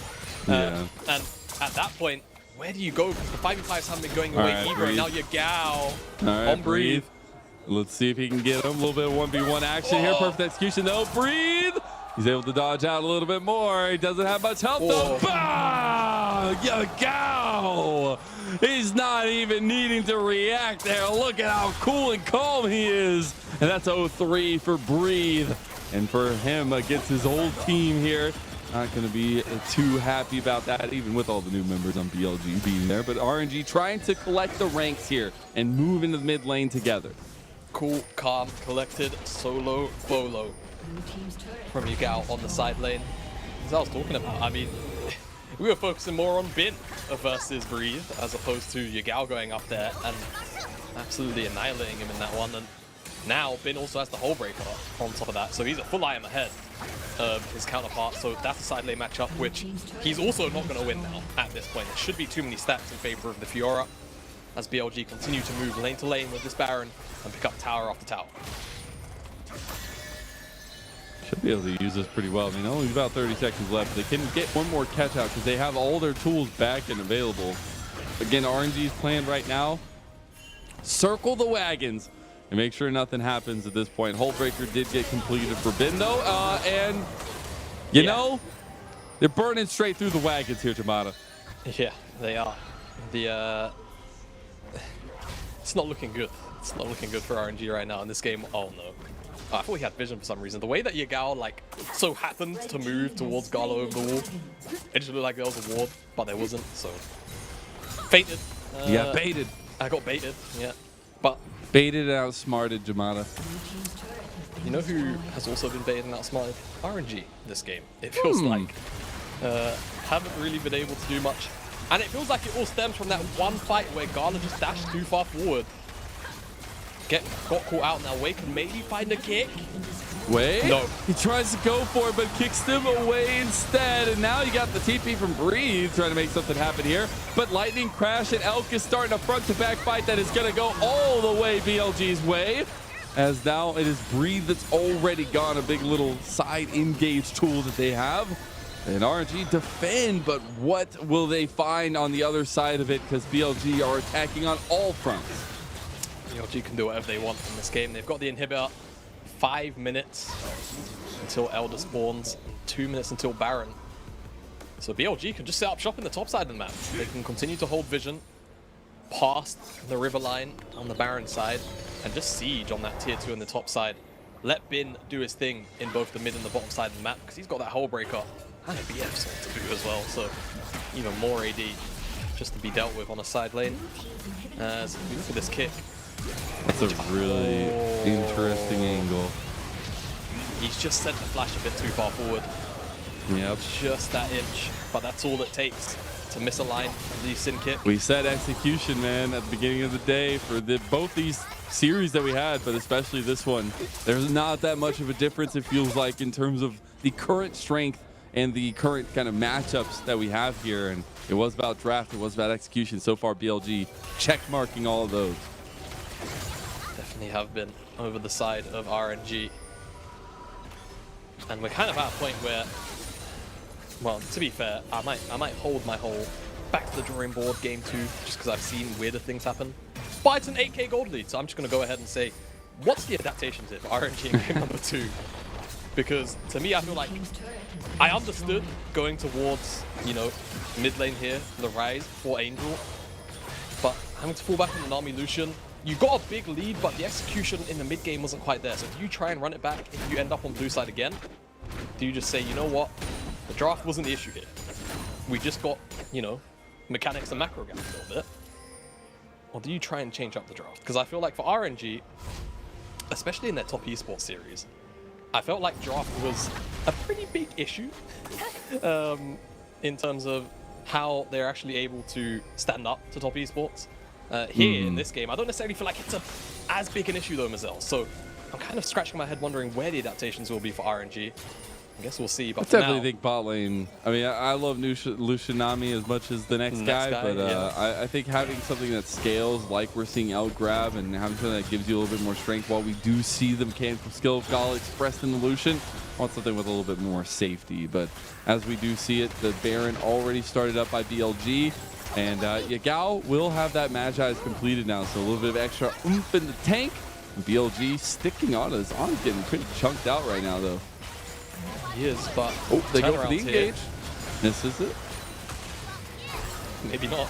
The Baron's still turning and burning. That's a huge. Oh my god, that enchanted Chris. Oh no, they don't get it. Oh my god, the damage on the back line though, they got Yagao. And they're trying to round more out of this one. Way does make it away. And now Elk is just running him here. I don't know if Gala can make it out of the corner. He should be able to. Hey, He's actually looking for a little bit. Oh, hey. Hey, hey, guess what? Hey, guess what? Check base. Oh, hey. Oh, hi, Ben. Hi, MSI 22 champion Ben. Getting a little bit of revenge against his whole team as BLG take game #1 in this best of 3.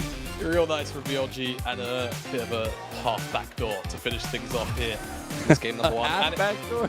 Yeah, So you like know, half like and half, a fight's going on, and it's like, oh, there's a teleport angle, but like, it's not a proper backdoor where it catches you off guard. It's just like, yeah, this shouldn't be happening. So it's a half backdoor. It was left just, you know, small crack left open, and Bin was just looking at it through like this, and then he just whacked open the door. He's you know what he did? He used the paper that Gala gave him to open up the door. That got to be what it was. No, I think he's going to be a little happy about that first game, but really, really good stuff from BLG, where it felt so contested for so long, but I feel like we saw the same RNG that we've had question marks about, where we used to have such direction, and we lose a little bit of that, and BLG take full advantage of it. Yeah, it just feels like RNG are still a little bit lost after their games against top esports, against Anyone's Legend as well. I feel like I'm just seeing the same kind of issues kind of plague them at the moment. And as for BLG, as much as we give them flack for being a bit coin flip, they are still very much good enough to capitalize on teams that aren't, you know, in uniform, aren't really ready to make sort of cohesive decisions. And right now, that's not the form of RNG we're seeing after what was a pretty strong streak of games, albeit not against the best teams in the league. Yeah. It feels like at the moment they're kind of tail spinning, and BLG happily pouncing on it and taking this game #1. And while we didn't get the noodle fight in the top lane that we've kind of had over the rest of the LPL, we didn't necessarily get the big standout performances either. Besides, you know, the would-be solo kill in the bottom lane, I think top lane matchup might stay a little bit quiet here going further on, and especially a little bit more focus given to the bot lane of RNG now adapting into the series. Yeah, do you know what I would really, really like to see? Hear me out. What is it? Breeds allow you again, but in a good spot. No, you're back to this, huh? I'm back to it. I'm back to it. You know, to be fair, Bin did get the better hand of him in this skill matchup. Do you need to talk? Do you have Give me the mic. I want to talk more. But yeah, here's the PGB. It's about as we expected, to be fair. I feel like Elk, Yagao, and Bin all carried their weight like really, really well in this one. And on the opposite side, Gala being the vocal point of the damage here for RNG, but as kind of shown by the gold difference over time, the lead that they accrued in the bottom side didn't really amount to much, because Bin was winning his 1-to-1 up in the top side, and Angel wasn't really able to put much of you know, a stamp of authority into the Yagao lane either. It was just pressure and priority, which wasn't utilized by RNG in the early stages. Yeah, and that gold deficit was just developed by a lot of CS advantages for RNG early on, but it's not something they could hold on to. And now you're looking at kind of a really nice performance from the entirety of BLG at this point. There wasn't necessarily one big standout, but it was using Yagao's very nice killer instinct and finding ways to utilize the strength of the composition they drafted for themselves here in this first game. Yeah, I feel like BLG just kind of had a good understanding of what their comp had to do, and Yagao was afforded too much freedom in those team fights. I think the fact that he was able to shut down Gala so freely, and not only that, Elk also was basically playing a backline diver in that game. Yeah. It's stuff that shouldn't really be happening, and RNG need to find an answer to it, and they need to find it fast, otherwise they could be on the end of a 2-0 defeat and slipping further and further down the standings when playoffs is such an important line to reach right now. It is indeed. We're going to step away and take a little break while we get ready for game number 2 of this series, so don't you go anywhere. "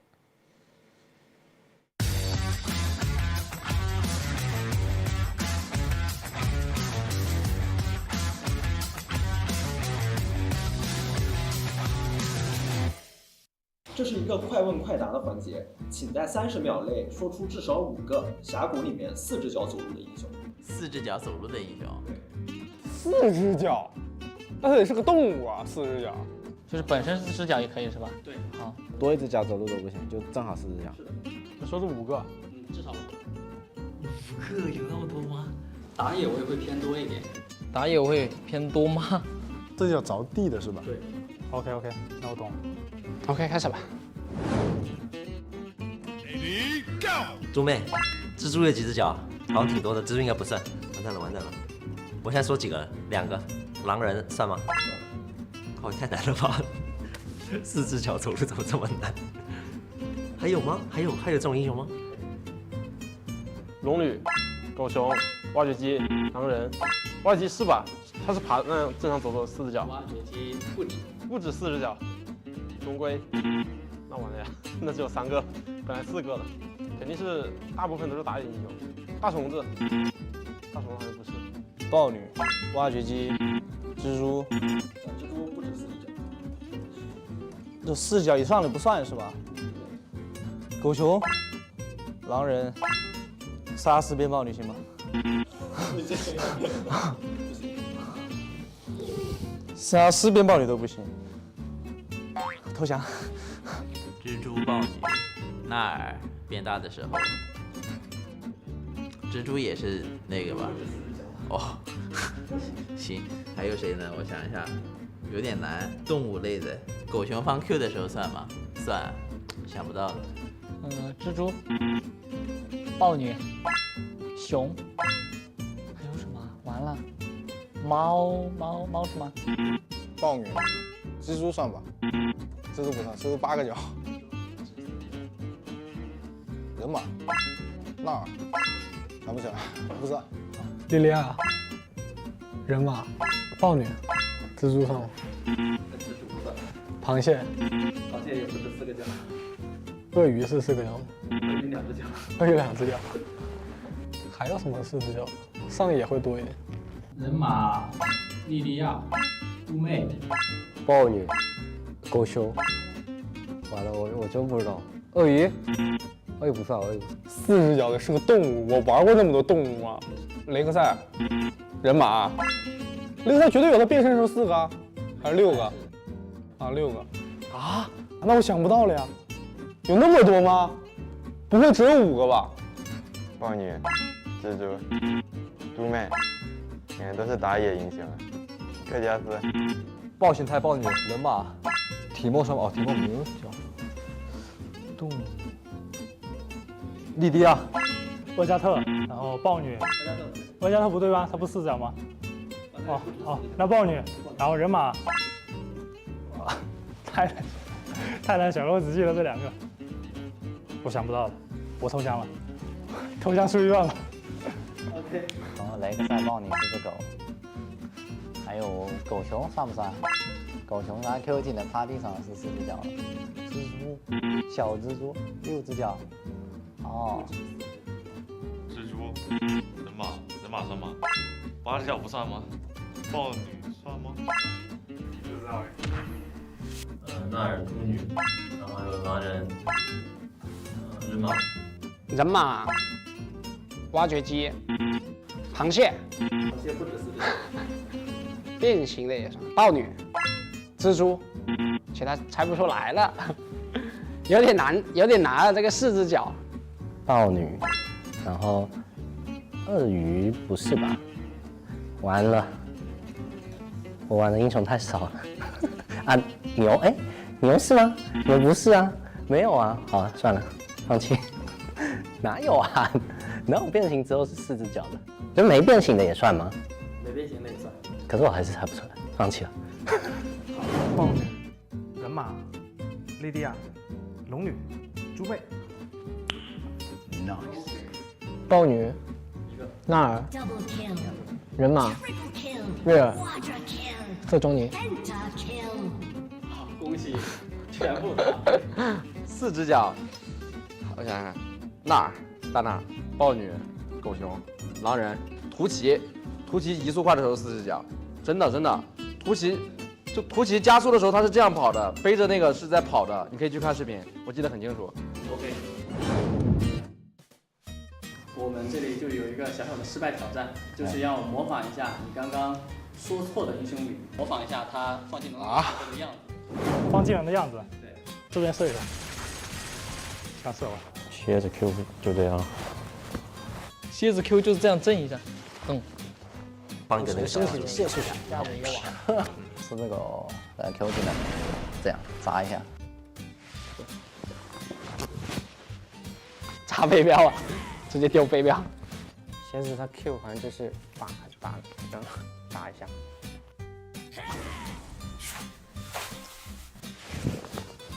龙龟，他 Q 就这么一丢啊。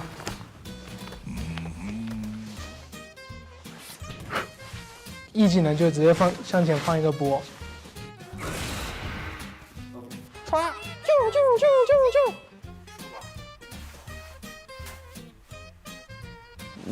两手是这样吧。当。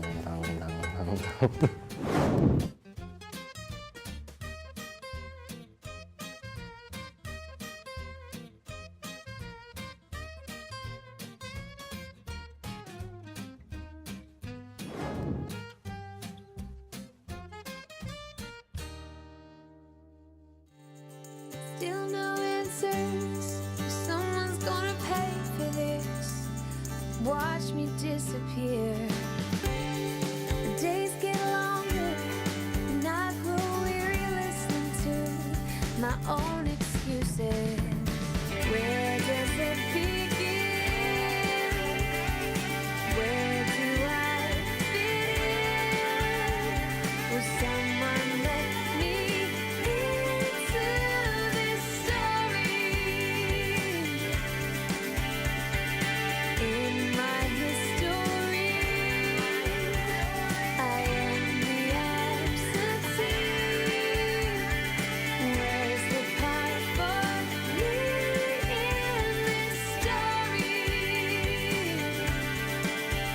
But the colors rule the world inside my head, and the words of all the songs. 下场对上安九选手了嘛，然后跟安九选手也是打了很久了，然后互相还是比较了解吧，然后可能对战的情况可能就是有可能两边都在中路互刷，或者两边一直在跑吧。我觉得这版本中单就是跟队友做好沟通吧，然后保证好自己发育，然后好好打团就行。It's all about communication. Maybe they'll farm, maybe they'll roam. We'll find out in game number 2 because we got to see a little bit of everything, I feel like, in game number 1, but a lot of focus from the teams into the mid lane at least. And we had such a spectacle that Yagao ends himself with an MVP for game number 1, Yamada.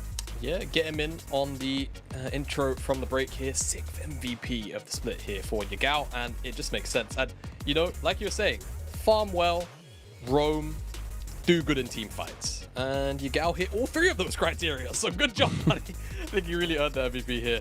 It was just a looming threat. And I say looming, it was just a constant, oh my god, am I going to die now that she's hit this E?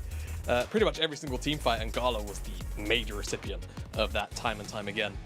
Elk as well, backing Man, up even on so getting many solo different kills in the middle of team fights, no big deal, right? Yeah, not a problem. Like, yeah, cool. Just 1v1 Gala in the backline, not a problem. So many of those times that we just see him absolutely one-shot someone there, as And I think this is Like also this the one, big right? fight here with Elk, where they just move forward and eviscerate everyone on the side of RNG. And at this point, the game, I beg your pardon, was kind of already gone, but it just felt like Yagao was so difficult to deal with, and it was the second one as well. Second solo And kill. another. So impressive. And Breathe just couldn't really do anything. Came very close. Maybe if Bin can flash out of the perfect execution damage, he has a chance, but Shuriken flip, it's too hard to dodge, and he finds himself 2 solo kills at the very least in that game.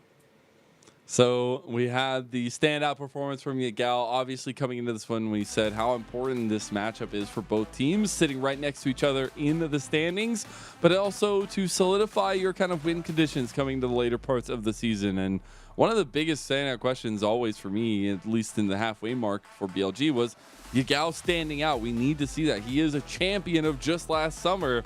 And now we're starting to see him actually feel very comfortable on this team. And I think seeing that cohesion unlock is very important for BLG, who will be finding themselves on the blue side this time. RNG on the red. We get the Ashe, the Wukong banned by BLG, the Vi, the Sejuani banned by RNG. Are they just going to ban out all of Shun's champions at this point?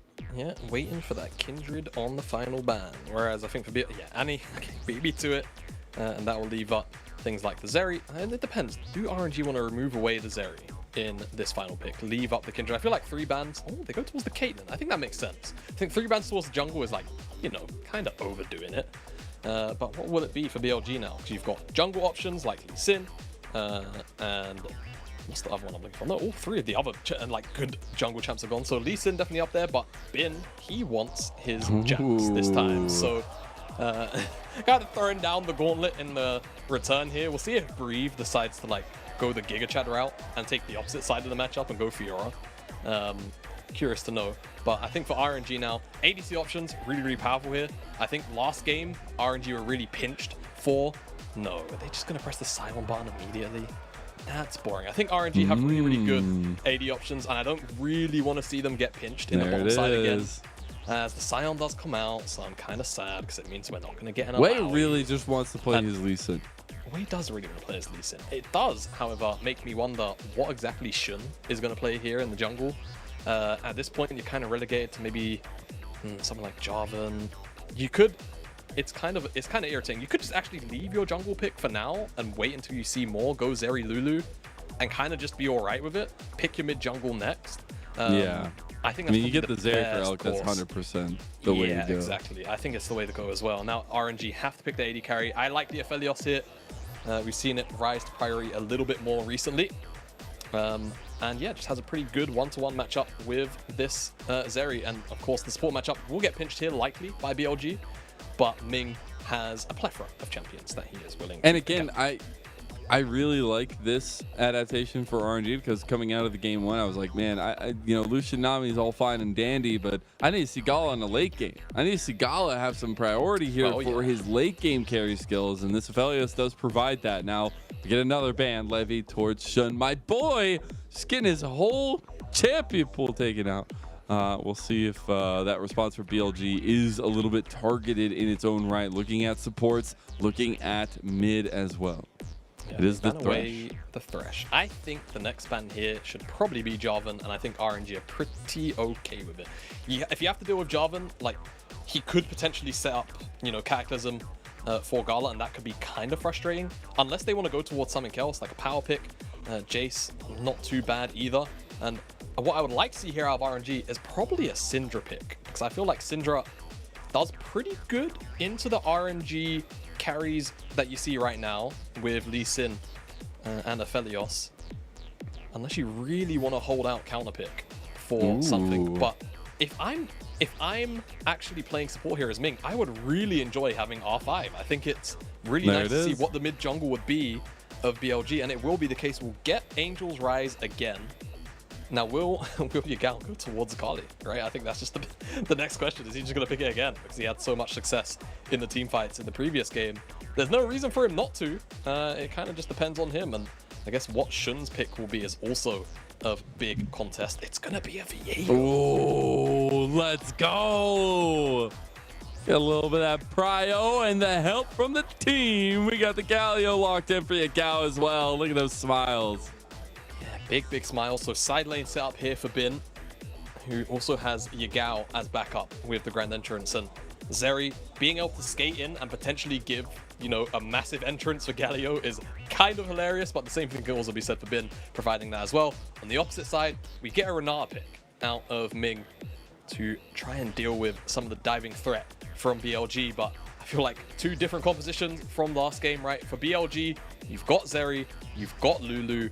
We all know what it does. It's about the top side where they've got a little more global pressure now from this mid lane with the Galio pick, and they can try and utilize a side lane with no real side lane answer on the opposite side from RNG, with the Silent Rise being there.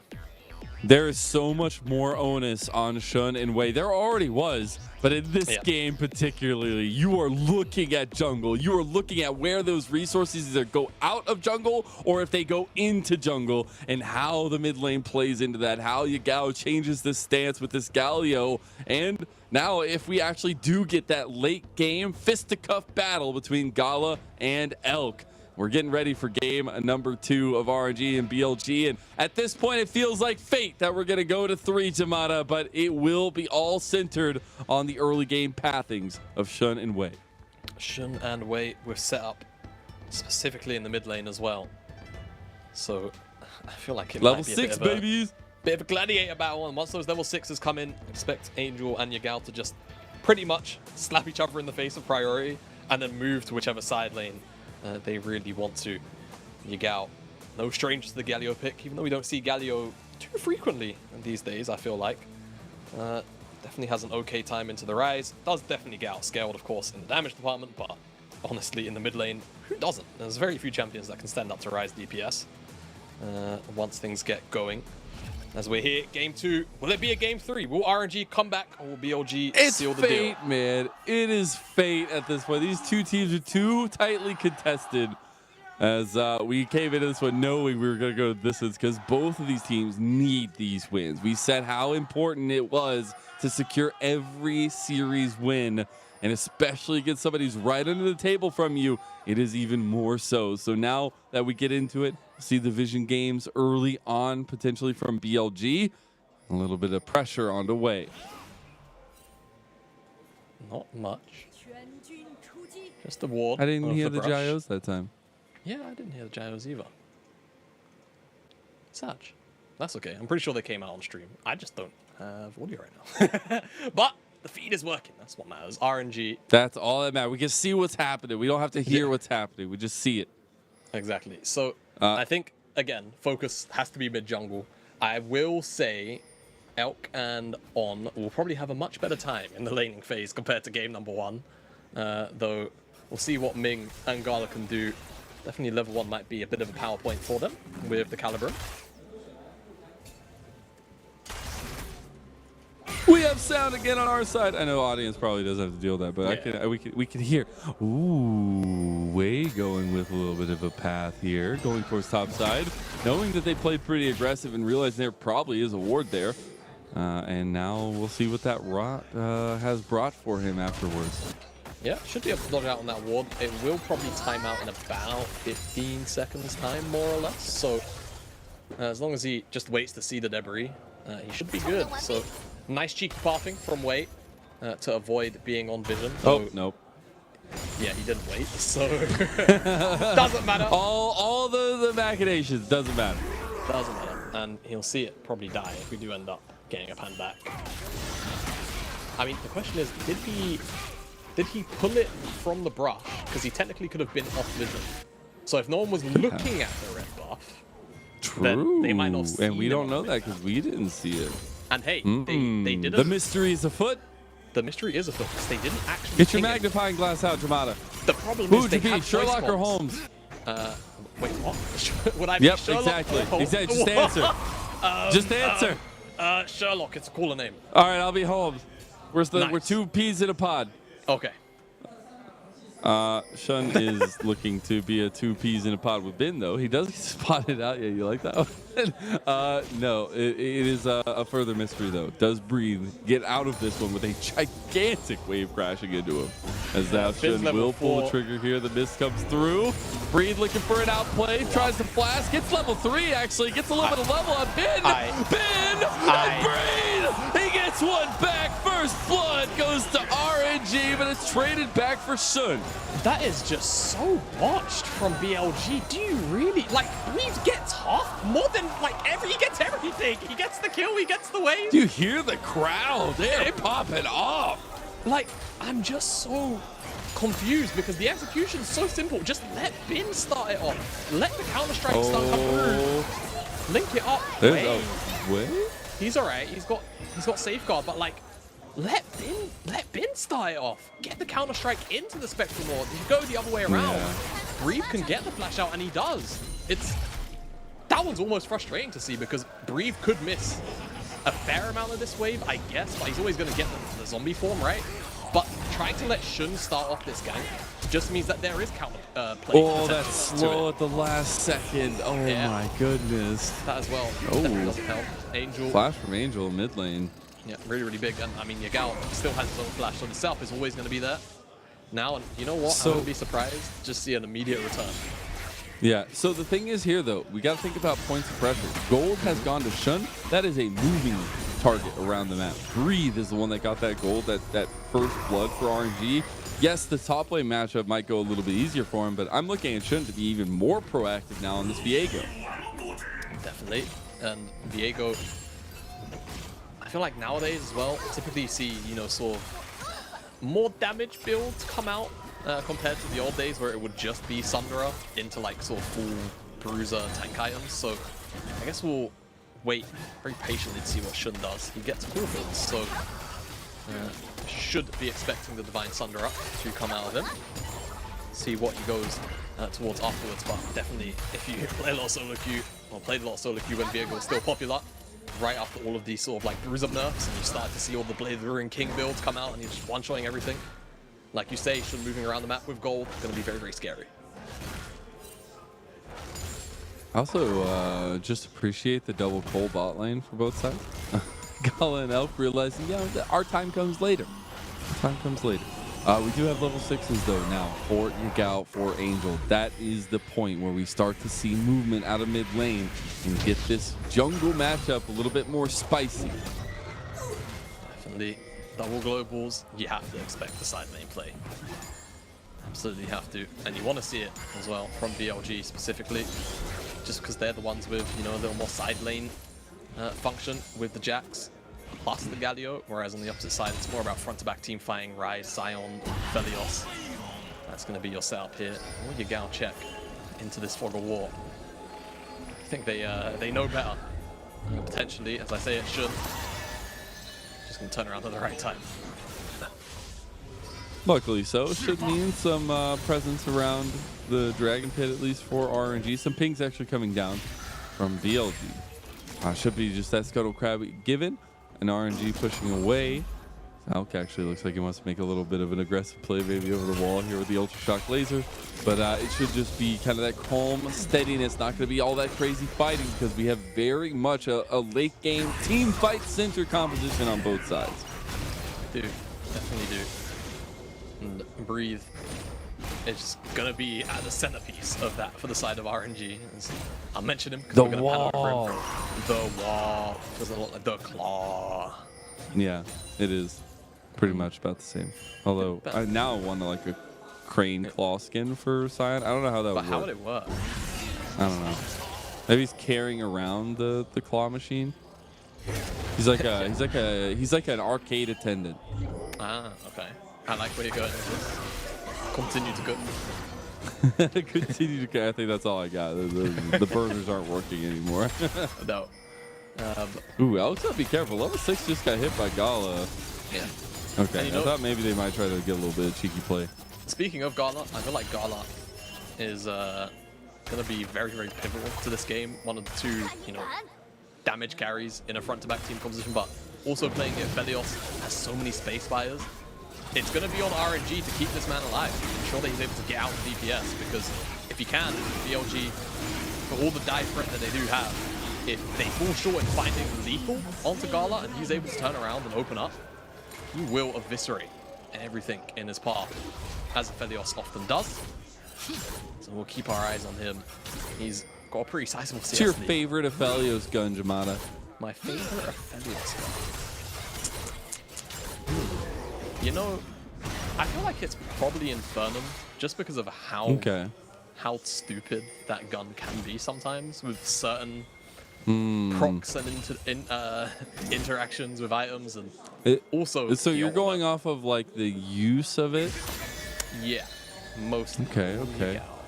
Yagao, you're about to have some trouble here. He is going to taunt him down. He's pretty tanky already. Actually puts damage back and away. As that Ignite start ticking down from that spellbook usage, we do see Moonlight Vigil use bot lane. A couple plates had already gone down to RNG as well. Yagao just said, "What were you saying to me, you punk?" Just throws all the damage back into Wei. And whilst that's going on, it actually buys time and space for Shun to pick up this Herald up here. So really nicely done by the BLG mid laner, and very happy to secure that objective, as on the bottom side, Gala continues to pound away at this tower, picks up a third plate, and he also has a cult, just for reminding, so he's going to have a whole bunch of gold injected into his back pocket very soon. Wouldn't be surprised if he's got a majority of his first item already. Once that prop comes through, you can sell it as well. Which one do you think is my favorite?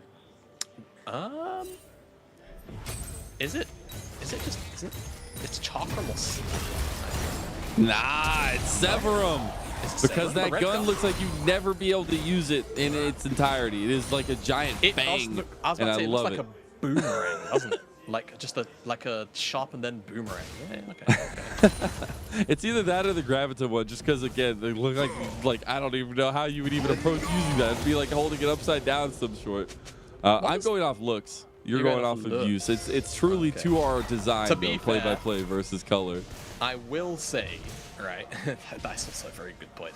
Like the Infernum actually does look like a flamethrower. Like he holds it from the. It does, yeah. For like it's like a Gatling gun flamethrower. I was about to say, it's like for anyone who's played Halo 3, it's exactly like that. The flamethrower, you're holding it from the top and the back, and you're just letting loose with it.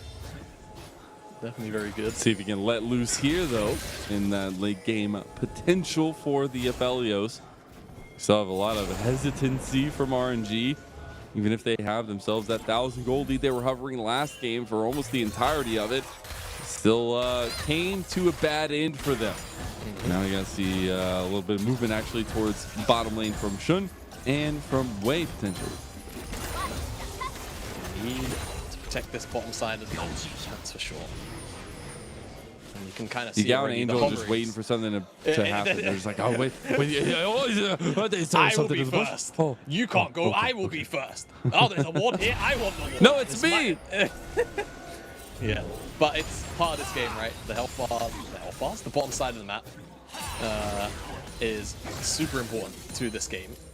The health bars of the bottom laners also very crucial. And will kind of set, the blood in the water motions for continued movement. No one cares about the top side. Unfortunately, it's just Jack versus Silence, so that's going to happen how it's going to happen.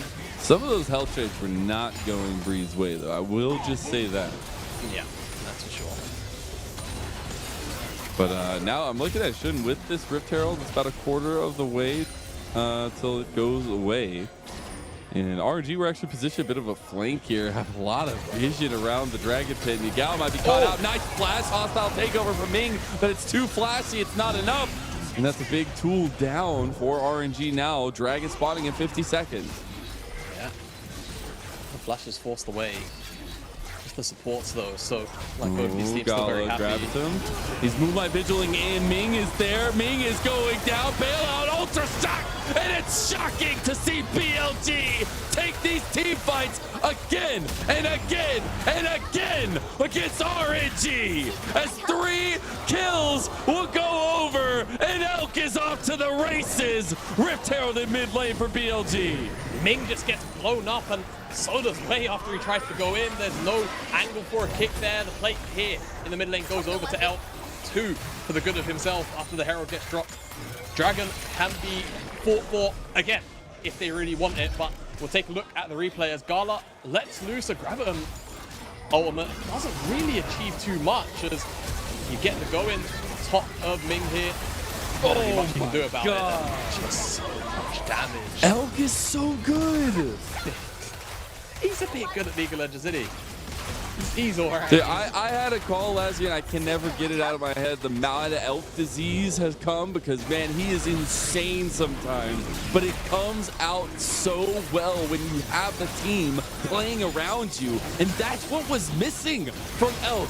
And we see the Dragon actually going over to RNG so they take advantage a little bit. But that's what was missing from Elk when he was on Ultra Prime last year. There were aggressive moments, but it sometimes faltered because the team wasn't able to play around it. And this is a team that feels like they're finally finding that honing edge.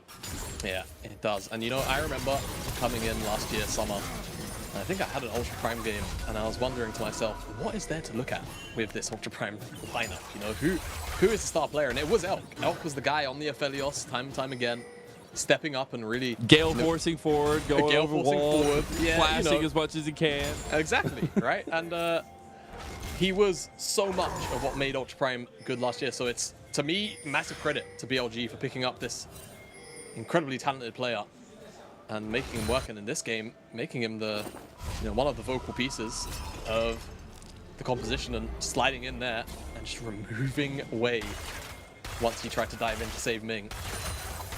Excellent, excellent stuff. And even though BLG did lose this dragon, they're gonna be all right with it, I feel like, as long as they can get the next one, right? As long as they don't pull 3 dragons down, it's not gonna feel too bad. Though definitely after winning a skirmish like that, you would have hoped they'll get it. Now up here. Oh, they're punishing though.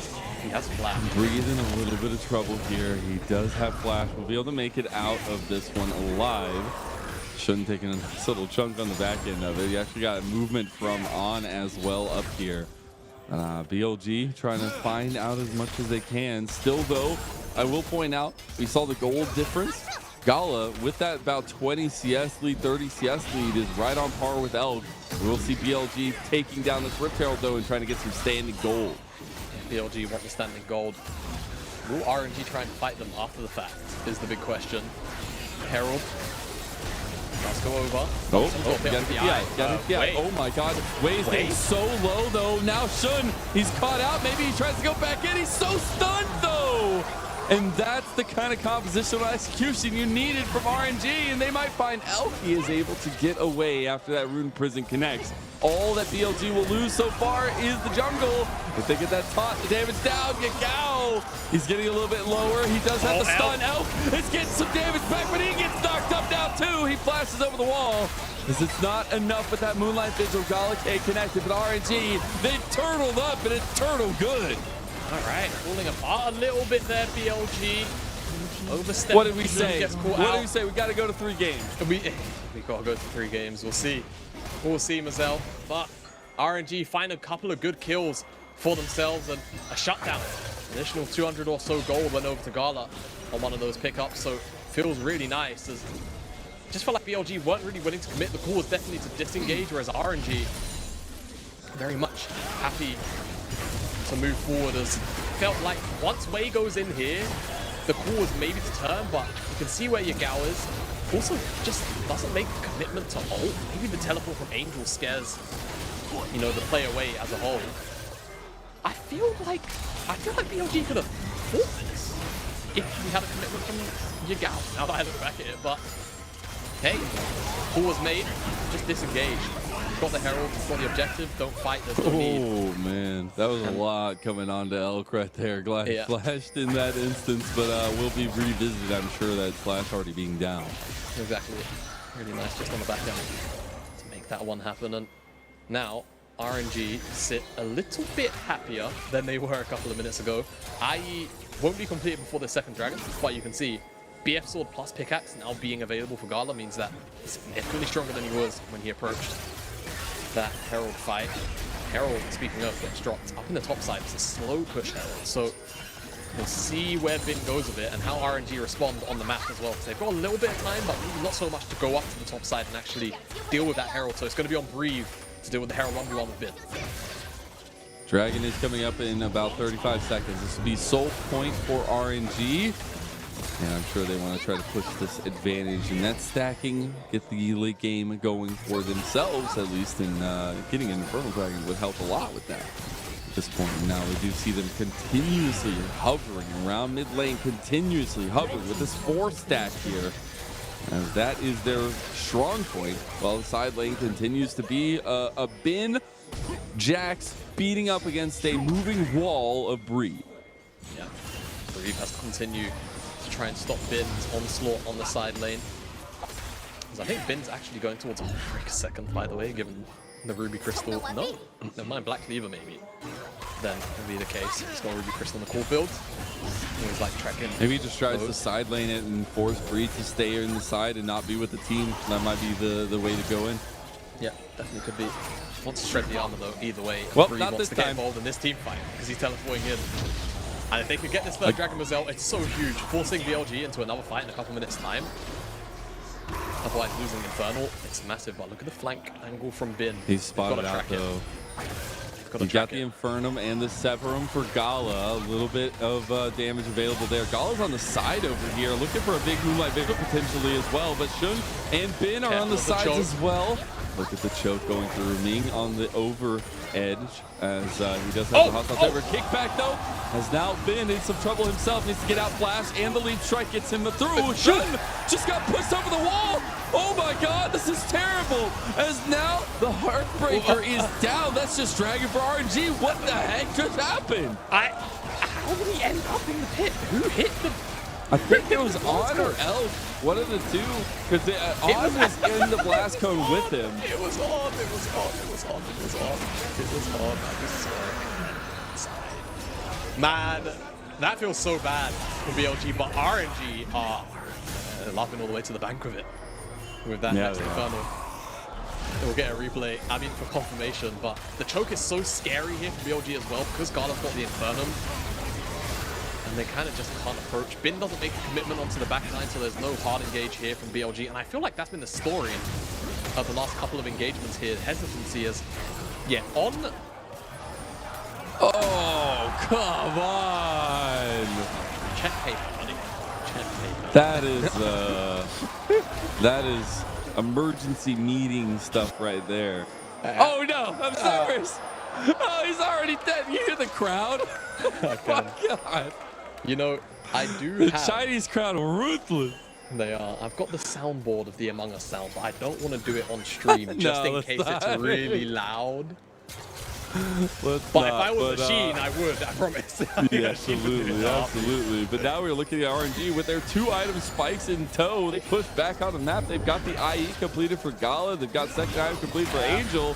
And they're back to the roaming death squad, it feels like, that they've been piloting for the last 7 minutes.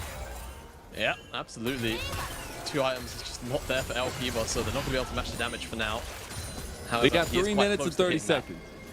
Yeah, I think he's definitely going to hit it within that time frame. Roa's also online for Angel. I can't quite make out, is that an 8 or a 5? I can't actually tell. My eyes are bad. That's 8 on both sides. 8 on both sides. Good to know. 9 now for Angel. They're going for Ming though. Hostile takeover back. Gala's caught though. He's putting down work.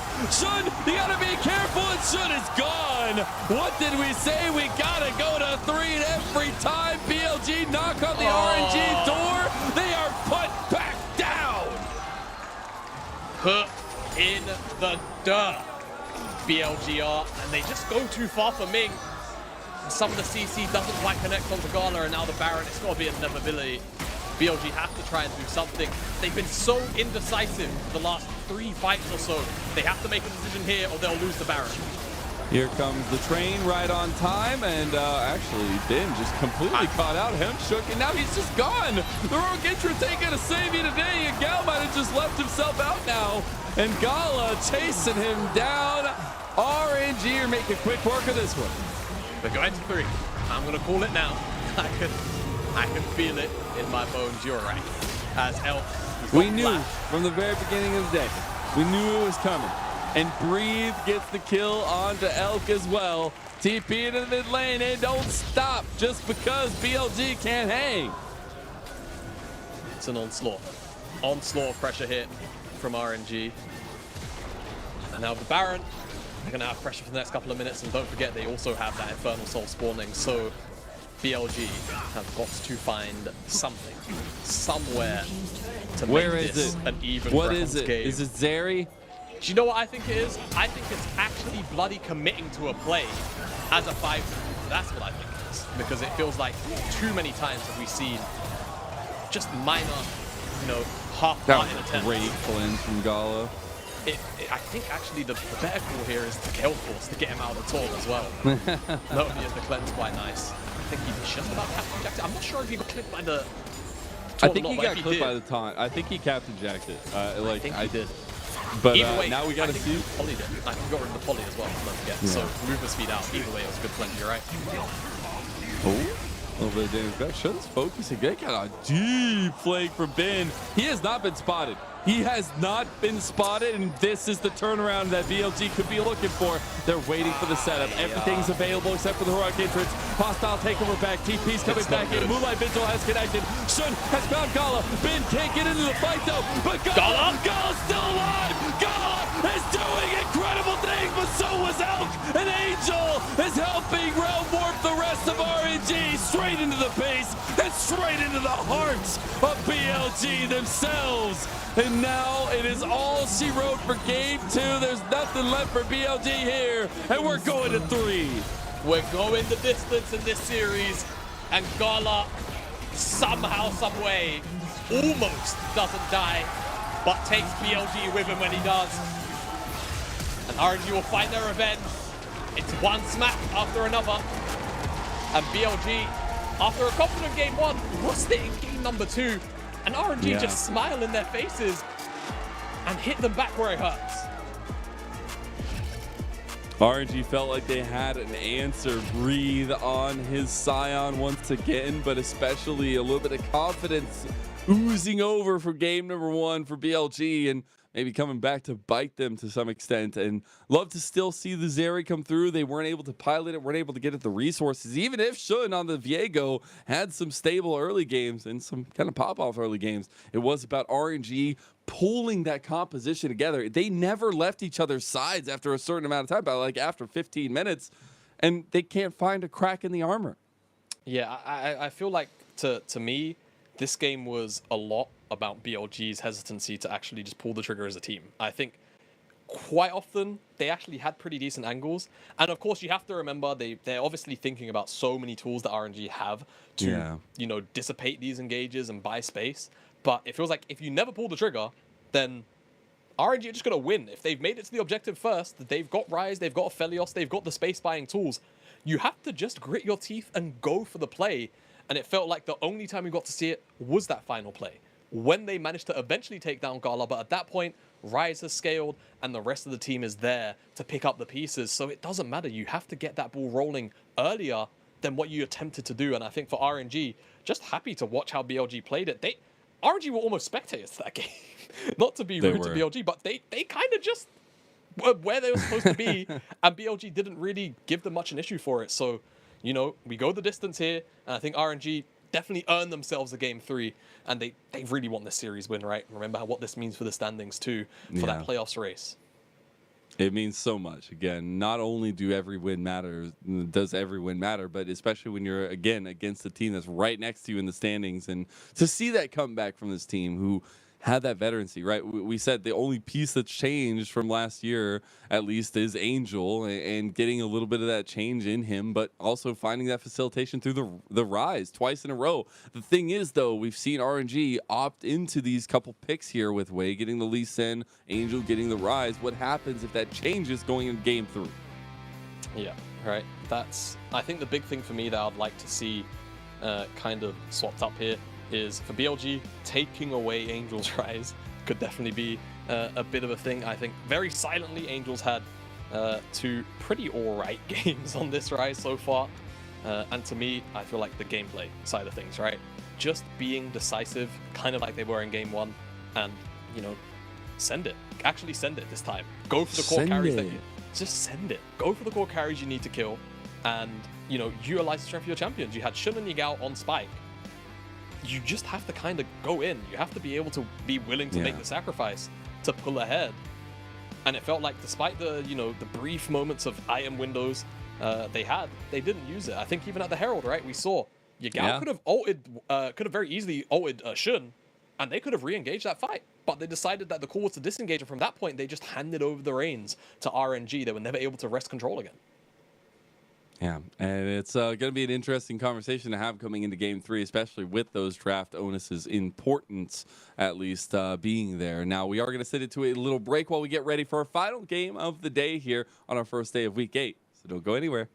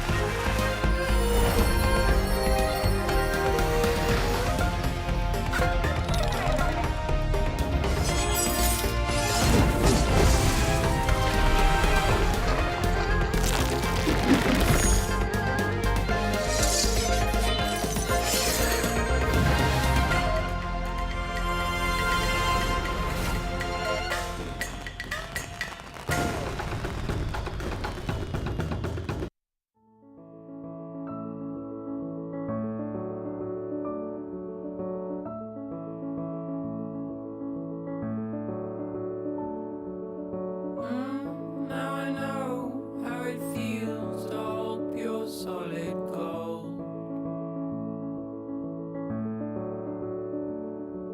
Sleep in the arms of my only minute tiny world. And right here in our arms you'll stay until you can find your own way. Oh, my son, stay curious, my boy.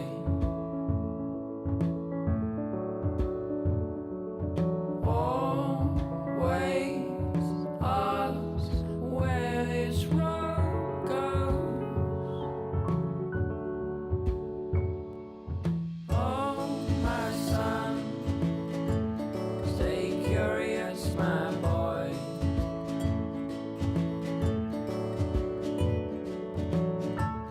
Just outside your door, you'll find love where you don't know.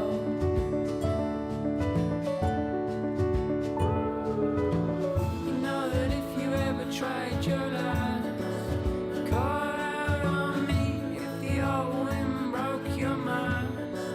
Set out to sea if you've fallen down. You know that I'm here, so you come on home to me.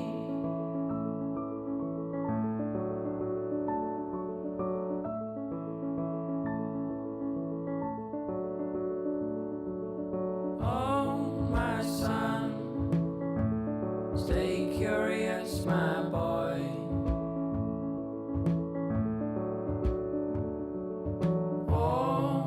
Always ask where this road goes.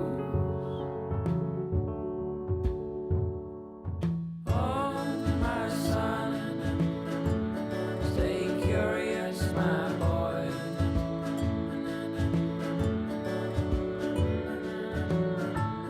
Just outside your door,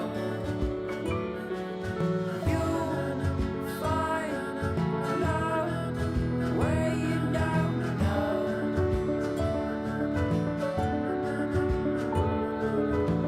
You know that if you ever tried your luck, call out on me if the old wind broke your mind. Set out to sea if you've fallen down. You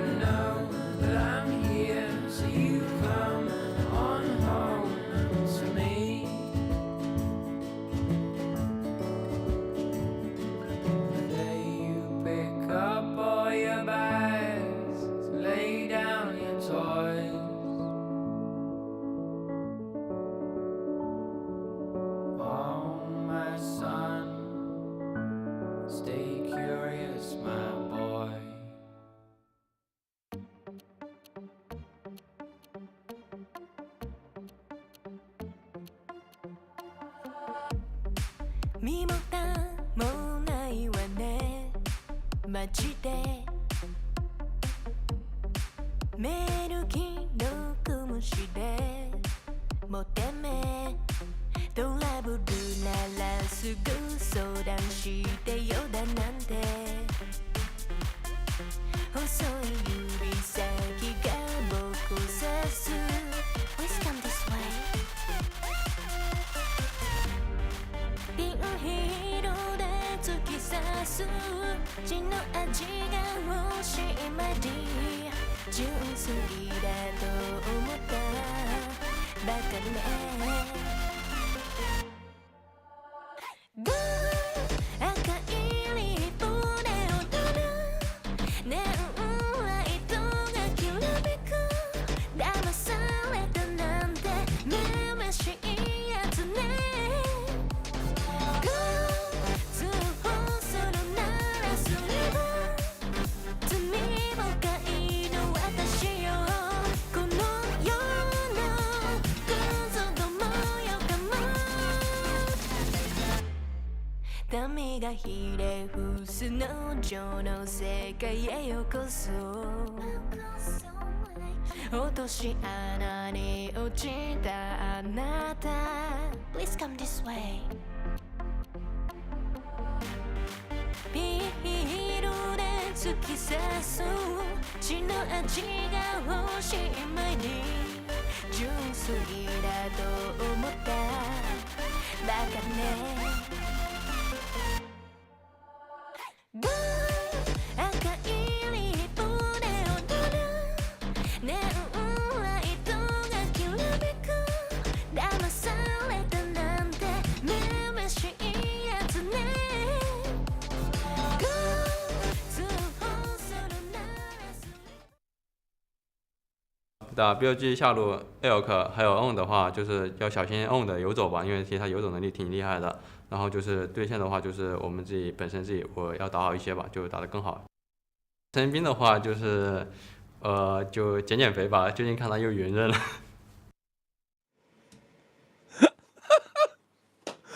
Powerful words from Ming himself there. Gotta love to hear it and some of the banter back and forth, but especially that game 2 comeback from RNG, and it's Gala who gets MVP.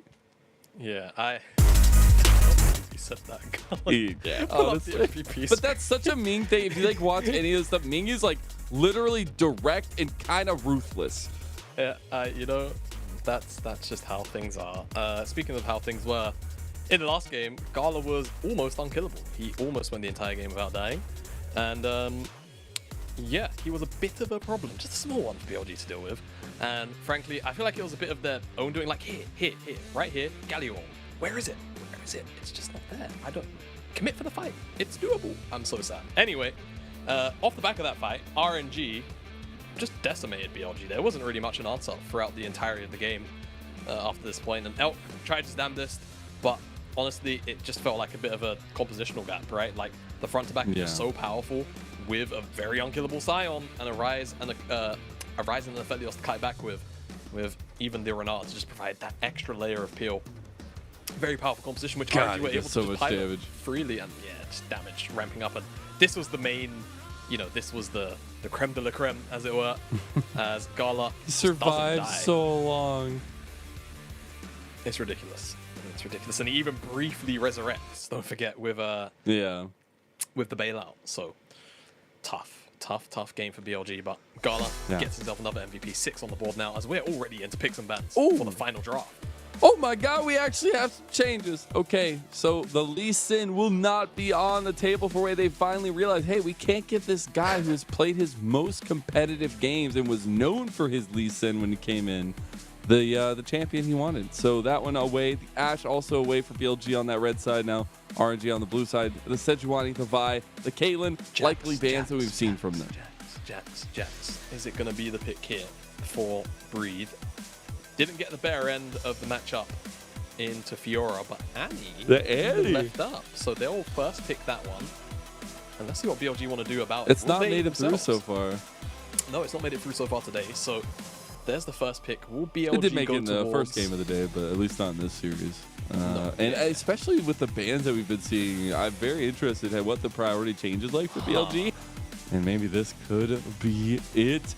We get the Shun signature here as well, a little bit more given to him, and it is the Kindred locked in for Shun and BLG. All right, what will the options be around it? You want to see a lot of like DPS picks typically surrounding it in the AD carry slot specifically. So if you do go Varus, you really might end up going towards that. But one thing I also want to know is Elk can just go Zeri. Zeri is up and available. You go Zeri Lulu. You have a really strong core. Victor, this early on would be very, very interesting because you don't know where the Annie is necessarily going to be committed to. Gal's going to end up going towards the Rise. And we did, or at least I did, I asked to see BLG take Rise out of Angel's hands, and they're going to do it via picking it up. And RNG now have the opportunity to get a counter pick into it if they really want to. Maybe you go towards the Galio this time, Angel. Maybe you try and provide a little bit of that utility play. But also, I feel like Galio into Kindred is surprisingly oppressive, because if you are BLG and you all want to stack on top of the Kindred owner, and then you just slam Galio in there because there's often a mosh pit, it's space you have to just vacate. Otherwise, you end up eating a massive knock-up and you end up eating a massive taunt. Can be quite annoying to deal with as RNG. Very true. They don't want to go through the jungle or through the mid lane route. For now, of course, they've still got Annie as that flex. They want Gala on a hyper carry. You got to. We saw a massive, massive difference from game 1 to game 2 just because of that change to the Aphelios here for Gala. Now, the question is, we get the final pick of the first phase. This is a traditionally good matchup for the Kennen into the Jax. We'll see if Ben wants to take this one here. And a lot of that team fight setup to play around the Shun. Lambs are spiting a lot of the AoE they have. That's really, really giga chat. I like the idea of this composition so far from BLG. If they have to stand their ground Venn diagrams. Yeah, just Venn diagram. Okay, right. Now they need a Mumu Samira bot, and they're sorted. And all of a sudden, if you step into the that, circles are coming at you. The circles, what do they mean? Yeah, it's going to be very, very dangerous for RNG to actually approach. I feel like RNG should try and index into a little bit of range here. If they end up with Annie in the support role with Ming, I would really like to see something like Jace in the mid lane, and then something from Wei, which doesn't necessarily have to play, you know, in the faces of BLG. We'll see what they want to do as RNG making the correct call. Any AD carry that can like stand their ground right now is definitely, you know, for the ban table right now. And I think Xayah makes a whole bunch of sense. You could go Zeri just because of the strength of the champion. I wonder what else. I will say also, like, well, I actually would not mind a Lucian Nami at this point, right? Like, because yes, we were talking about in game number 1 for Gala, it wasn't exactly the thing we needed to see. It's the most played for Elk so far by a long shot, at least in the season. But also, you have so many other things that are distractions on the side of BLG that you might be able to weave your way in there. Maybe. I don't know if I like it, but we'll see what they decide to do, right? It's BLG with the opportunity. There's the Varus, again, just kind of being on strength champion there, which says to me they don't mind if Elk gets the Zeri again. They don't really care. So I think that for BLG, if they want to go Zeri, they can. I think it'd be a bit of a bait. I don't know how I feel about the Lucian Nami. I'm a big hater. I'll just flatly say it. I'm a big hater. I feel something happening. There's something happening in my head. I don't know. There's fades. There's something. Oh my God, it's gone. Wow, okay, it's just Zeri. And it's gone. Because Zeri is something that L can rely on. And we saw that this is the reliance for this series, is late game carries, that if you get them there, they will win you the game straight up. Yeah, I agree. I think Renata for RNG, pretty high value here. If everyone's in that mosh pit, the more AoE you have, the higher chance you have of surviving. Yeah, so many good hostile takeovers too. Yeah, there are 2 very, very strong targets to hostile takeover, so RNG doing a good job there, and that does lock Annie into the mid lane with Angel against that Rise. Now the question is, what will Wei pick, right? Like, a lot of junglers have been banned away here. Has to dive very deep, and it's gonna be Sins now. Okay. It's not often we ever see this champion, but is definitely on the list. It's just so far down that often we don't get to ever see it, as that was a very funny hover from On. I feel like Rakan makes a whole bunch of sense. There's only really 2 ways to disrupt the engagement. They're gonna go for the Blitzcrank! Let's go! It's locked in, and they got some aggression pull him into the thunder here for BLG. I mean, it is kind of the theme, isn't it? Look across. You've got Kennen, you've got Zeri, and you now have Blitzcrank. Electricity. All we need now is a Hextech Rift, and I think BLG might just win by default. That could actually be the option. We'll see, but I think a lot of this game, you know, we focused on draft about, you know, standing around, dealing with this Kindred ultimate. I feel like it's just going to be a game of, you know, it's going to be a bit of a game of chicken. Who is going to make Shun pop the ultimate, or how is Shun going to use the ultimate? And will BLG, you know, be in the river first? All of these kind of questions, I think, are going to be answered for us, of course, naturally, but those are going to be the core ways for RNG and BLG to play out this game. And we had said coming into this one, there's no big major mismatches across the board. It comes down to the draft and then execution in the game. It's been a tumultuous time for both of these teams. RNG at 5-6, BLG at 5-5. They are neck and neck, and we are rounding out the LPL spring split. These wins matter the most, and especially with RNG on a 2-loss streak now in devastating fashion, while BLG themselves, they've been up and down. They lost to LGD. Those are never the things you want to write home about. But we're here in the third game of RNG versus BLG. Everything on the line. And everything comes down to this. We got the late game carries for Elk and Gala. We got the at least priority for Wei and Shun. It's going to be a lot about the early game here between these two teams. And Blitzcrank can make or often break a team or a game. Listen to those gyros. There's the whole venue.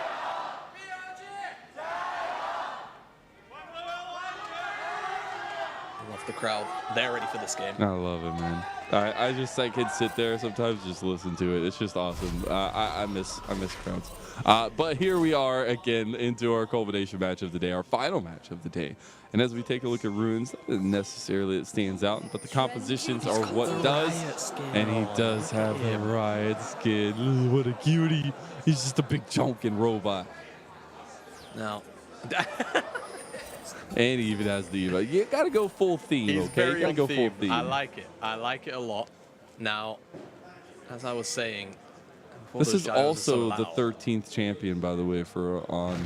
Not bad. Not bad. So here's the thing about Blitzcrank.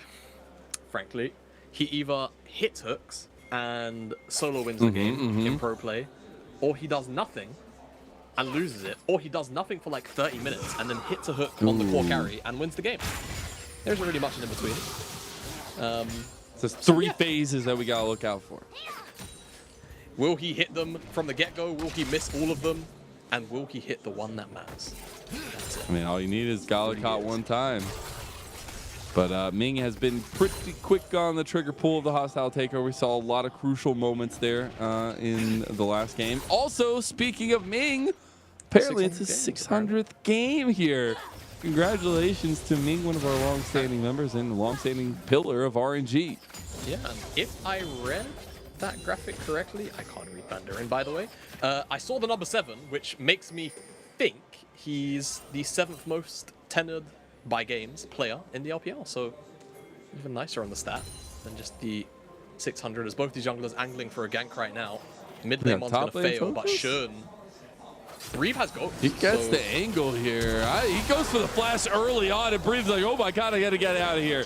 I don't know if he can, though. The stun comes through. This should be first blood to BLG, but Breathe, a little bit of speed there with that ghost, and he goes right into Wei's waiting arm.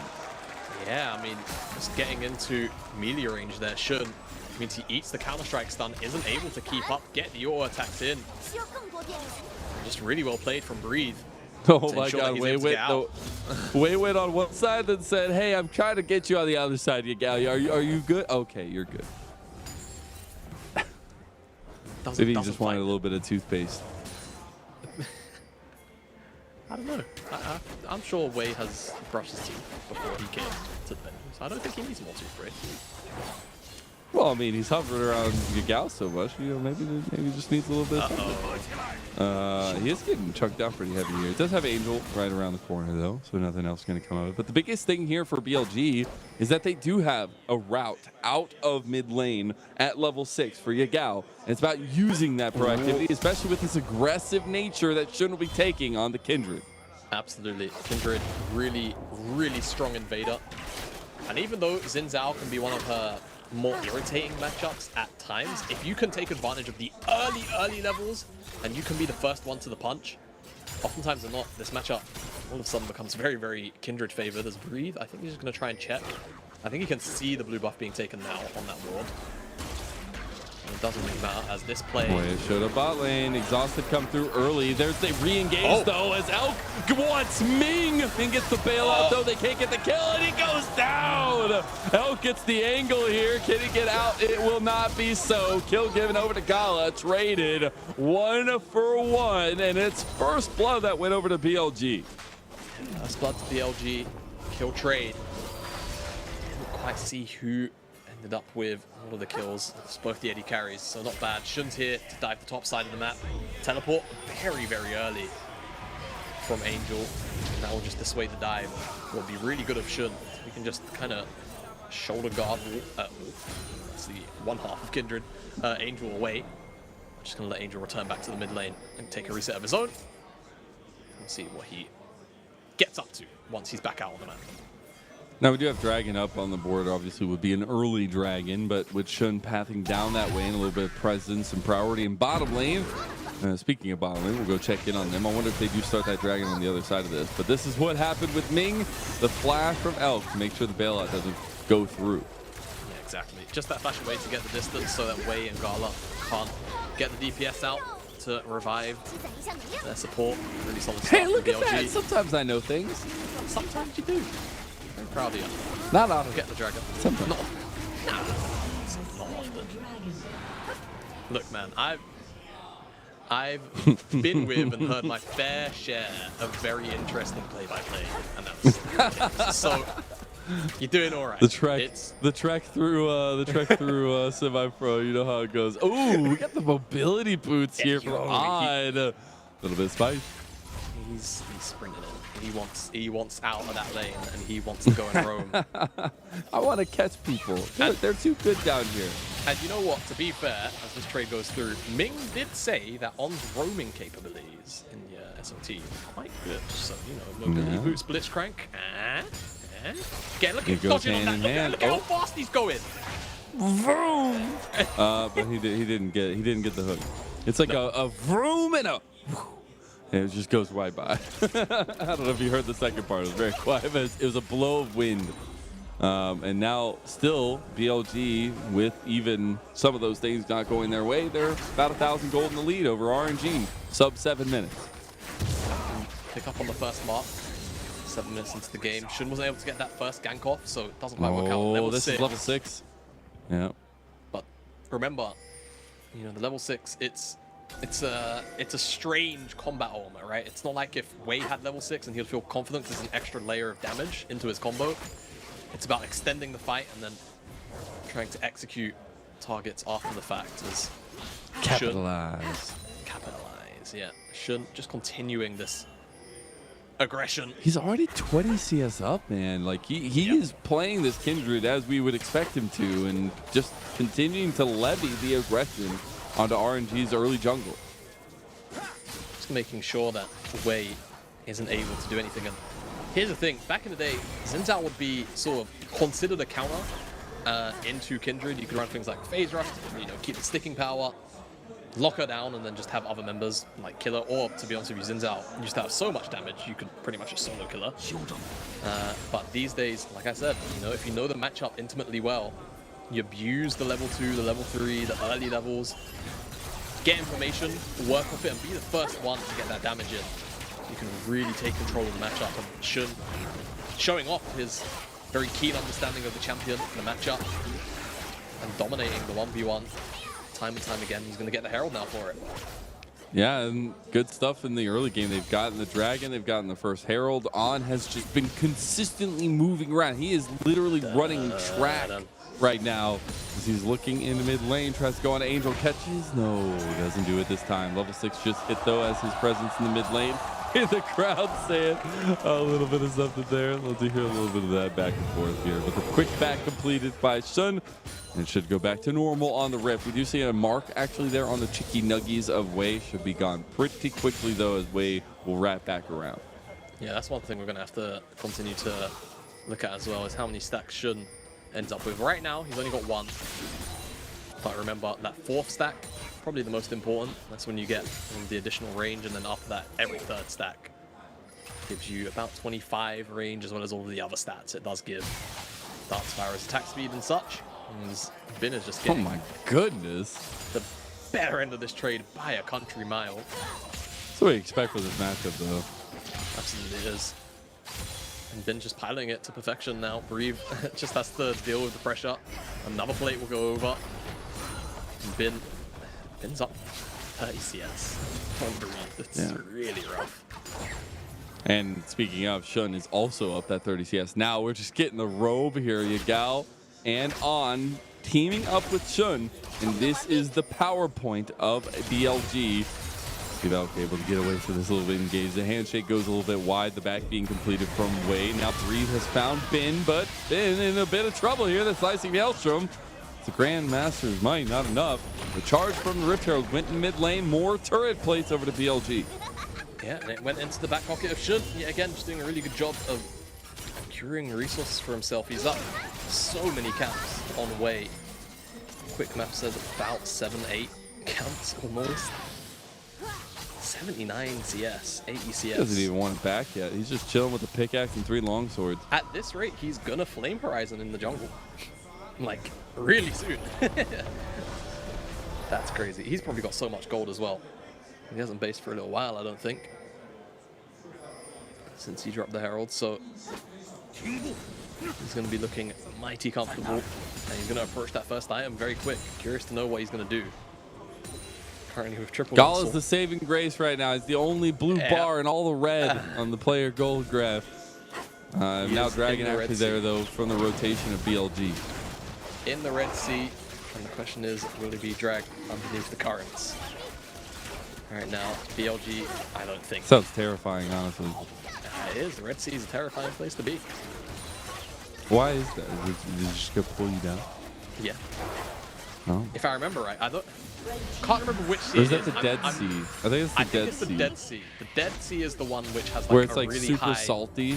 Yes. So the water's basically like heavy.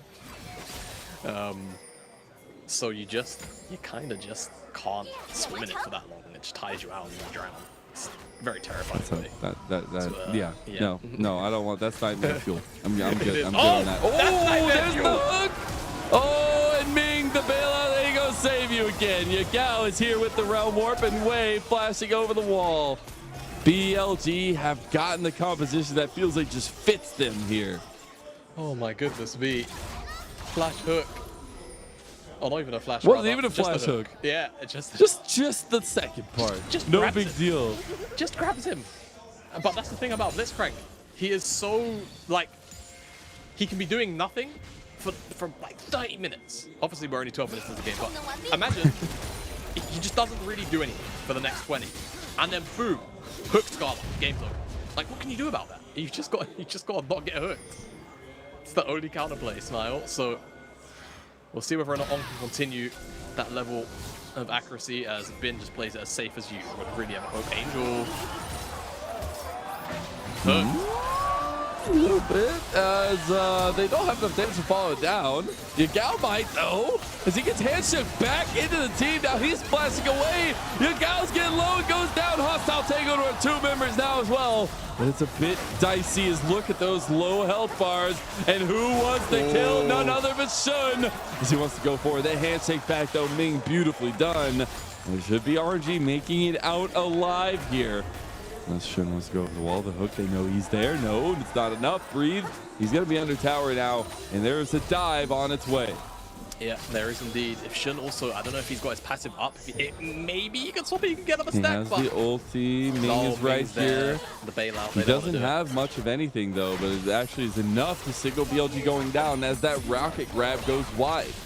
Yeah, they don't want to commit because they see Ming there, which means the bailout could make things a little bit complicated.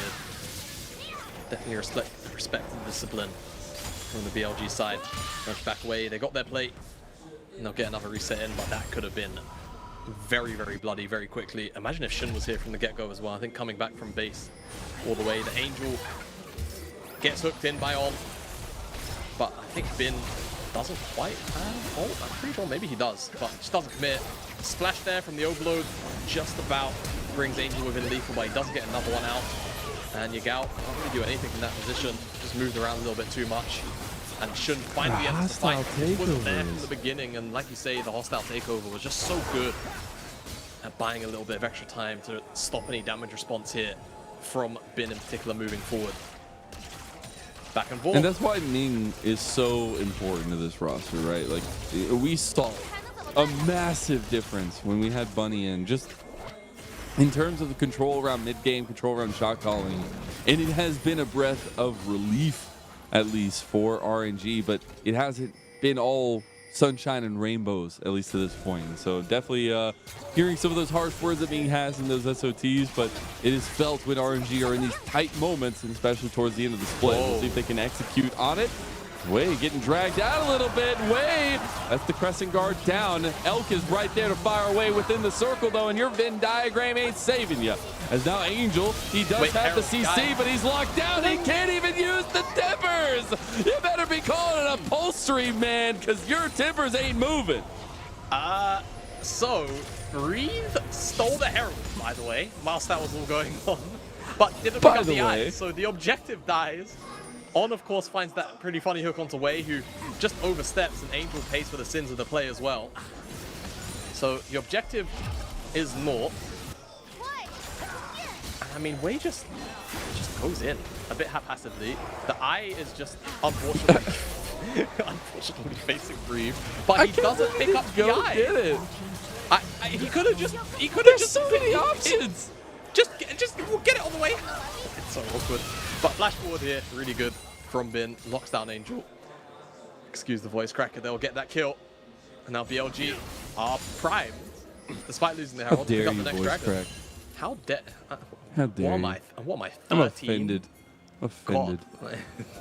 This is third dragon, though, for BLG. It actually looks like RNG just want to try to get at least control of mid lane before they move down. The backs did come through, so BLG actually not pushing this momentum a little bit more here. Maybe trying to get some backs, maybe some item completion before they have to fight this, but they don't necessarily do. I feel like both teams are kind of comfortable in the stalemate, but if somebody overextends or somebody gets caught out, that's the difference. If On hits the hook, like... Then he spotted out. Uh-oh, TP's coming in now, BLG. Okay, everybody's coming to the fight now. You got Shun already popping the Lambsdorff fight. Wei getting a little bit lower. He uses the crescent guard. Here comes the damage, though. Slicing Maelstrom on the back. Gall is getting low, and he's not going down, though, as Bin has already been taken out. Elk gets a kill onto Angel, and it's the ADCs that are staying alive and putting out the damage. The ult on the backline was good, but there just wasn't enough follow-up. I think the fact that Elk went over the wall and left Bin on a bit of an island in that 1v2 meant that BLG couldn't capitalize as heavily as they potentially could have, but they still win the fight. On again, massive hook onto Angel, sets him in too much of an awkward position. Wei gets kited out by Shun. The fight's still good. Just a couple of windows where RNG could have maybe snuck back in. Look at the replay straight away to give you an idea of what I'm talking about here. Wei again, it just feels like goes a bit too far forward. The hook connects onto Angel. Shun forced to use the ultimate by himself, and Wei doesn't knock Shun out in time. He gets one shot, and as you can see, Elk comes over the wall to help with the assassination, and Bin is just by himself. Excellent exhaust from the side of Ming to stop that from dealing more damage. Weird fight. It is a very awkward fight. Yeah, I wonder what the communications kind of sounded like in that moment where both teams are getting pulled to the edges of the fight. We'll see as that soul point does mean a lot for BLG. They also got the outer tower in mid lane. So they'll have 2 towers taken down, a third close to follow. But more so, what this means for their control around the map. They already have a huge gold lead, about 5,000 gold in the lead here, sub 20 minutes. And they can kind of take their pick of the litter as the rest of the game plans out. You know, can they fight over the soul? Do they go for the Baron? Things like that. And we're still looking at stacking up for BLG. Yep, BLG about to get the Archangel spike as well on Yagao. It looks like Elk going towards Blade, not Blade, a Bloodthirster. Both give life steal, just slightly different effects on those items. By slightly, I mean massive, as BLG on spike now with those items. Gala just a touch behind Elk, but should be approaching that second item very soon, as that was a He got his 4th mark. Yeah. Let's go. All attack range increase is really big for Kindred, especially the initial one, because it's 75 extra range. That first range increase. So now gives the opportunity for Shun to really, really dance around the fight. Still about using those strengths though, and finding the picks with On again. You said you can hit those big moments that matter and can change games completely, but you can also go quietly into the night, not having as much influence here. But it's a lot of movement around this top side of the map from BLG. Shouldn't be able to find anything just yet. They are just continuously looking for these picks while we have downtime. That's all they have to do. To be honest with you, I think BLG are super comfortable with the gold lead that they're at. They're gonna have to be a little bit careful, and maybe when the dragon spawns up, they might be, you know, at item completion parity, maybe, with the exception of top lane, where I expect Bin likely has an item completion cooking. That is Elk completing the Bloodthirster now.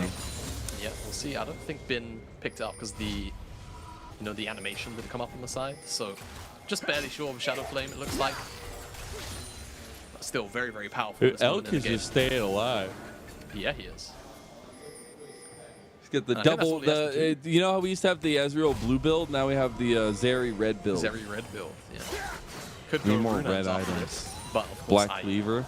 Black Cleaver. Yeah. Does Runaan's count? I feel like it's more orange and yellow. Nah, it's red and yellow. I'll say it's I red feel and like yellow. it's more orange. Chat, let us know. Is Runaan's red or yellow, or what do you say? Orange and yellow. Orange and yellow, yeah. Yeah, I feel like Let it's us know, red. chat. Anyway, Let us know. BLG. Somebody let RNG know that they're doing Baron, though. As I think they're still a little hesitant on is using this vision to try to threaten a rocket grab as well. Yeah, that's all you really have to do. That's just gonna go back to it. Yeah, you can just Wow, just do this for a while. RNG. I think Sway realizes something's going on. He's like, Yeah, they're all a little missing. Okay. Well, this might just be fair. I mean, they're already burning it down. RNG. They've just been taken out here. Nothing going to go their way. BLG get the Baron. That's a 3-minute timer and a dragon in a minute for Soul. Man, I'm so confused. I guess RNG just didn't think they were capable at the end of the day once they eventually figured out what was going on, but it was just so... It just took so long for them to figure out. I'm confused. But BLG, the heist is complete. Holy cow, look at that gold difference. Oh my goodness. Yep. You see the top 3 there. Yes, you have Gala, but then the next person on RNG has like 3,000 less gold than the carries of BLG. It's only a mild problem. Wouldn't say it's that huge, as BLG items are ready. Gala's the only one with 2 items right now. Everyone else is still trading behind. So if RNG are gonna have a chance at winning this next team fight, denying Soul, it has to come from Gala. Ben has already found a flank. He has not been spotted out. Finally does. They see him hovering the edges. They know that a flank is possible, and that is a game changer. But On is also one, as Breathe is pushing in, trying to get some bounty gold here. Dragon started up by BLG. BLG start that dragon up on the side. There's 1v1 brewing. RNG, what's the call?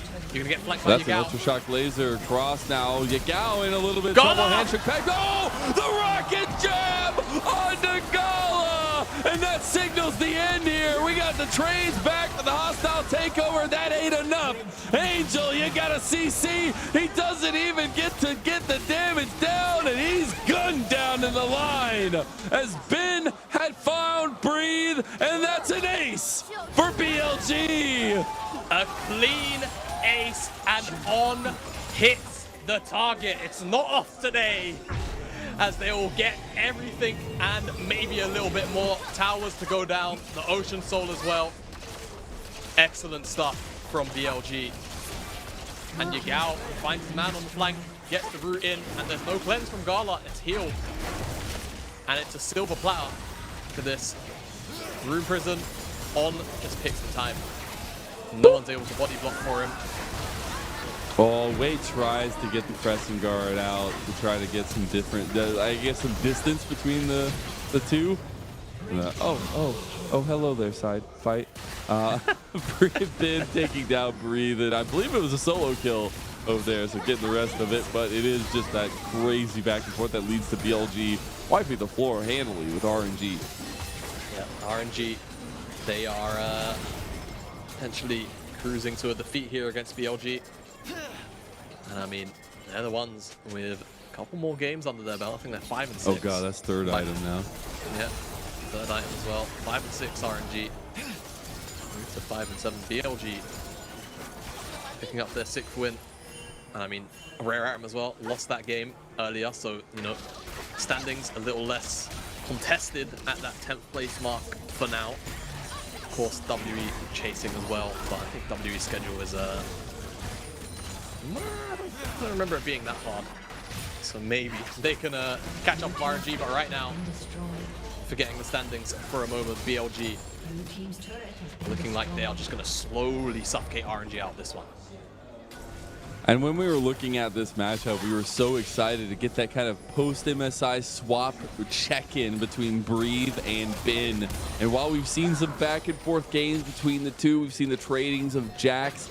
Now Ben takes the upper hand with the Kennen in the last game and some crucial team fight flanks and setups that maybe he didn't even get into the fight, but pulling Breathe off of a fight against BLG is even bigger. Oh, and now the rocket grab yet again, and Wei with the Crescent Guard actually makes it out alive, but the siege is not going to stop anytime soon.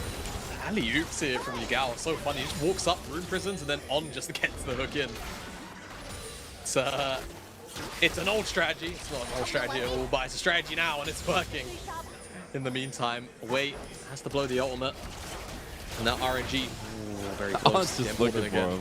I mean, he just fishes. That's all he has to do.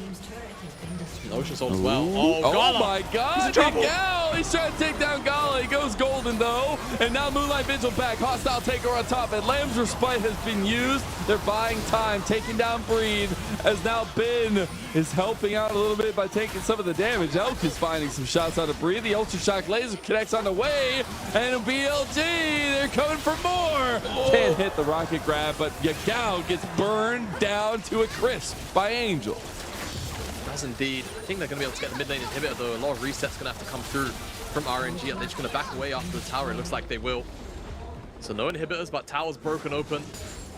So if they do win a fight somewhere around the top side, if the wave is in their favor, they'll end the game. BLG not too fussed about how this went, but definitely could have punished a lot harder RNG stalwart defense in this one. Well, we got third item completed for Elk, way ahead of time of Gala. And with, you know, 10,000 gold deficit, I would say that would be the case.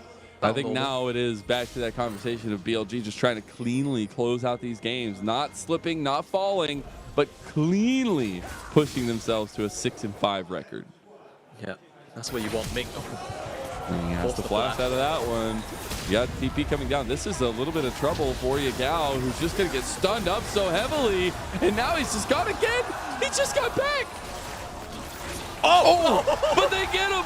Oh, Ming gets caught out in the end. Wei with a big Crescent Guard, though. You got to shut down over there. But now Ben. Oh, my God. Just like that. BLG eliminate RNG. The smiles show everything you need. BLG got the better end of the trade, and it has been an entire team that come together and push it to a 2-1 victory over RNG.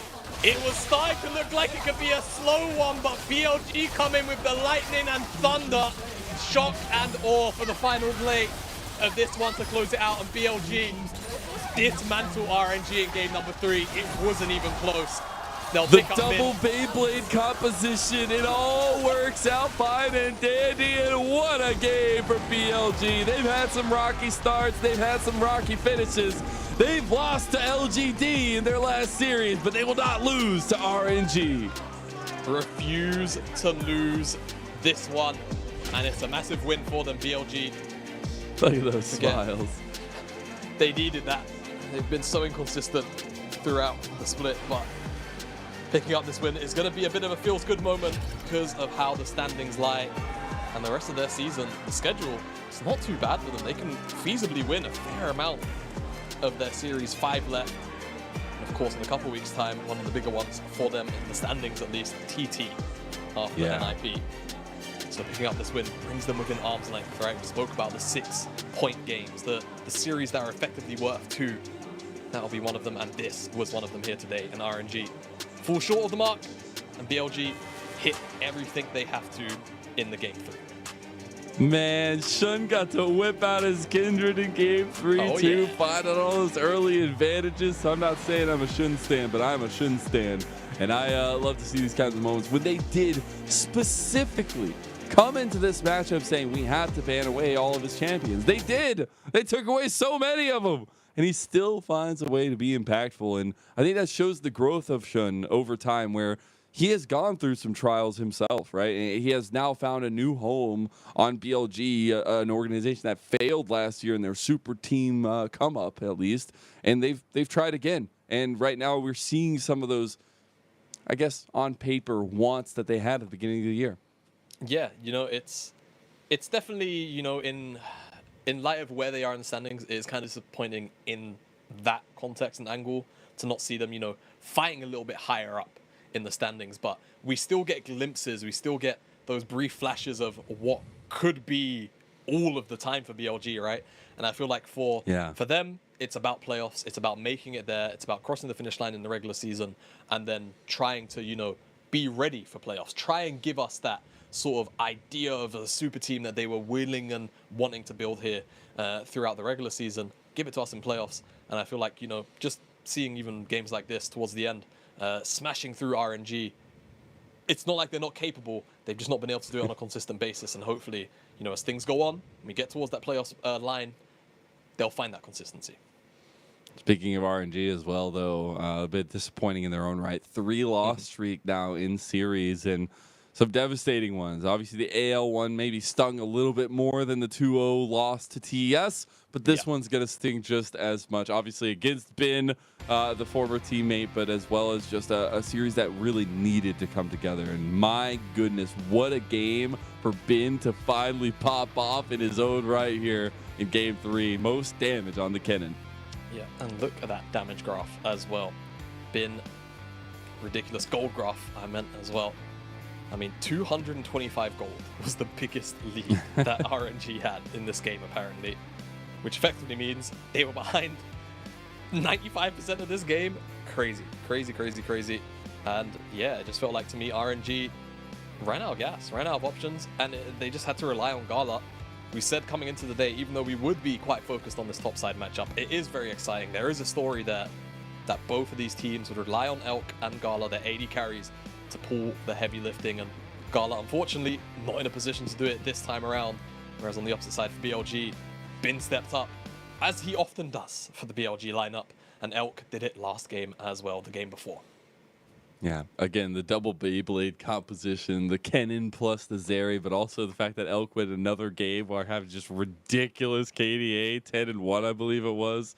But I do believe we have our interview ready to go, so let's go ahead and kick it over to Christina. Hello there, welcome to Post-Game Interview. I'm Christina. We're joined by Xun, the jungler for BLG. Congratulations on your another 2-1 victory.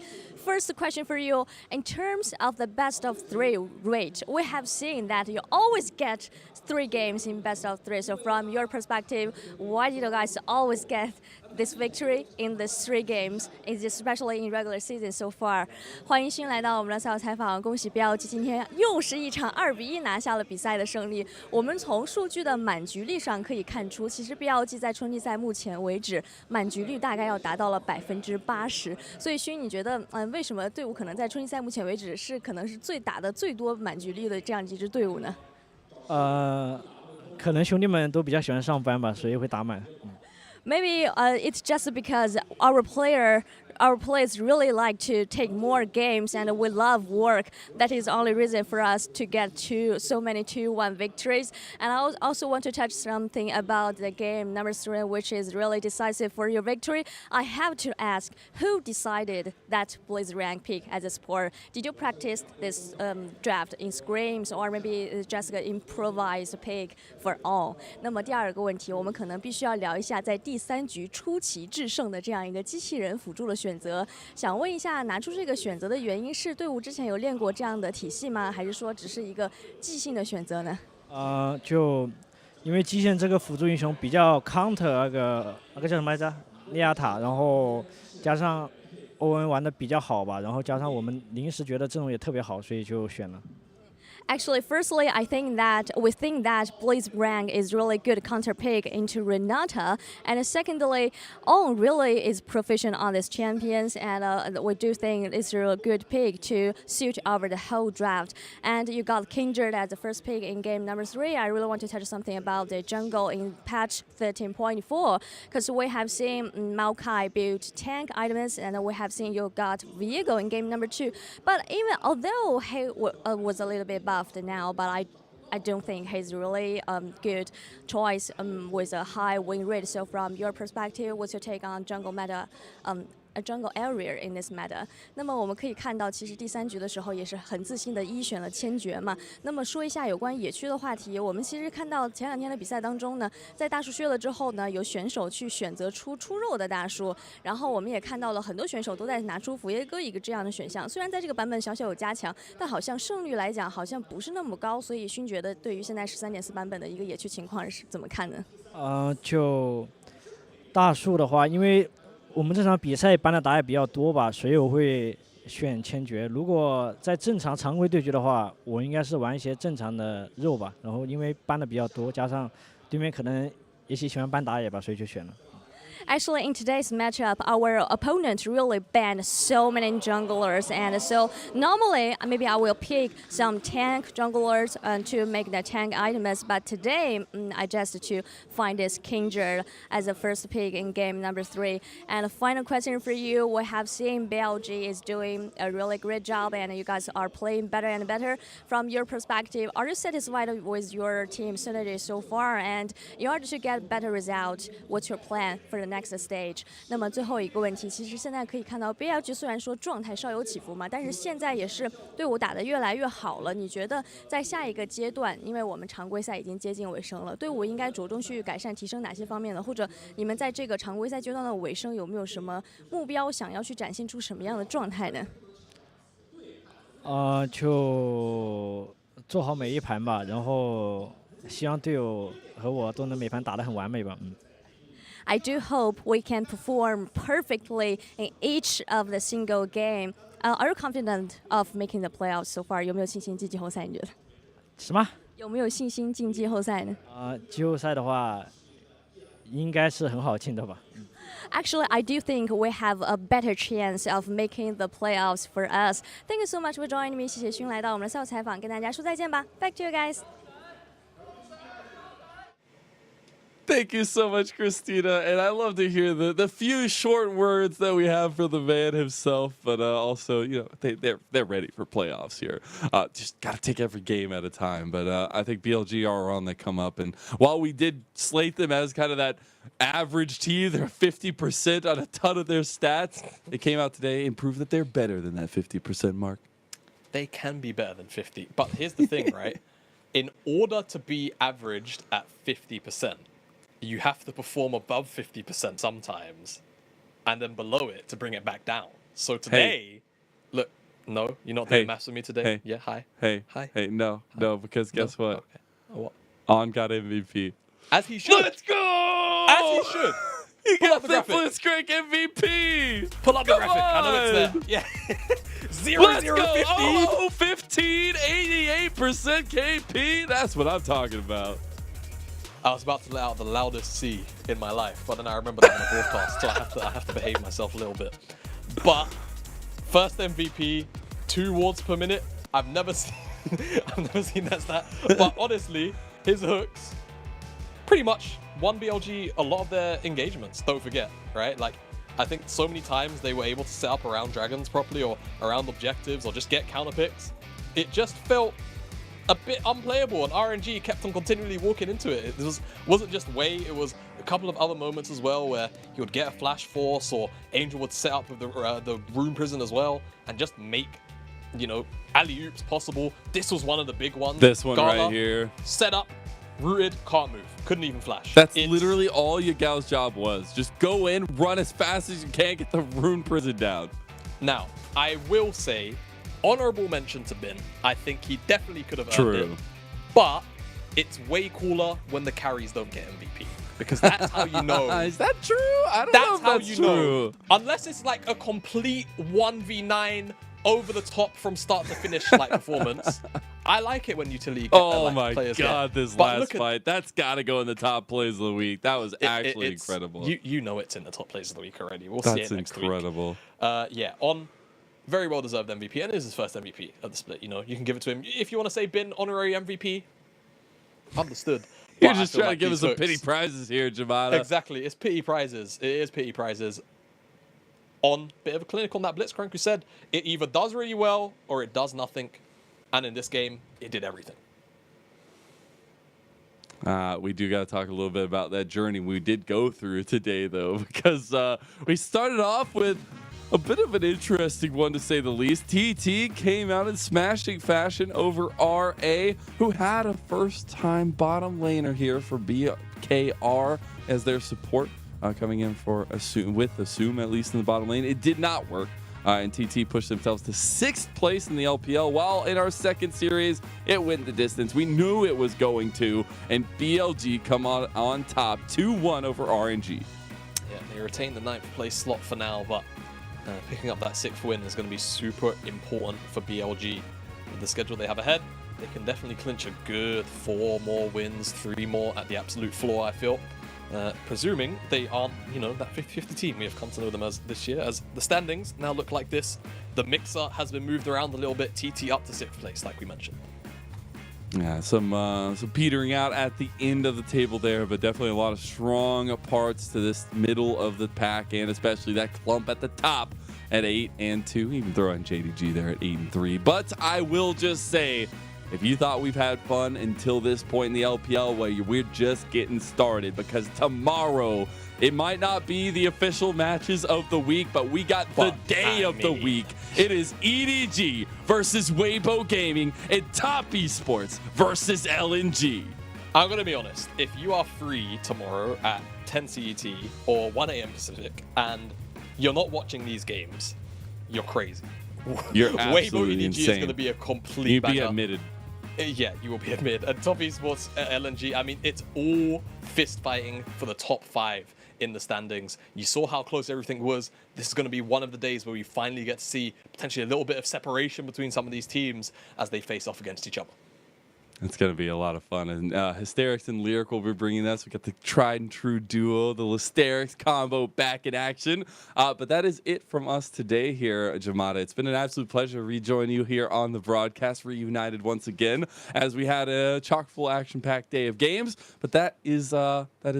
So we'll have to say goodbye for now. But again, LPL is on every single day, so I know you will not all miss the LPL. But I got to give a shout out to the production team who makes us look so good behind the scenes somehow, some way. Thank you all. And to the audience, to the players who make this a possibility, make this a dream of ours. Wouldn't be here without you. Thank you again, Jamada, and thank you all for watching. We'll see you tomorrow night for some more action in the LPL.